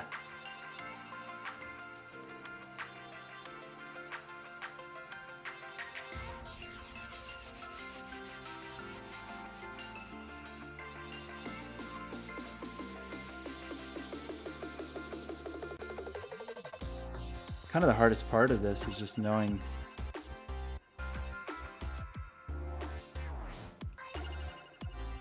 Oh, it works in the negative too. I guess that makes sense. You know, in fact, maybe we should go back though to the M2 and M1 so we could do different things on the different axes. Is that true? We could have different longitudinal parameters because so we're passing the same thing to both of them, but I don't like. There's no reason you have to do that, right? Like you could have your whatever your longitudinal crazy distortions could be totally different than your latitudinal versions. Like you could do totally separate things if you wanted, right? I think that's true. Okay, let's make this number crazy. Is that right? 40, 419. Okay, so now we should be able to do 2048.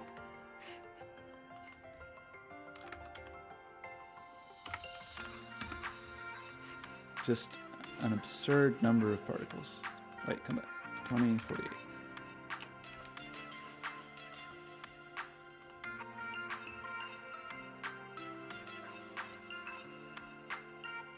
Did I break it? No, it works. It's like, it's too many particles now. It's just too many. Okay, that definitely, we've crossed some threshold where we went from 1,000 frames per second to 100 frames per second. But I'm still pretty impressed. So let's expose a particle scale.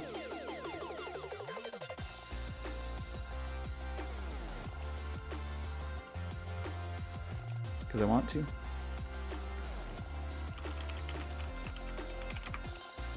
And let's make that feed into this. Can I use a single scalar value? Can. And that will default to 1, which will be insane. Maybe it should be 0.01. It's pretty, pretty, pretty. Okay.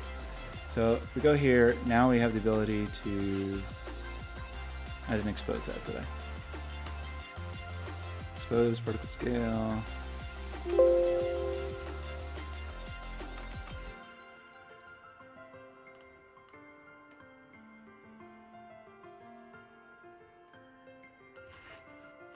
Yeah, that's pretty good density.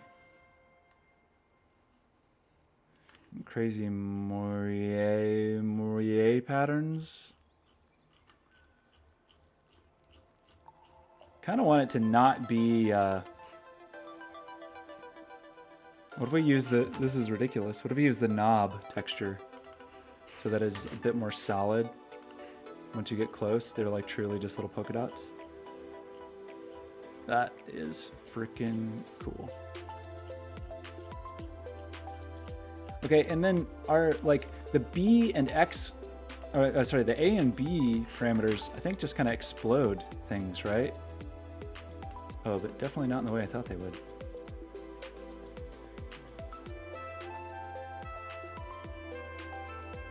This may be too many. 1024 was still pretty awesome.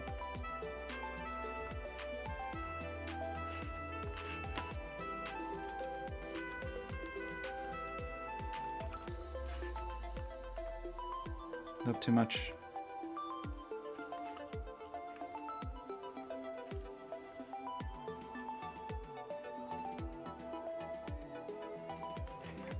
I think, yeah, and that particular particle is maybe a little too much. The knob. We can make it where we want, but the little glowy particle friend is probably actually the right answer. Okay, so we could do something like what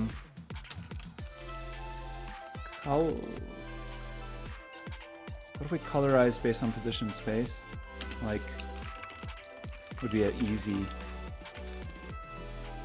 I just set the color and just set the color.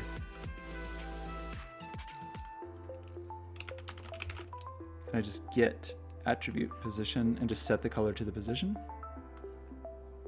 Kind of breaks down for some reason. Is it too... That's weird. What's wrong with that quadrant? Is it the alpha? Shouldn't have anything in the alpha channel.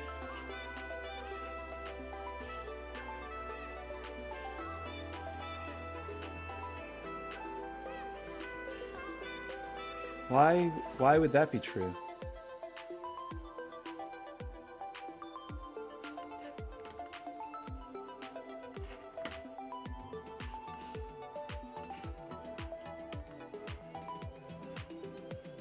I mean, I guess it is, because up here it's hypersaturated and down here...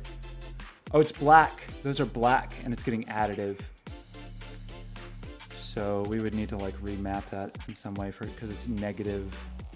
Well, it's not negative, it's just... I don't know. That's kind of weird. Can we remap a Vec3? That kind of be cool.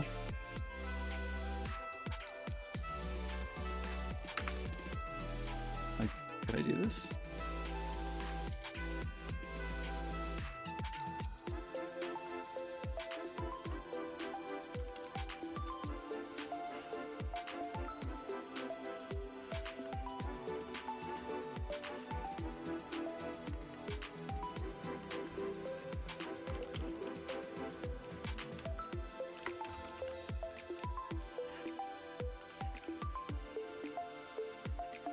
Look at that beautiful rainbow friend.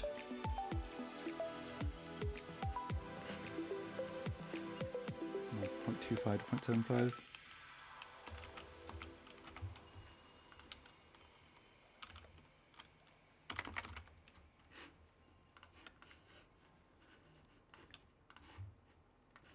Wait, now that if I remap it, am I okay now? Okay. I see.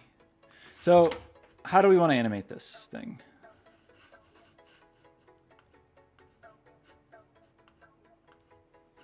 Unity is really doing a good job of highlighting these outlines.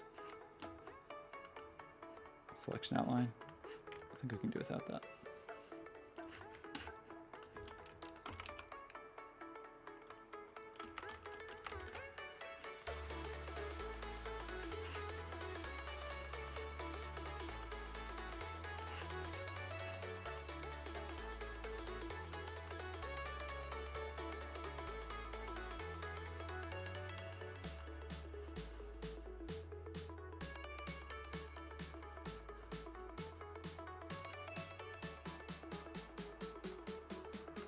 Pretty into this, gotta admit.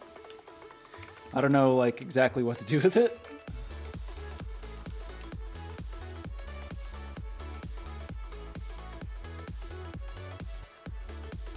Yeah, the different axis thing could be cool.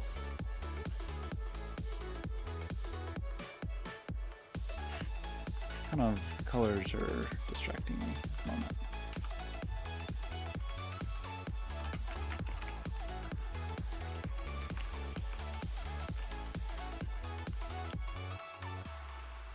Maybe we'd want those all one and then alpha'd. We could also instance a mesh at each of these, but that would be pretty ludicrous. That would be 6 times, like if we did cubes, that'd be 6 times our current geometry. It's maybe a bit much. I don't know we gain that much by that because we're like in such a huge space.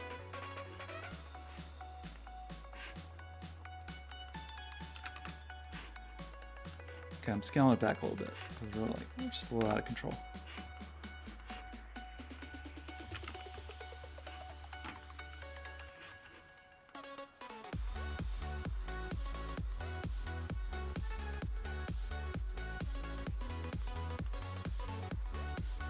Because I kind of just want a script that just every second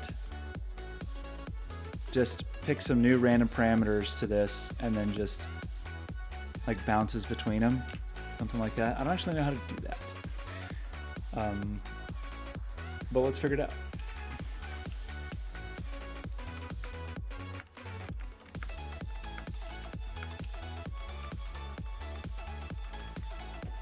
Okay, we got a beautiful. Oh, that was, don't shoot that. Not this one. Okay, so we've been streaming a long time. I just want to get a little bit of animation. Is that so much to ask? Let's try to do this really fast. Okay.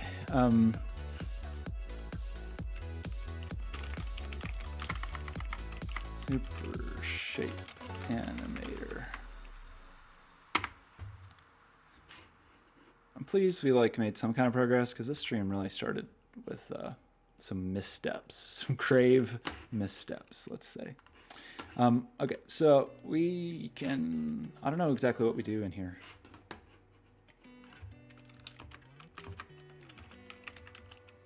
Is there, I assume I need to be in some VFX namespace or something.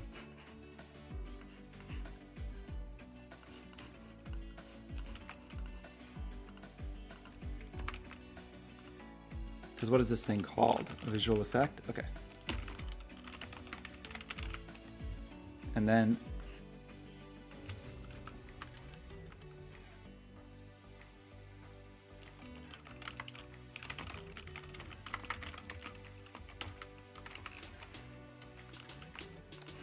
so I want to say something like I don't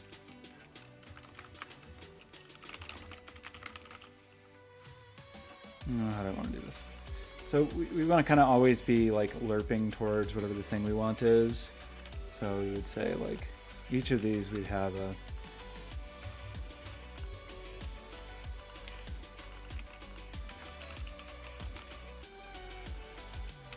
how can I get a property from a visual effect? It's like a get float. It's just called M. So it'd be something like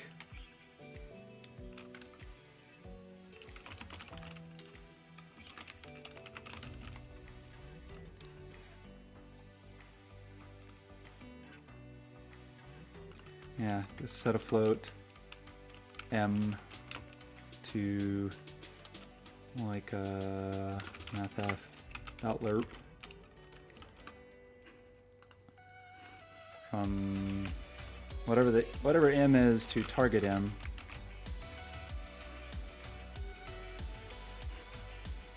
By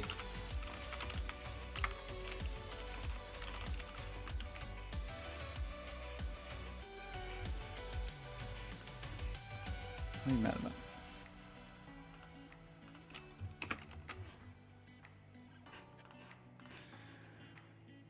Okay. I mean, we could certainly do this all in the shader somehow. I feel like we do it in the visual effects graph somehow. But okay, let's do Pravat. I really need to make some calls or eat some food and then get ready for a call. But I'm drawing this idea. I don't know what it's gonna be. What do we set that to? I don't remember.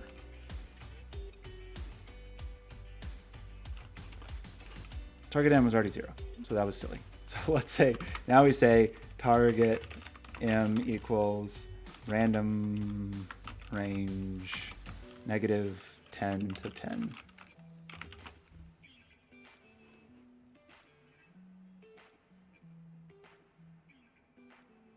Oh, sorry, just range. And maybe we'll just make a coroutine that just randomizes them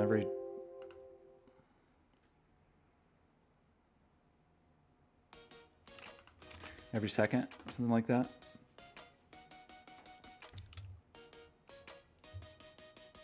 Okay. We want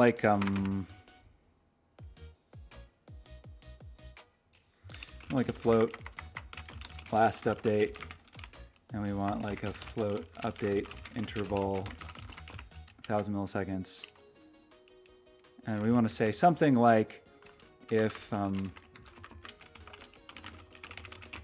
time to time in seconds though. Yeah. So we can just be 1. Time.time minus the last update is greater than the update interval. And this means it's time to update. So this is when we're going to choose to do these things. And we can always know if the alpha value is time.time out of divided by update interval. And it, also in this, we need to set this equal to time.time.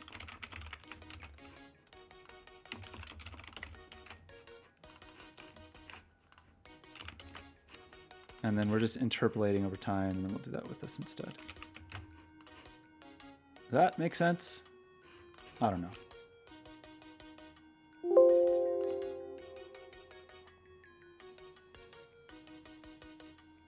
Whoop, whoop, whoop. This is very, very abrupt. Quite abrupt. It's cool though. It's freaking cool.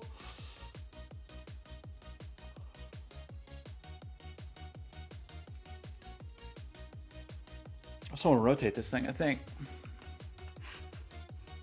Right? Is it cool to rotate it?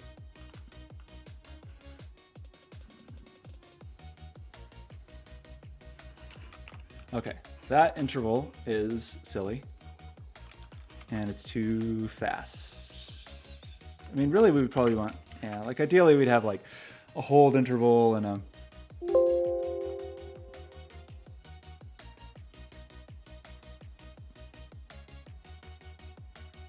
what'd I break? Wait.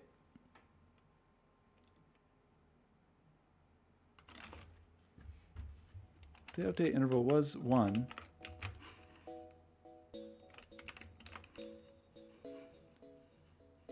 The alpha should be time minus the last update divided by whatever the update interval is. Time at time minus, that's how, float alpha. Why doesn't that work?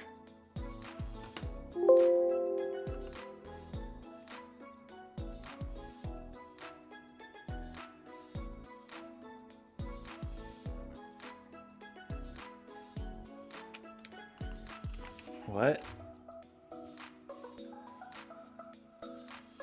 Time.time minus last update is like how much time since the last update.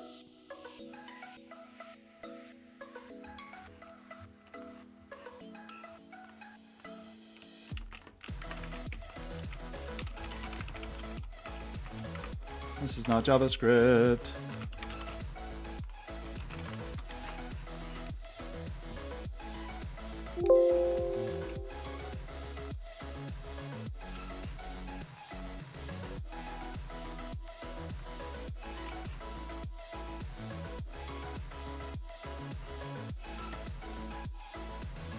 Two, 3, 4, 5, like divided.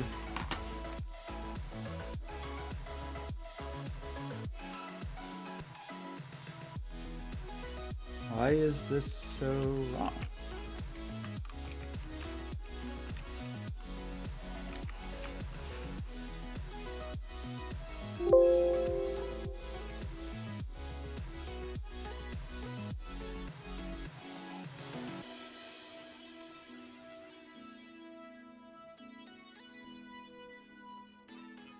What?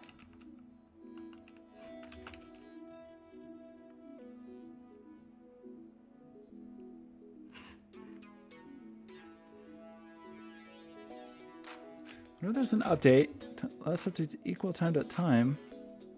Oh, this, well, it's the order of operations thing. I think it is.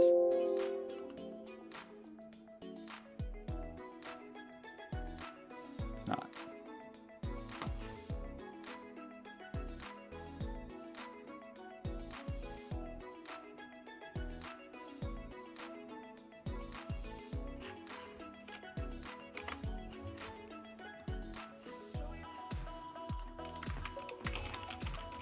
I'm like guaranteed to be doing something just silly.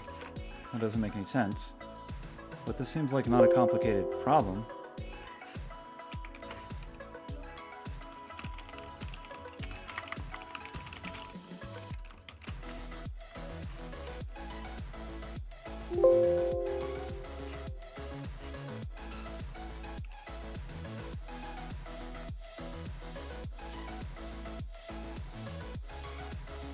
Yeah, our alpha is counting up in a way that makes sense. So why?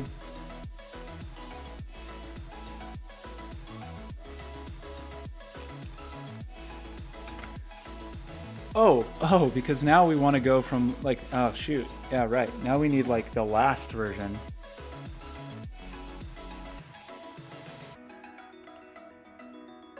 Because now we're interpolating two things, right? So we need like,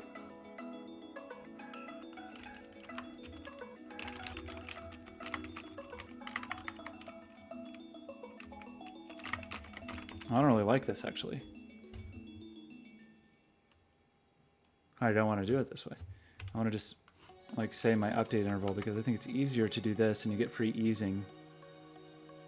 But it would mean that you need to, it would take 1 second always to switch. So you'd have to divide your time delta time by the, I like that more, maybe.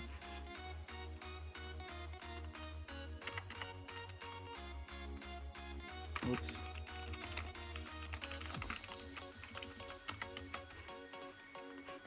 Just me doing a bad job. David Lipser, hello. I want to show you the thing that I made. I mean, I kind of made it. I've really, lots of other people. It's built on lots of other people's stuff. So check this out. Check it out. This is my shader graph that does super shapes. Have you ever done super shapes before? With the Superformula? It's this like cool formula that does, it's a pretty simple formula that does like really natural, I think you would actually love it. So it's a pretty simple formula, but you, with mild tweaks to the parameters, you get really intense changes in sort of like organic. Yeah, okay, so, but this is like the one. This, I feel like this formula is the master formula. And you can also use it in 2 dimensions to do like volumetric things, and you can do different things on the different axes. I'm not even into that yet. So here's like something somebody made that just does, like, it's really good. No Man's Sky used it for generating flora, and because it's so good at making like little flowery things. And it's dead simple, but I wanted to try to make it work on the GPU with this shader graph. And so I can do this now with millions of particles. Have you used this thing, this specific thing to make flowers?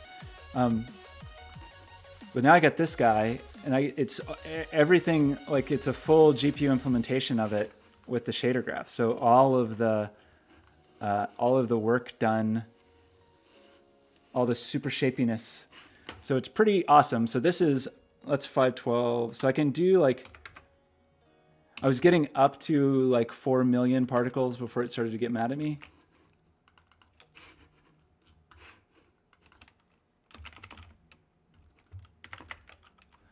Yeah, this is like 4 million.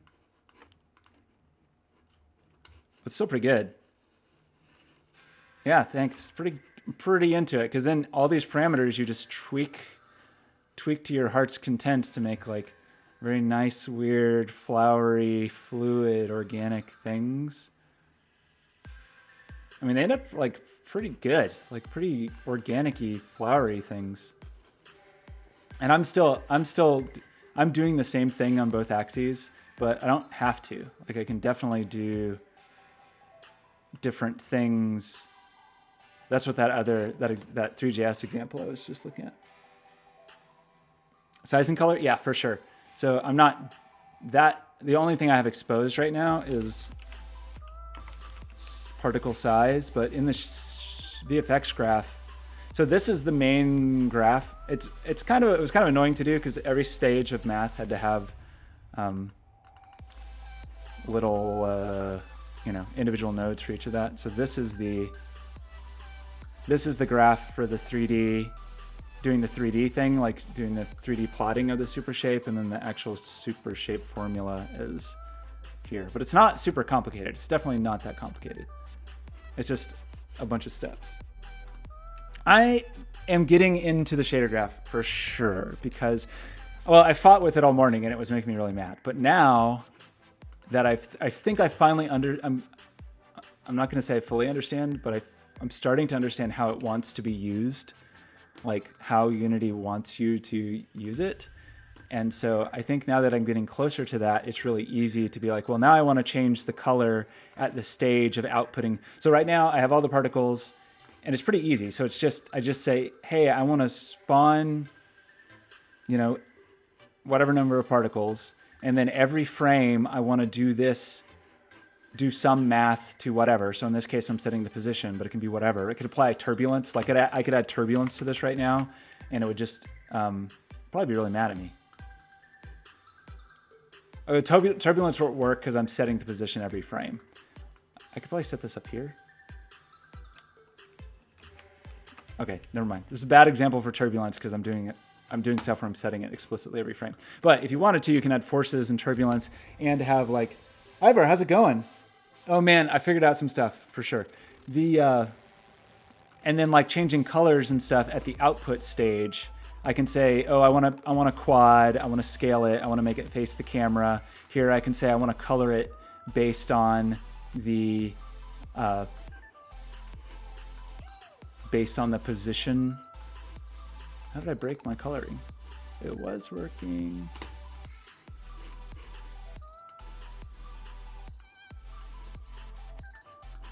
I broke my colorization.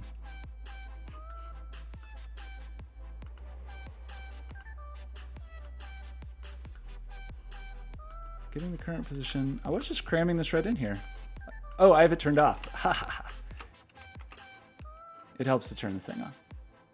Okay, yeah, now I have my beautiful rainbow version. Actually, I want to scale back too. Does it work on mobile Android? If you can compile for Vulkan, it should work. So I believe, well, yeah, because mobile Android supports compute, right? And that's the only thing that you have to, well, as long as you're doing Vulkan. You do use Vulkan for your Go builds? Or maybe OpenGL 4? Anyway, yes, it should. It should be able to. Yeah, so here's these colorized. I can make them a little bigger. So that's just color based on position. That's too much. Still too much. You get the idea. It's a lot. It's a lot of particles. It's pretty good too. It's real responsive. Like right now, this is whatever, 65 million particles running at 1,000 frames per second. I was just starting to do some like procedural animation stuff. But yes, I definitely want to do a build and try it on the Quest. I don't see why it wouldn't work. I don't see why it wouldn't work on the Go either, unless there's some reason the compute. Yeah, try. Okay, I'll try. I will definitely try because it's pretty good. And like even that thing, the stuff that you're working on, you could do straight into this. Like when you end up with textures that, like your color positional textures, those textures could just come right into here, and then you could pull data out of the. It's like a pixel per particle, right? So you just grab those out of the maps. But I'm into it. I think this thing is pretty cool. If you had asked me a few hours ago, I've been streaming for 4.5 hours, I would have said that the shader graph is terrible and I hate it. But now it's pretty sweet.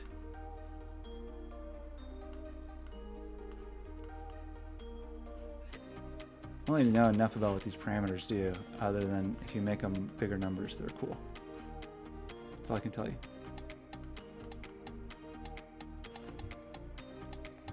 Learning curve, there's definitely some learning curve time for sure, but I would say it's that thing, I don't know, I had the same thing with the shader graph, which I don't know if you've used much, where like you have in your mind like, oh, this is how I would do something in a shader. And I have like, or this is what I would do to like do GPU particles or whatever. And sometimes those are not the way, that's not like the most expedient way. But I will say, I've been streaming for 4.5 hours, and this all started from scratch, including me fighting with the shader graph, figuring out how to make it work in that time. So it wasn't a crazy amount of time, like half a day-ish with a lot of fussing that I don't think I would have to do now, because I think I understand it a little better.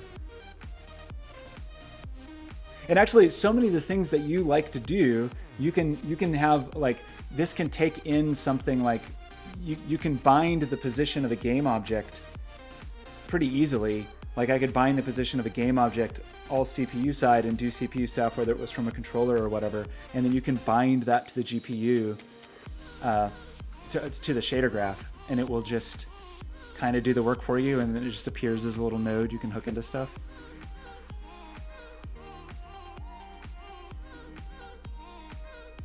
I'm not doing the animation GPU side right now. It's just, I was just starting to write a little simple lerpy thing.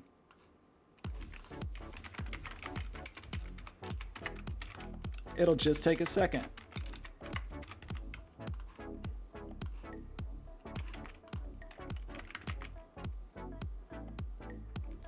Arbitrary parameters. That's where it gets a little annoying, and the thing that I'm still figuring out a little bit is that the thing that I want to do is have like just custom,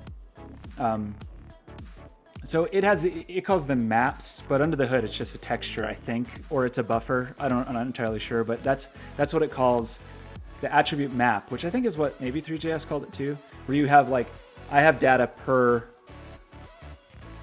whatever, per pixel, per particle, and I want to have custom attributes for that. By default, you can only set these, so you can like set this list, and some of them are cool because they'll just automatically do stuff. Like I could just add a velocity to these, and it would work. Or add these other things that Unity considers sort of the like stock things for a particle system. If you just want to make up an attribute, you can turn on a hidden setting and have a custom attribute that you set, but that custom attribute is not per pixel. So if you want custom per pixel attributes, I haven't figured out how to do that purely GPU side. You would have to do some of the work on the CPU side, but I actually wrote an implementation. Right now all the drawings on the shader side, but I did write a version, they call it a binder, which just like binds your CPU, whatever, it looks like binds whatever you're doing on the CPU to the appropriate places in the VFX graph on the GPU side. And it's not that hard. It's essentially, you do your math and then it's like updating a texture. Just at the end, you just set the pixels of a texture and hit apply. So it's not really that bad. It just doesn't work exactly the way that I would want it to work. But it works pretty well, especially for the real-time stuff, because you just stick whatever you want in position map, for example. I'm setting all the XYZ values, cramming it into colors just like you normally would, and then you just do a set pixels and apply. And then over here now, position map is something that I can use to sample from, which is handy. Like, in fact, this position map, I don't even need any of the other shader stuff. With just that position map doing all the stuff CPU side, I can just plug position map directly into, I think I can still do that. Let's see. So if I turn off the GPU stuff and turn on, yeah, the binding stuff and turn this back on, I think I can still mess with it. Yeah, it still works. So then everything is like, you're setting all your values CPU side and just updating a texture just like you normally would. It's still not as good, it's not as efficient as buffers, because again, with buffers, you could set like individual ranges. But it works well enough, I think. And I think, especially for the stuff that you do with like gravity and fields and all of those kinds of things, I think you could do all of that in here. Like that's all pretty, there's all these are called, I think they're called blocks. But there's all kinds of forces and there's like forces and gravities and all these other things you can add here. And they also provide a bunch of binders that let you bind various other things in other ways. Like you can just bind the positions of a bunch of game objects to know those positions GPU side, which is cool.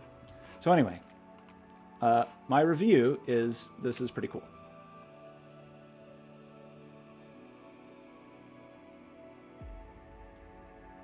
Try it on mobile. Okay, I will. I have to probably eat some food and then make a call.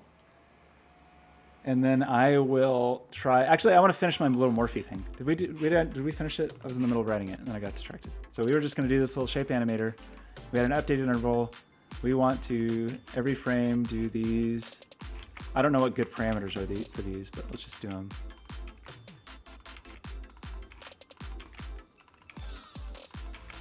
And then, and I do want to try like the asymmetrical version of these super shapes too, but super shapes are awesome. I'm into them. Okay. Oh, this isn't right. It's right. It's right enough.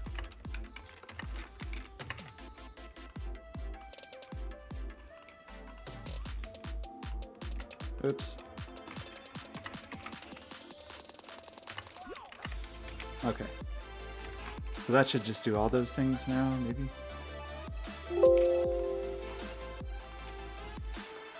There's a lot of particles. Yeah. That was maybe too big of a number. Okay, maybe those shouldn't go up to 10. ISO surface, are you asking if the VFX graph can do that? Or if that's...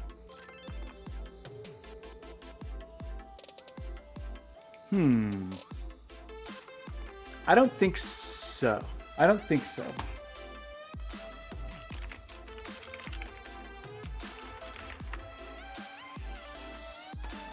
Maybe there's a way. I haven't seen that. I've just seen like dense. I was trying to make a dense enough particle system that it looked like a surface, but you can do so. You can basically draw particles. So you in that output section, you kind of just say what you want to do at that output stage. So I chose output quad particle, but like there's other, dang it. You can output a mesh, so you could feed in whatever mesh, like your little cube guys, you could feed that mesh in. You can also do decals. It can draw lines and triangle strips. Actually, well, output particle mesh, I wonder if that's different than output mesh. I don't know. Maybe there is some way. I know you can do lots of particle strip kinds of things.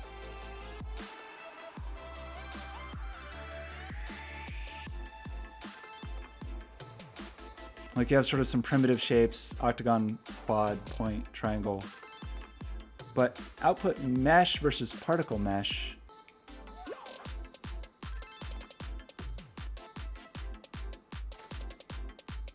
I don't think so. I think it just draws them. Yeah, this is just drawing a mesh where you tell it to draw it. Versus output particle mesh would draw a mesh at each of the points of the particle system. Okay, I think we went too big with our numbers. I don't think those are supposed to ever be 0.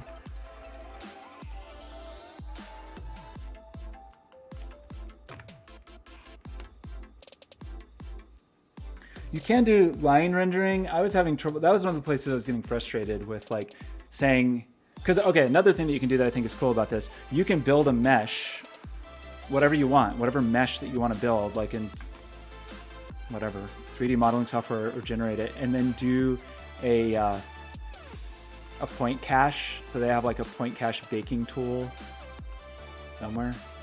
Visual Cache utility. Yeah, and then it just bakes a point cache that lets you, then you can sample on the GPU. And what I was trying to do, and this is where I'm kind of frustrated with it, is just bake a bunch of weird arbitrary data in, like bake a fluid simulation or whatever, like bake a bunch of data for procedural animation into the point cache and then play it back. And I figured out how to do it, but it's kind of clumsy because I wanted like a bunch of lines to interconnect and make a wireframe mesh, but it was not.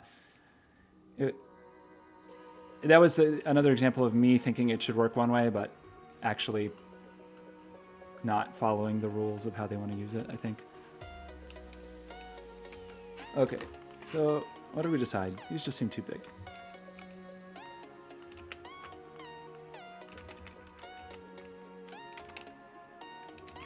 So Ivar, are you there? Did you vanish? I didn't exactly figure out what I was trying to do yesterday, but I figured out some new things that I'm pretty jazzed about. I wonder if it's worth to do the A and the B, because they just kind of stretchy it.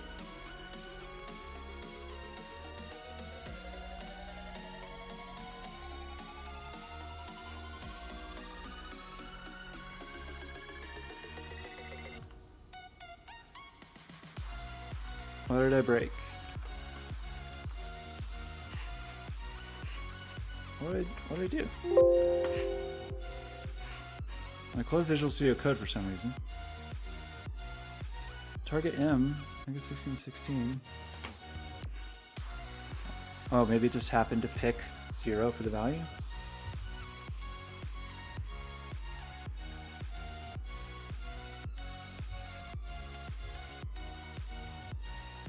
Well.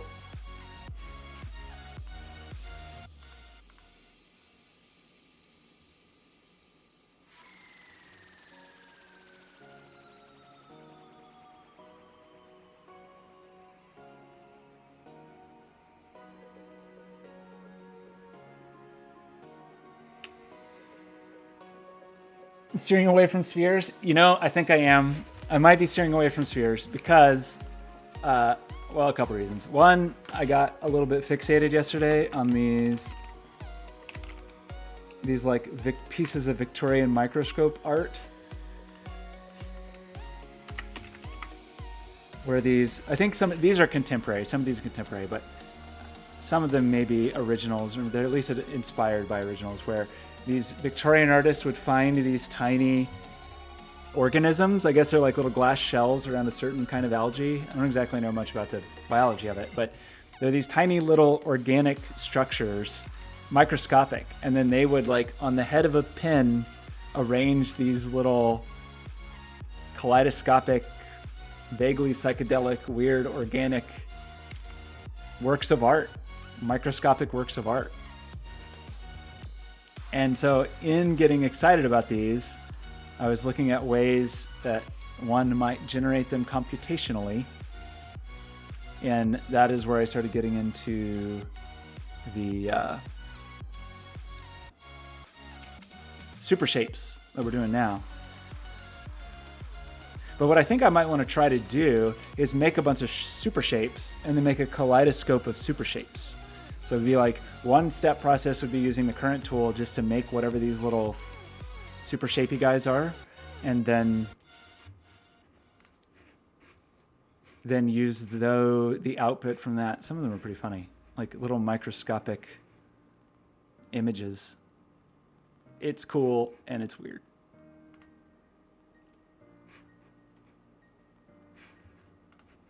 They're so pretty. They're such weird, pretty little things. I need to figure out some way to, like, I like these palettes and I like the way the colors interplay and I like the way the densities work. Like, maybe I can find some ways to massage this thing to get a little more like some of these internal colors and shapes. Where did you go, little friend? Come back. How many parameters are bad parameters?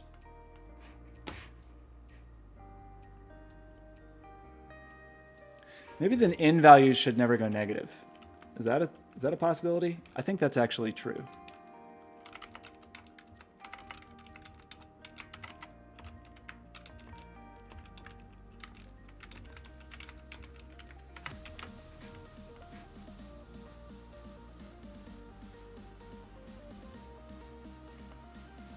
Look at that ball. That beautiful sphere.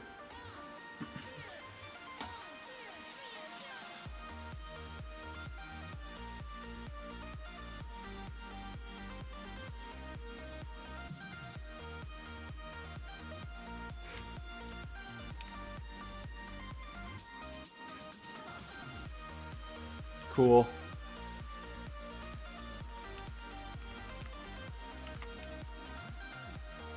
Like a beautiful window screensaver.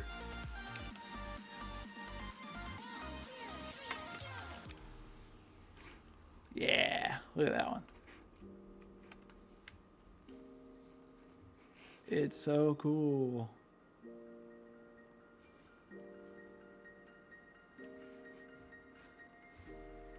Well, it's definitely the most sophisticated thing I've done so far in the shader graph, for sure.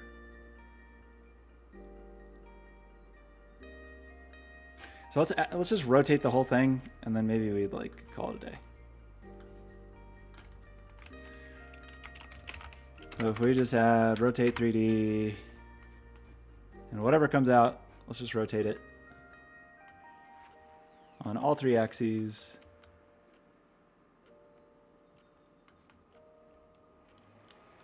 By 35 degrees. Time.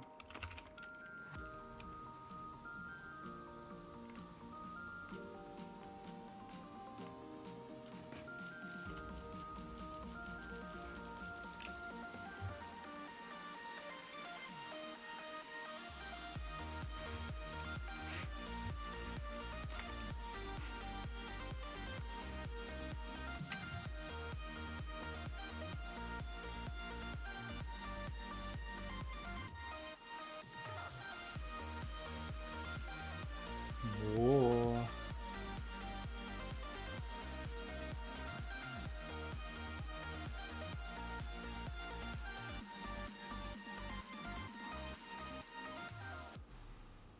What does this look like on stream? Like, how's the encoding working? Is it just turning into a big colorful blob? Probably doesn't look as good on stream as it does on my screen. It's kind of pretty though. It's like a beautiful ghost.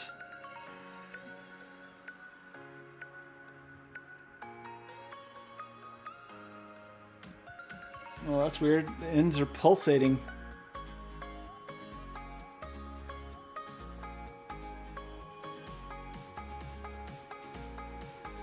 Looks great. Ah, thanks. Okay, so one of the things that's annoying though is I don't want to start with M0. So I could have built that animation into the shader, I guess.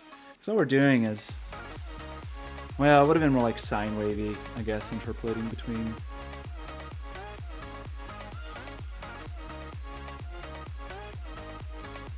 That might have been okay. Whatever. Okay, we got this thing, and we want to. We have a problem in how it starts. Like something about the way it starts is not good.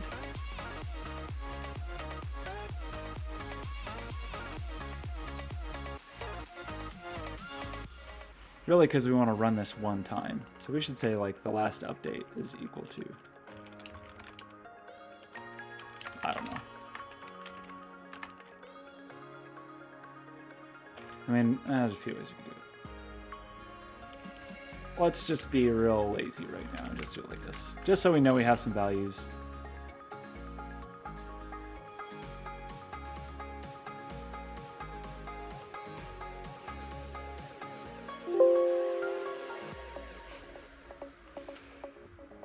Okay, so we're gonna hit play, and then this thing is gonna do some stuff.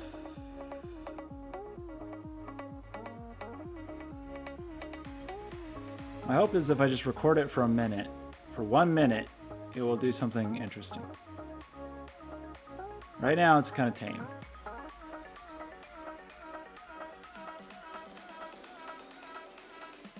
Because our M values seem tame. Oh, also, I forgot. So we did change this to 512. And we did change this to what, 0.05? Yeah. Well, let's 512 that. Let's 0.05 that.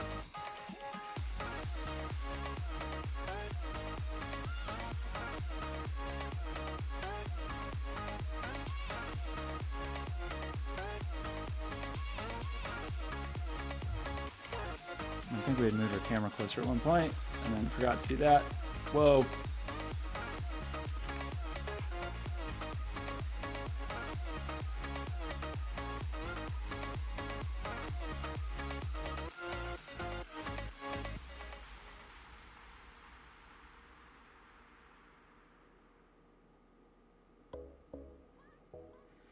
So now, what do we do? Do we just throw a bunch of...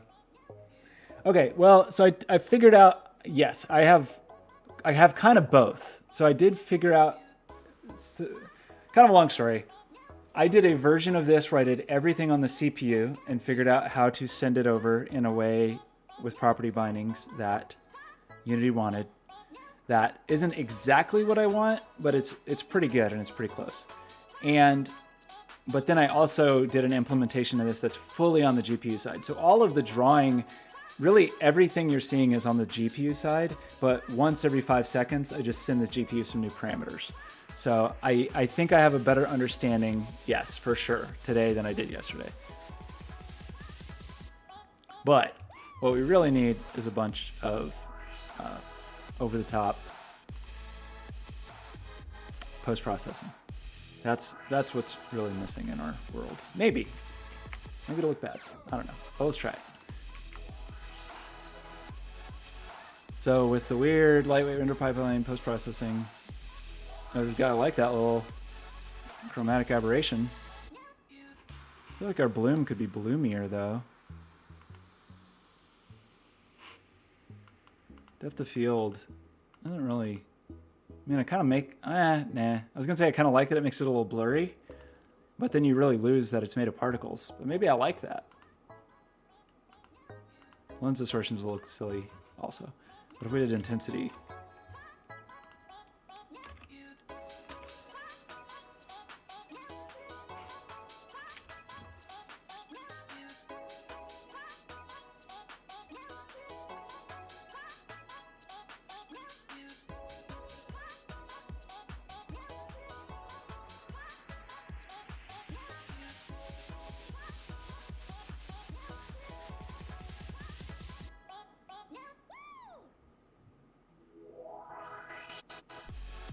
Don't pick boring numbers. Come on.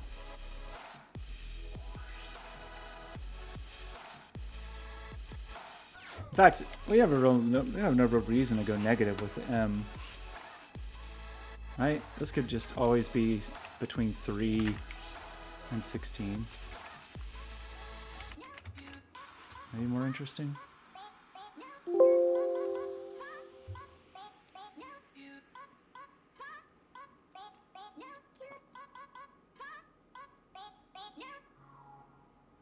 This is pretty good.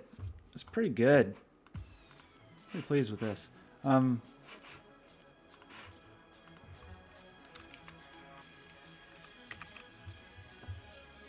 that what it needed? Just like a 0.025 increase.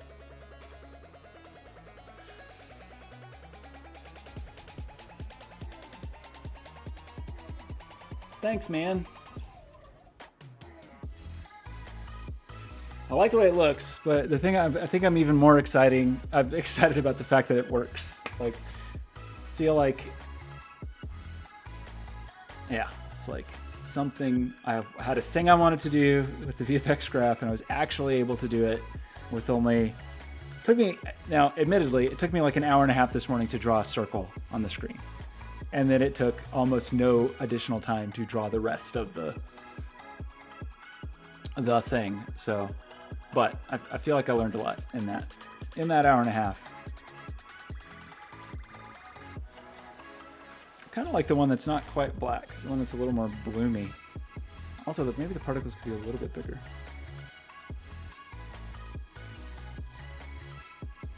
So the post-processing is, I gotta say, I don't fully understand exactly how it works in the new render pipeline, but the general idea is like you do all the work and then you have a still image that's rendered of whatever it is, and then you do additional work to that still image. So it's like, in some ways it's way more efficient to do effects that way, because rather than trying to like simulate whatever real bloom or whatever in a 3D environment, you're saying, well, let's just do some stuff to a 2D picture like it's Photoshop. And so Unity has a post-processing stack, and they have a new post-processing stack that works with the new universal render pipeline, and it lets me say, like, take the results of this image and apply bloom to it, and take the results of this image and apply chromatic aberration and a vignette and film grain and lens distortion. Like, it's just a stack of, again, kind of like Photoshop filters.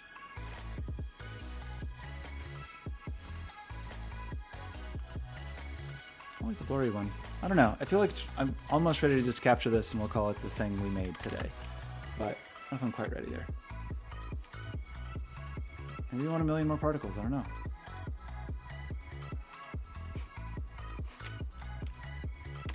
It's pretty good. I think it's pretty good. So let's do Unity Recorder. This is take. Is this take 3? I think this is take 3.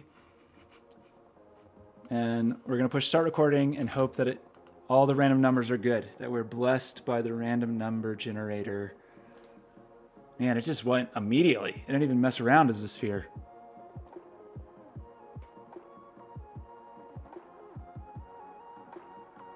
Maybe that was too much, too fast.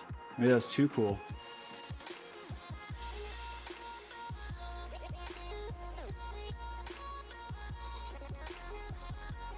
Well, now it seems boring. It's like not doing anything. And I feel like we haven't been blessed.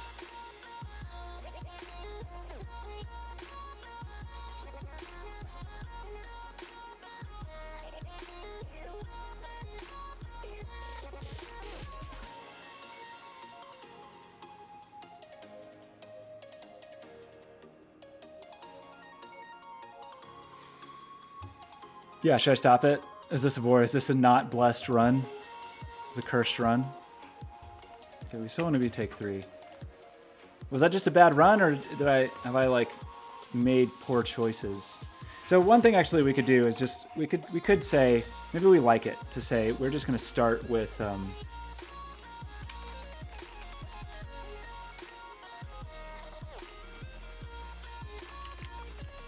sphere.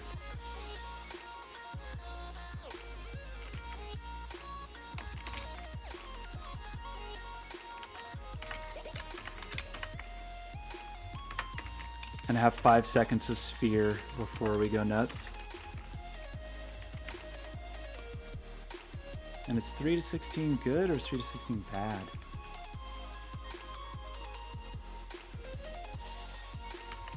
Say 1 to 16. And then I guess these numbers are good. I really don't know. Let's go up to 3 with them. Okay, let's try this. So we should have 4 seconds of sphere, 5 seconds of sphere, and then things will go nuts, hopefully. Wait, that's not the recorder. Where's the recorder?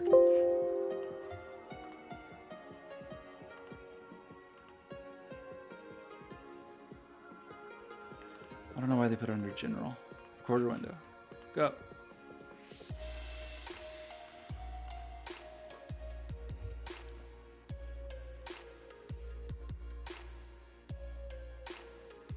Whoa, that was really fast. That one seems not good. That seemed like too much.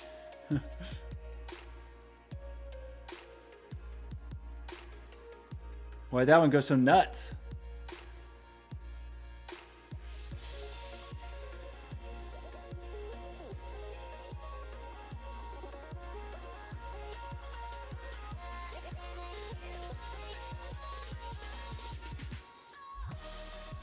Oh, we would have had to set that to what the target M was.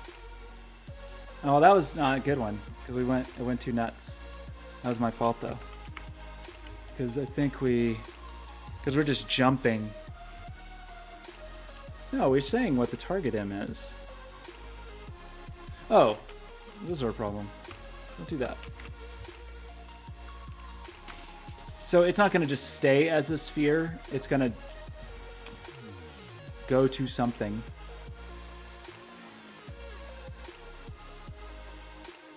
I mean, unless we tell it not to. We could just keep that at 0, I guess. Oh, that's whatever the default is. So over the course of the 4 seconds, it will change. Maybe this is too much, maybe it's too little. Let's see.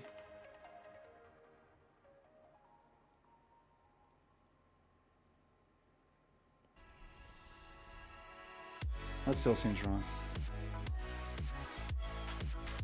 Okay, no, that seemed okay.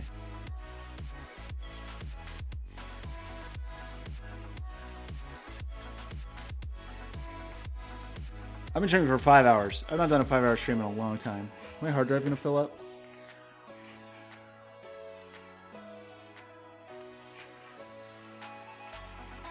The answer is yes, but not right this minute.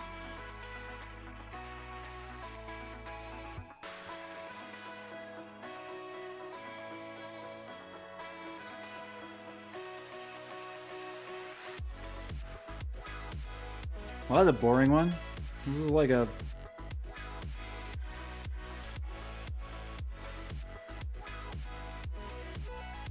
Okay, maybe we always want M to be something. Heat? Oh, heat is my thing that I made where you can... do I have the heat turned on? If you click the screen... heat looks like it's broken. That's bad. Heat is a thing that you can click the screen and then I can know where you click and do stuff. But heat... Wait, no, heat's working. I can see it. Why am I not seeing the layer? I can see you clicking. Are you clicking the screen? There's heat. Okay, why isn't it working on over here?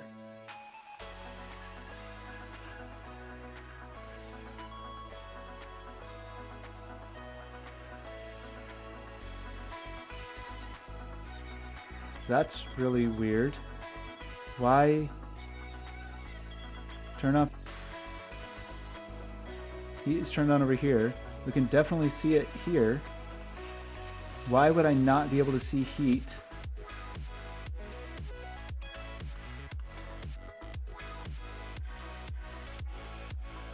What's going on, heat? Is it just that visualizer?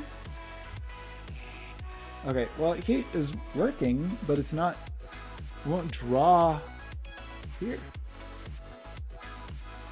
I made a lot of different visualize for it. This is just a quick one I did last week. This one is using, I think this one's all done in P5. But I definitely have made a lot of different things. So like we can do this one. This is the best one.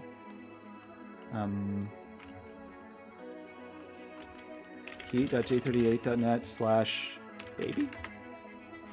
Yes. Now you can feed this kitty.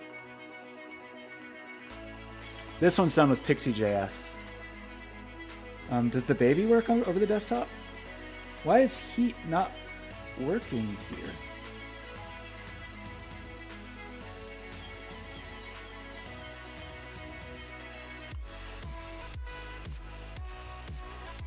Remove heat. Let's copy heat. Paste it here. Now it works? Baby? Eat the donut? Yeah, okay. Now it works. I don't know what the problem is.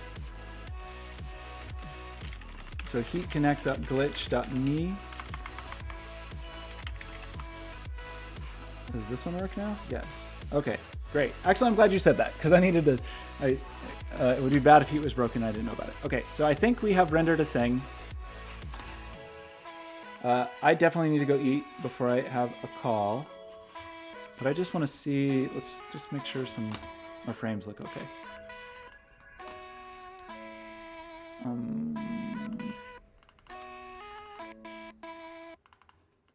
Take 3.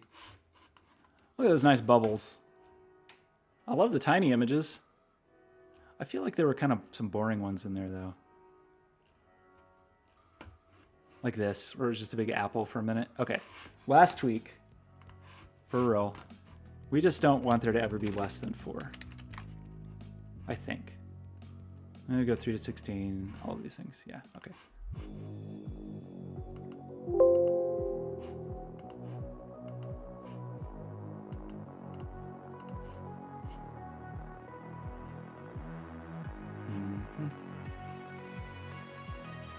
I always forget where it is because it's, why is it under general? Okay.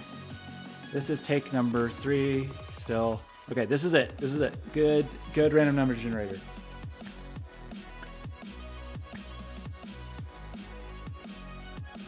I don't know that I know what Particles.js is. Maybe I should play with it. Okay, we got a football, we got a little flower, we got a little, okay. That was okay.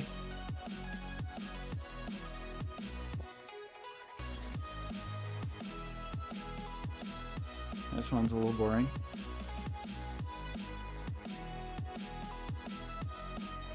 Probably help if I understood better what the parameters did. Yeah, suddenly we're super boring again. Why?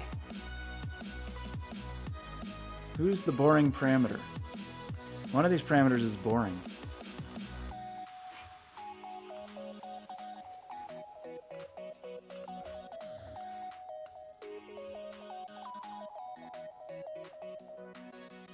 One of you parameters sucks. I don't know who it is. Maybe it's N2. Maybe 3 is too big for this. Oops. Wait, no, don't. Oh, stop.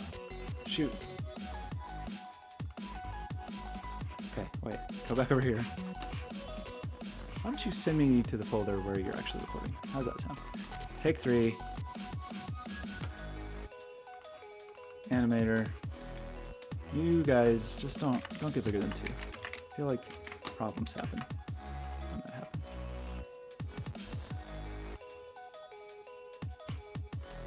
General, not order window, take 3, start recording. This is the one. No whammies. No whammies. Please just be good. Random numbers. Okay.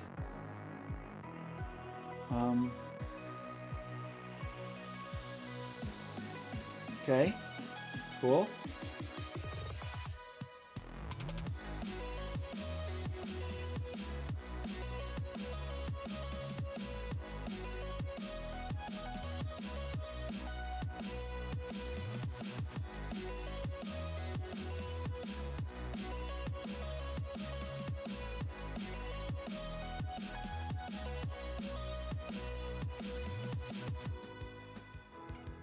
I should have put different speeds on the, I don't like, I mean, yeah, I should put different velocities on the different axes for rotation, because this is boring the way it rotates.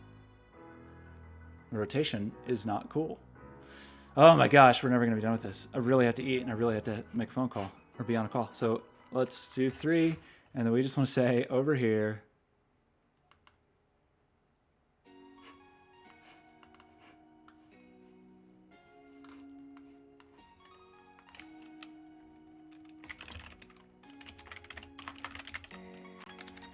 vector 3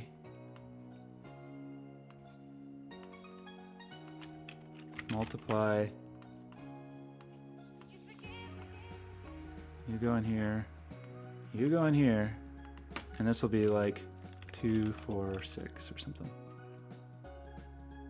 That's too much. 1, 1, 2, 4.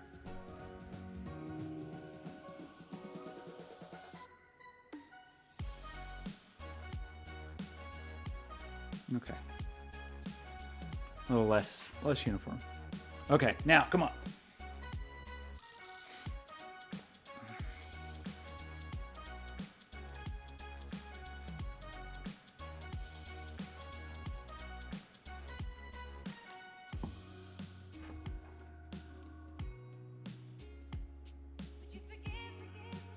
Good heavens. I'm not even looking. Is it good? Is it cool? Assuming it's cool.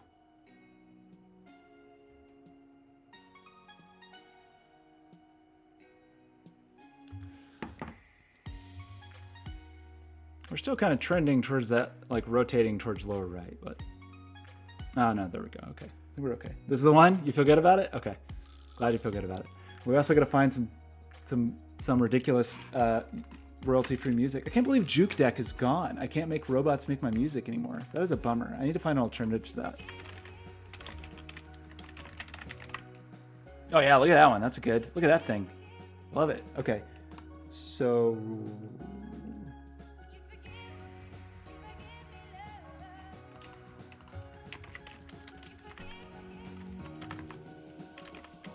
I mean, if I really wanted to be cool, oh yeah, big finish.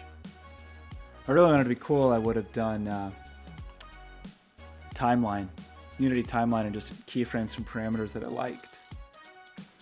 That would have been the wiser choice, I think. But we got to move ahead in our lives. We can't be bogged down by things like wisdom. So we want to do this, and we want to turn down the desktop audio because this is going to be loud. I'm going to pause Pretzel.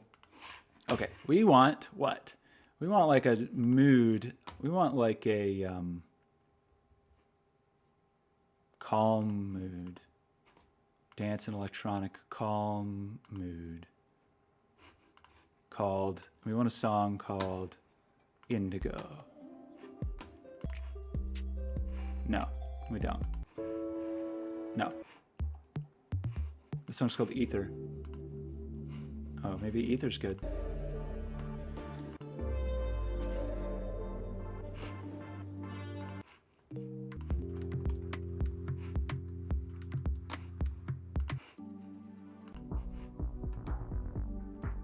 Ocean view.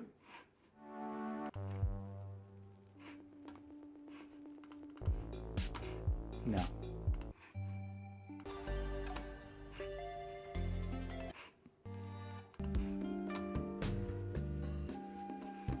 Good job.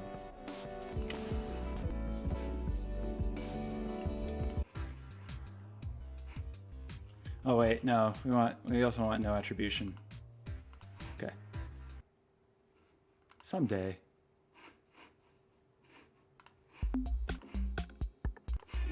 Silkworm?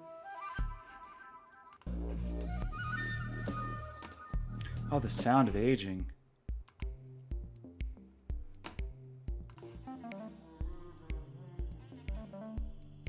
Is this the one? I think this is the one. It's the sound of aging. Oof, okay. So we got this, we're good. Now we want this. I have too many windows open. What are we doing here? Lots of math. We're gonna make this edit so fast, it's gonna blow everyone's minds right out of their skulls. And we're gonna actually try to get the footage to interpret properly. Okay, get out of here.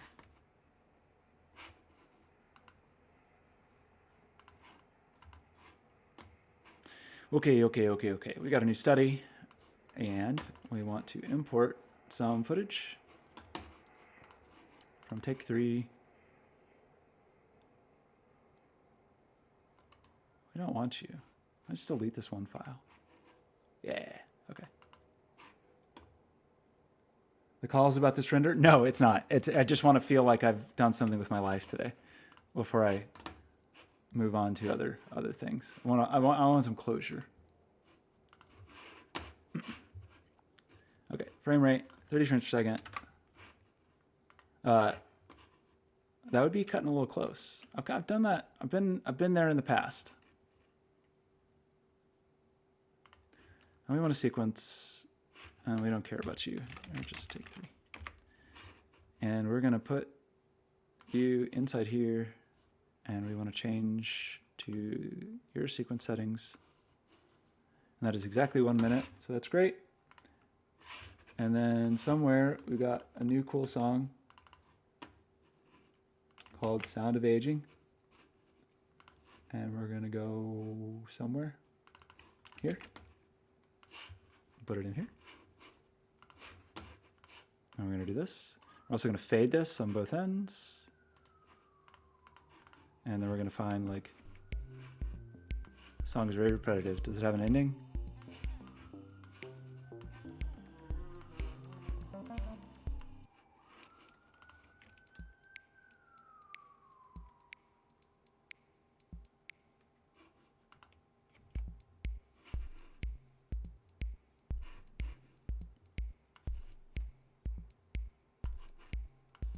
I mean, kind of ideally, this would just line up in a reasonable way. I could fade it in and fade it out.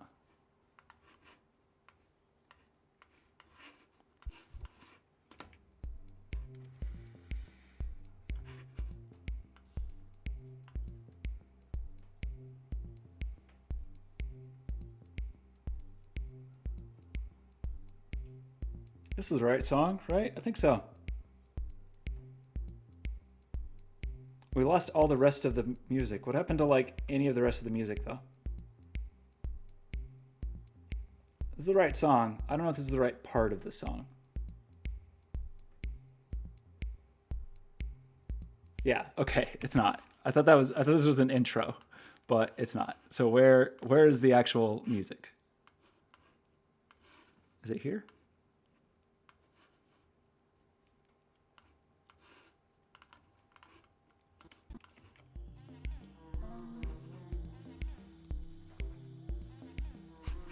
Okay, I want to be a little tighter on the other end though, I think. Maybe more like here.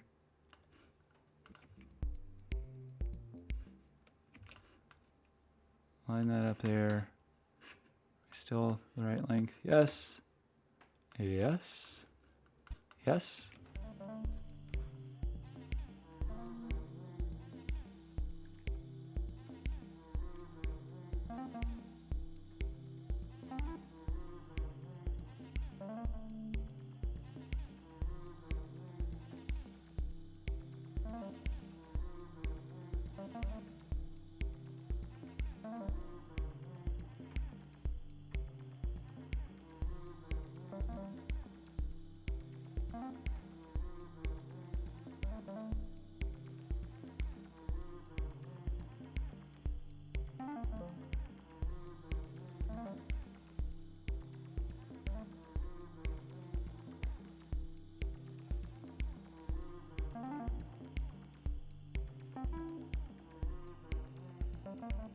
It's a weird song, but I think it's okay.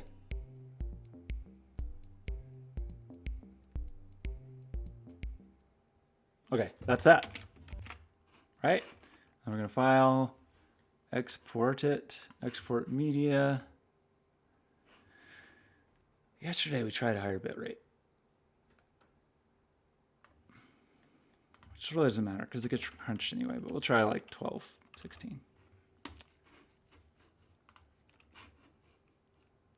Let's put it on the desktop for the moment.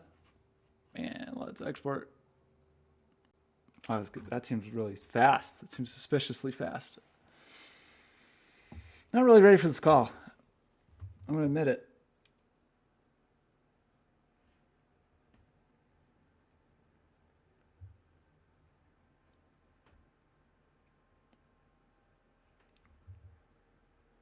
The Oculus Developer Success Team. Thanks. I'm okay with that though. I can do without that and that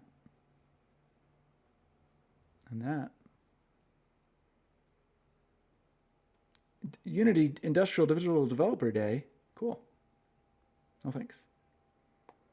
I need all these emails, everybody. Okay. We made a thing. Let's just play that thing.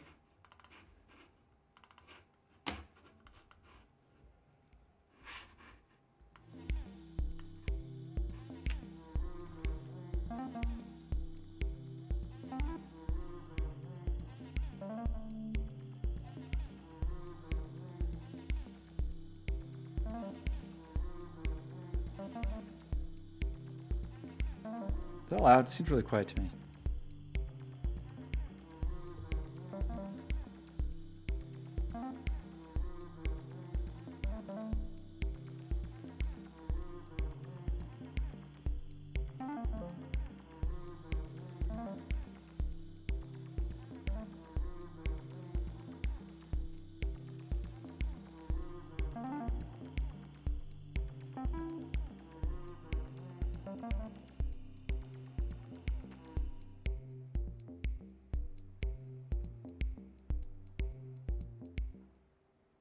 We did it. I think we did it. Did we do it? The music is weird. I know it is weird, but I think that's good. I like the weird music. I mean, I don't exactly like it, but I kind of like it.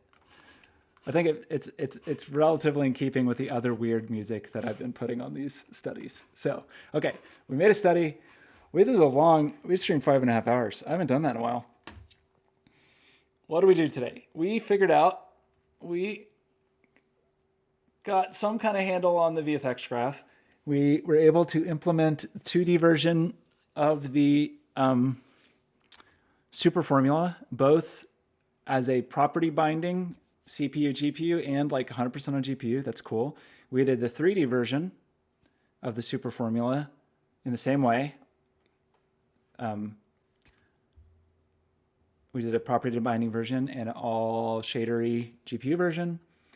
And we just made a little video with some weird music. And that's it, man. I think that's it for the moment. I gotta start this music because it's too weird to hear myself. So, okay. Well, everybody, thanks for hanging out. Ivar, thanks for hanging out. Jates, David, thanks for stopping by. Did I see Life is Yours at all? Did Life is Yours just abandon me? Draclin, Blainer S. Thanks, everybody. So, we'll stream again tomorrow. Tomorrow we got to do some kind of like prototype testy thing. I don't know what that means. We'll figure it out. Maybe we'll just go back to playing with some web stuff. Maybe we'll play with heat a little bit. At any rate, have a lovely rest of your day, and I will talk to you next time. Bye.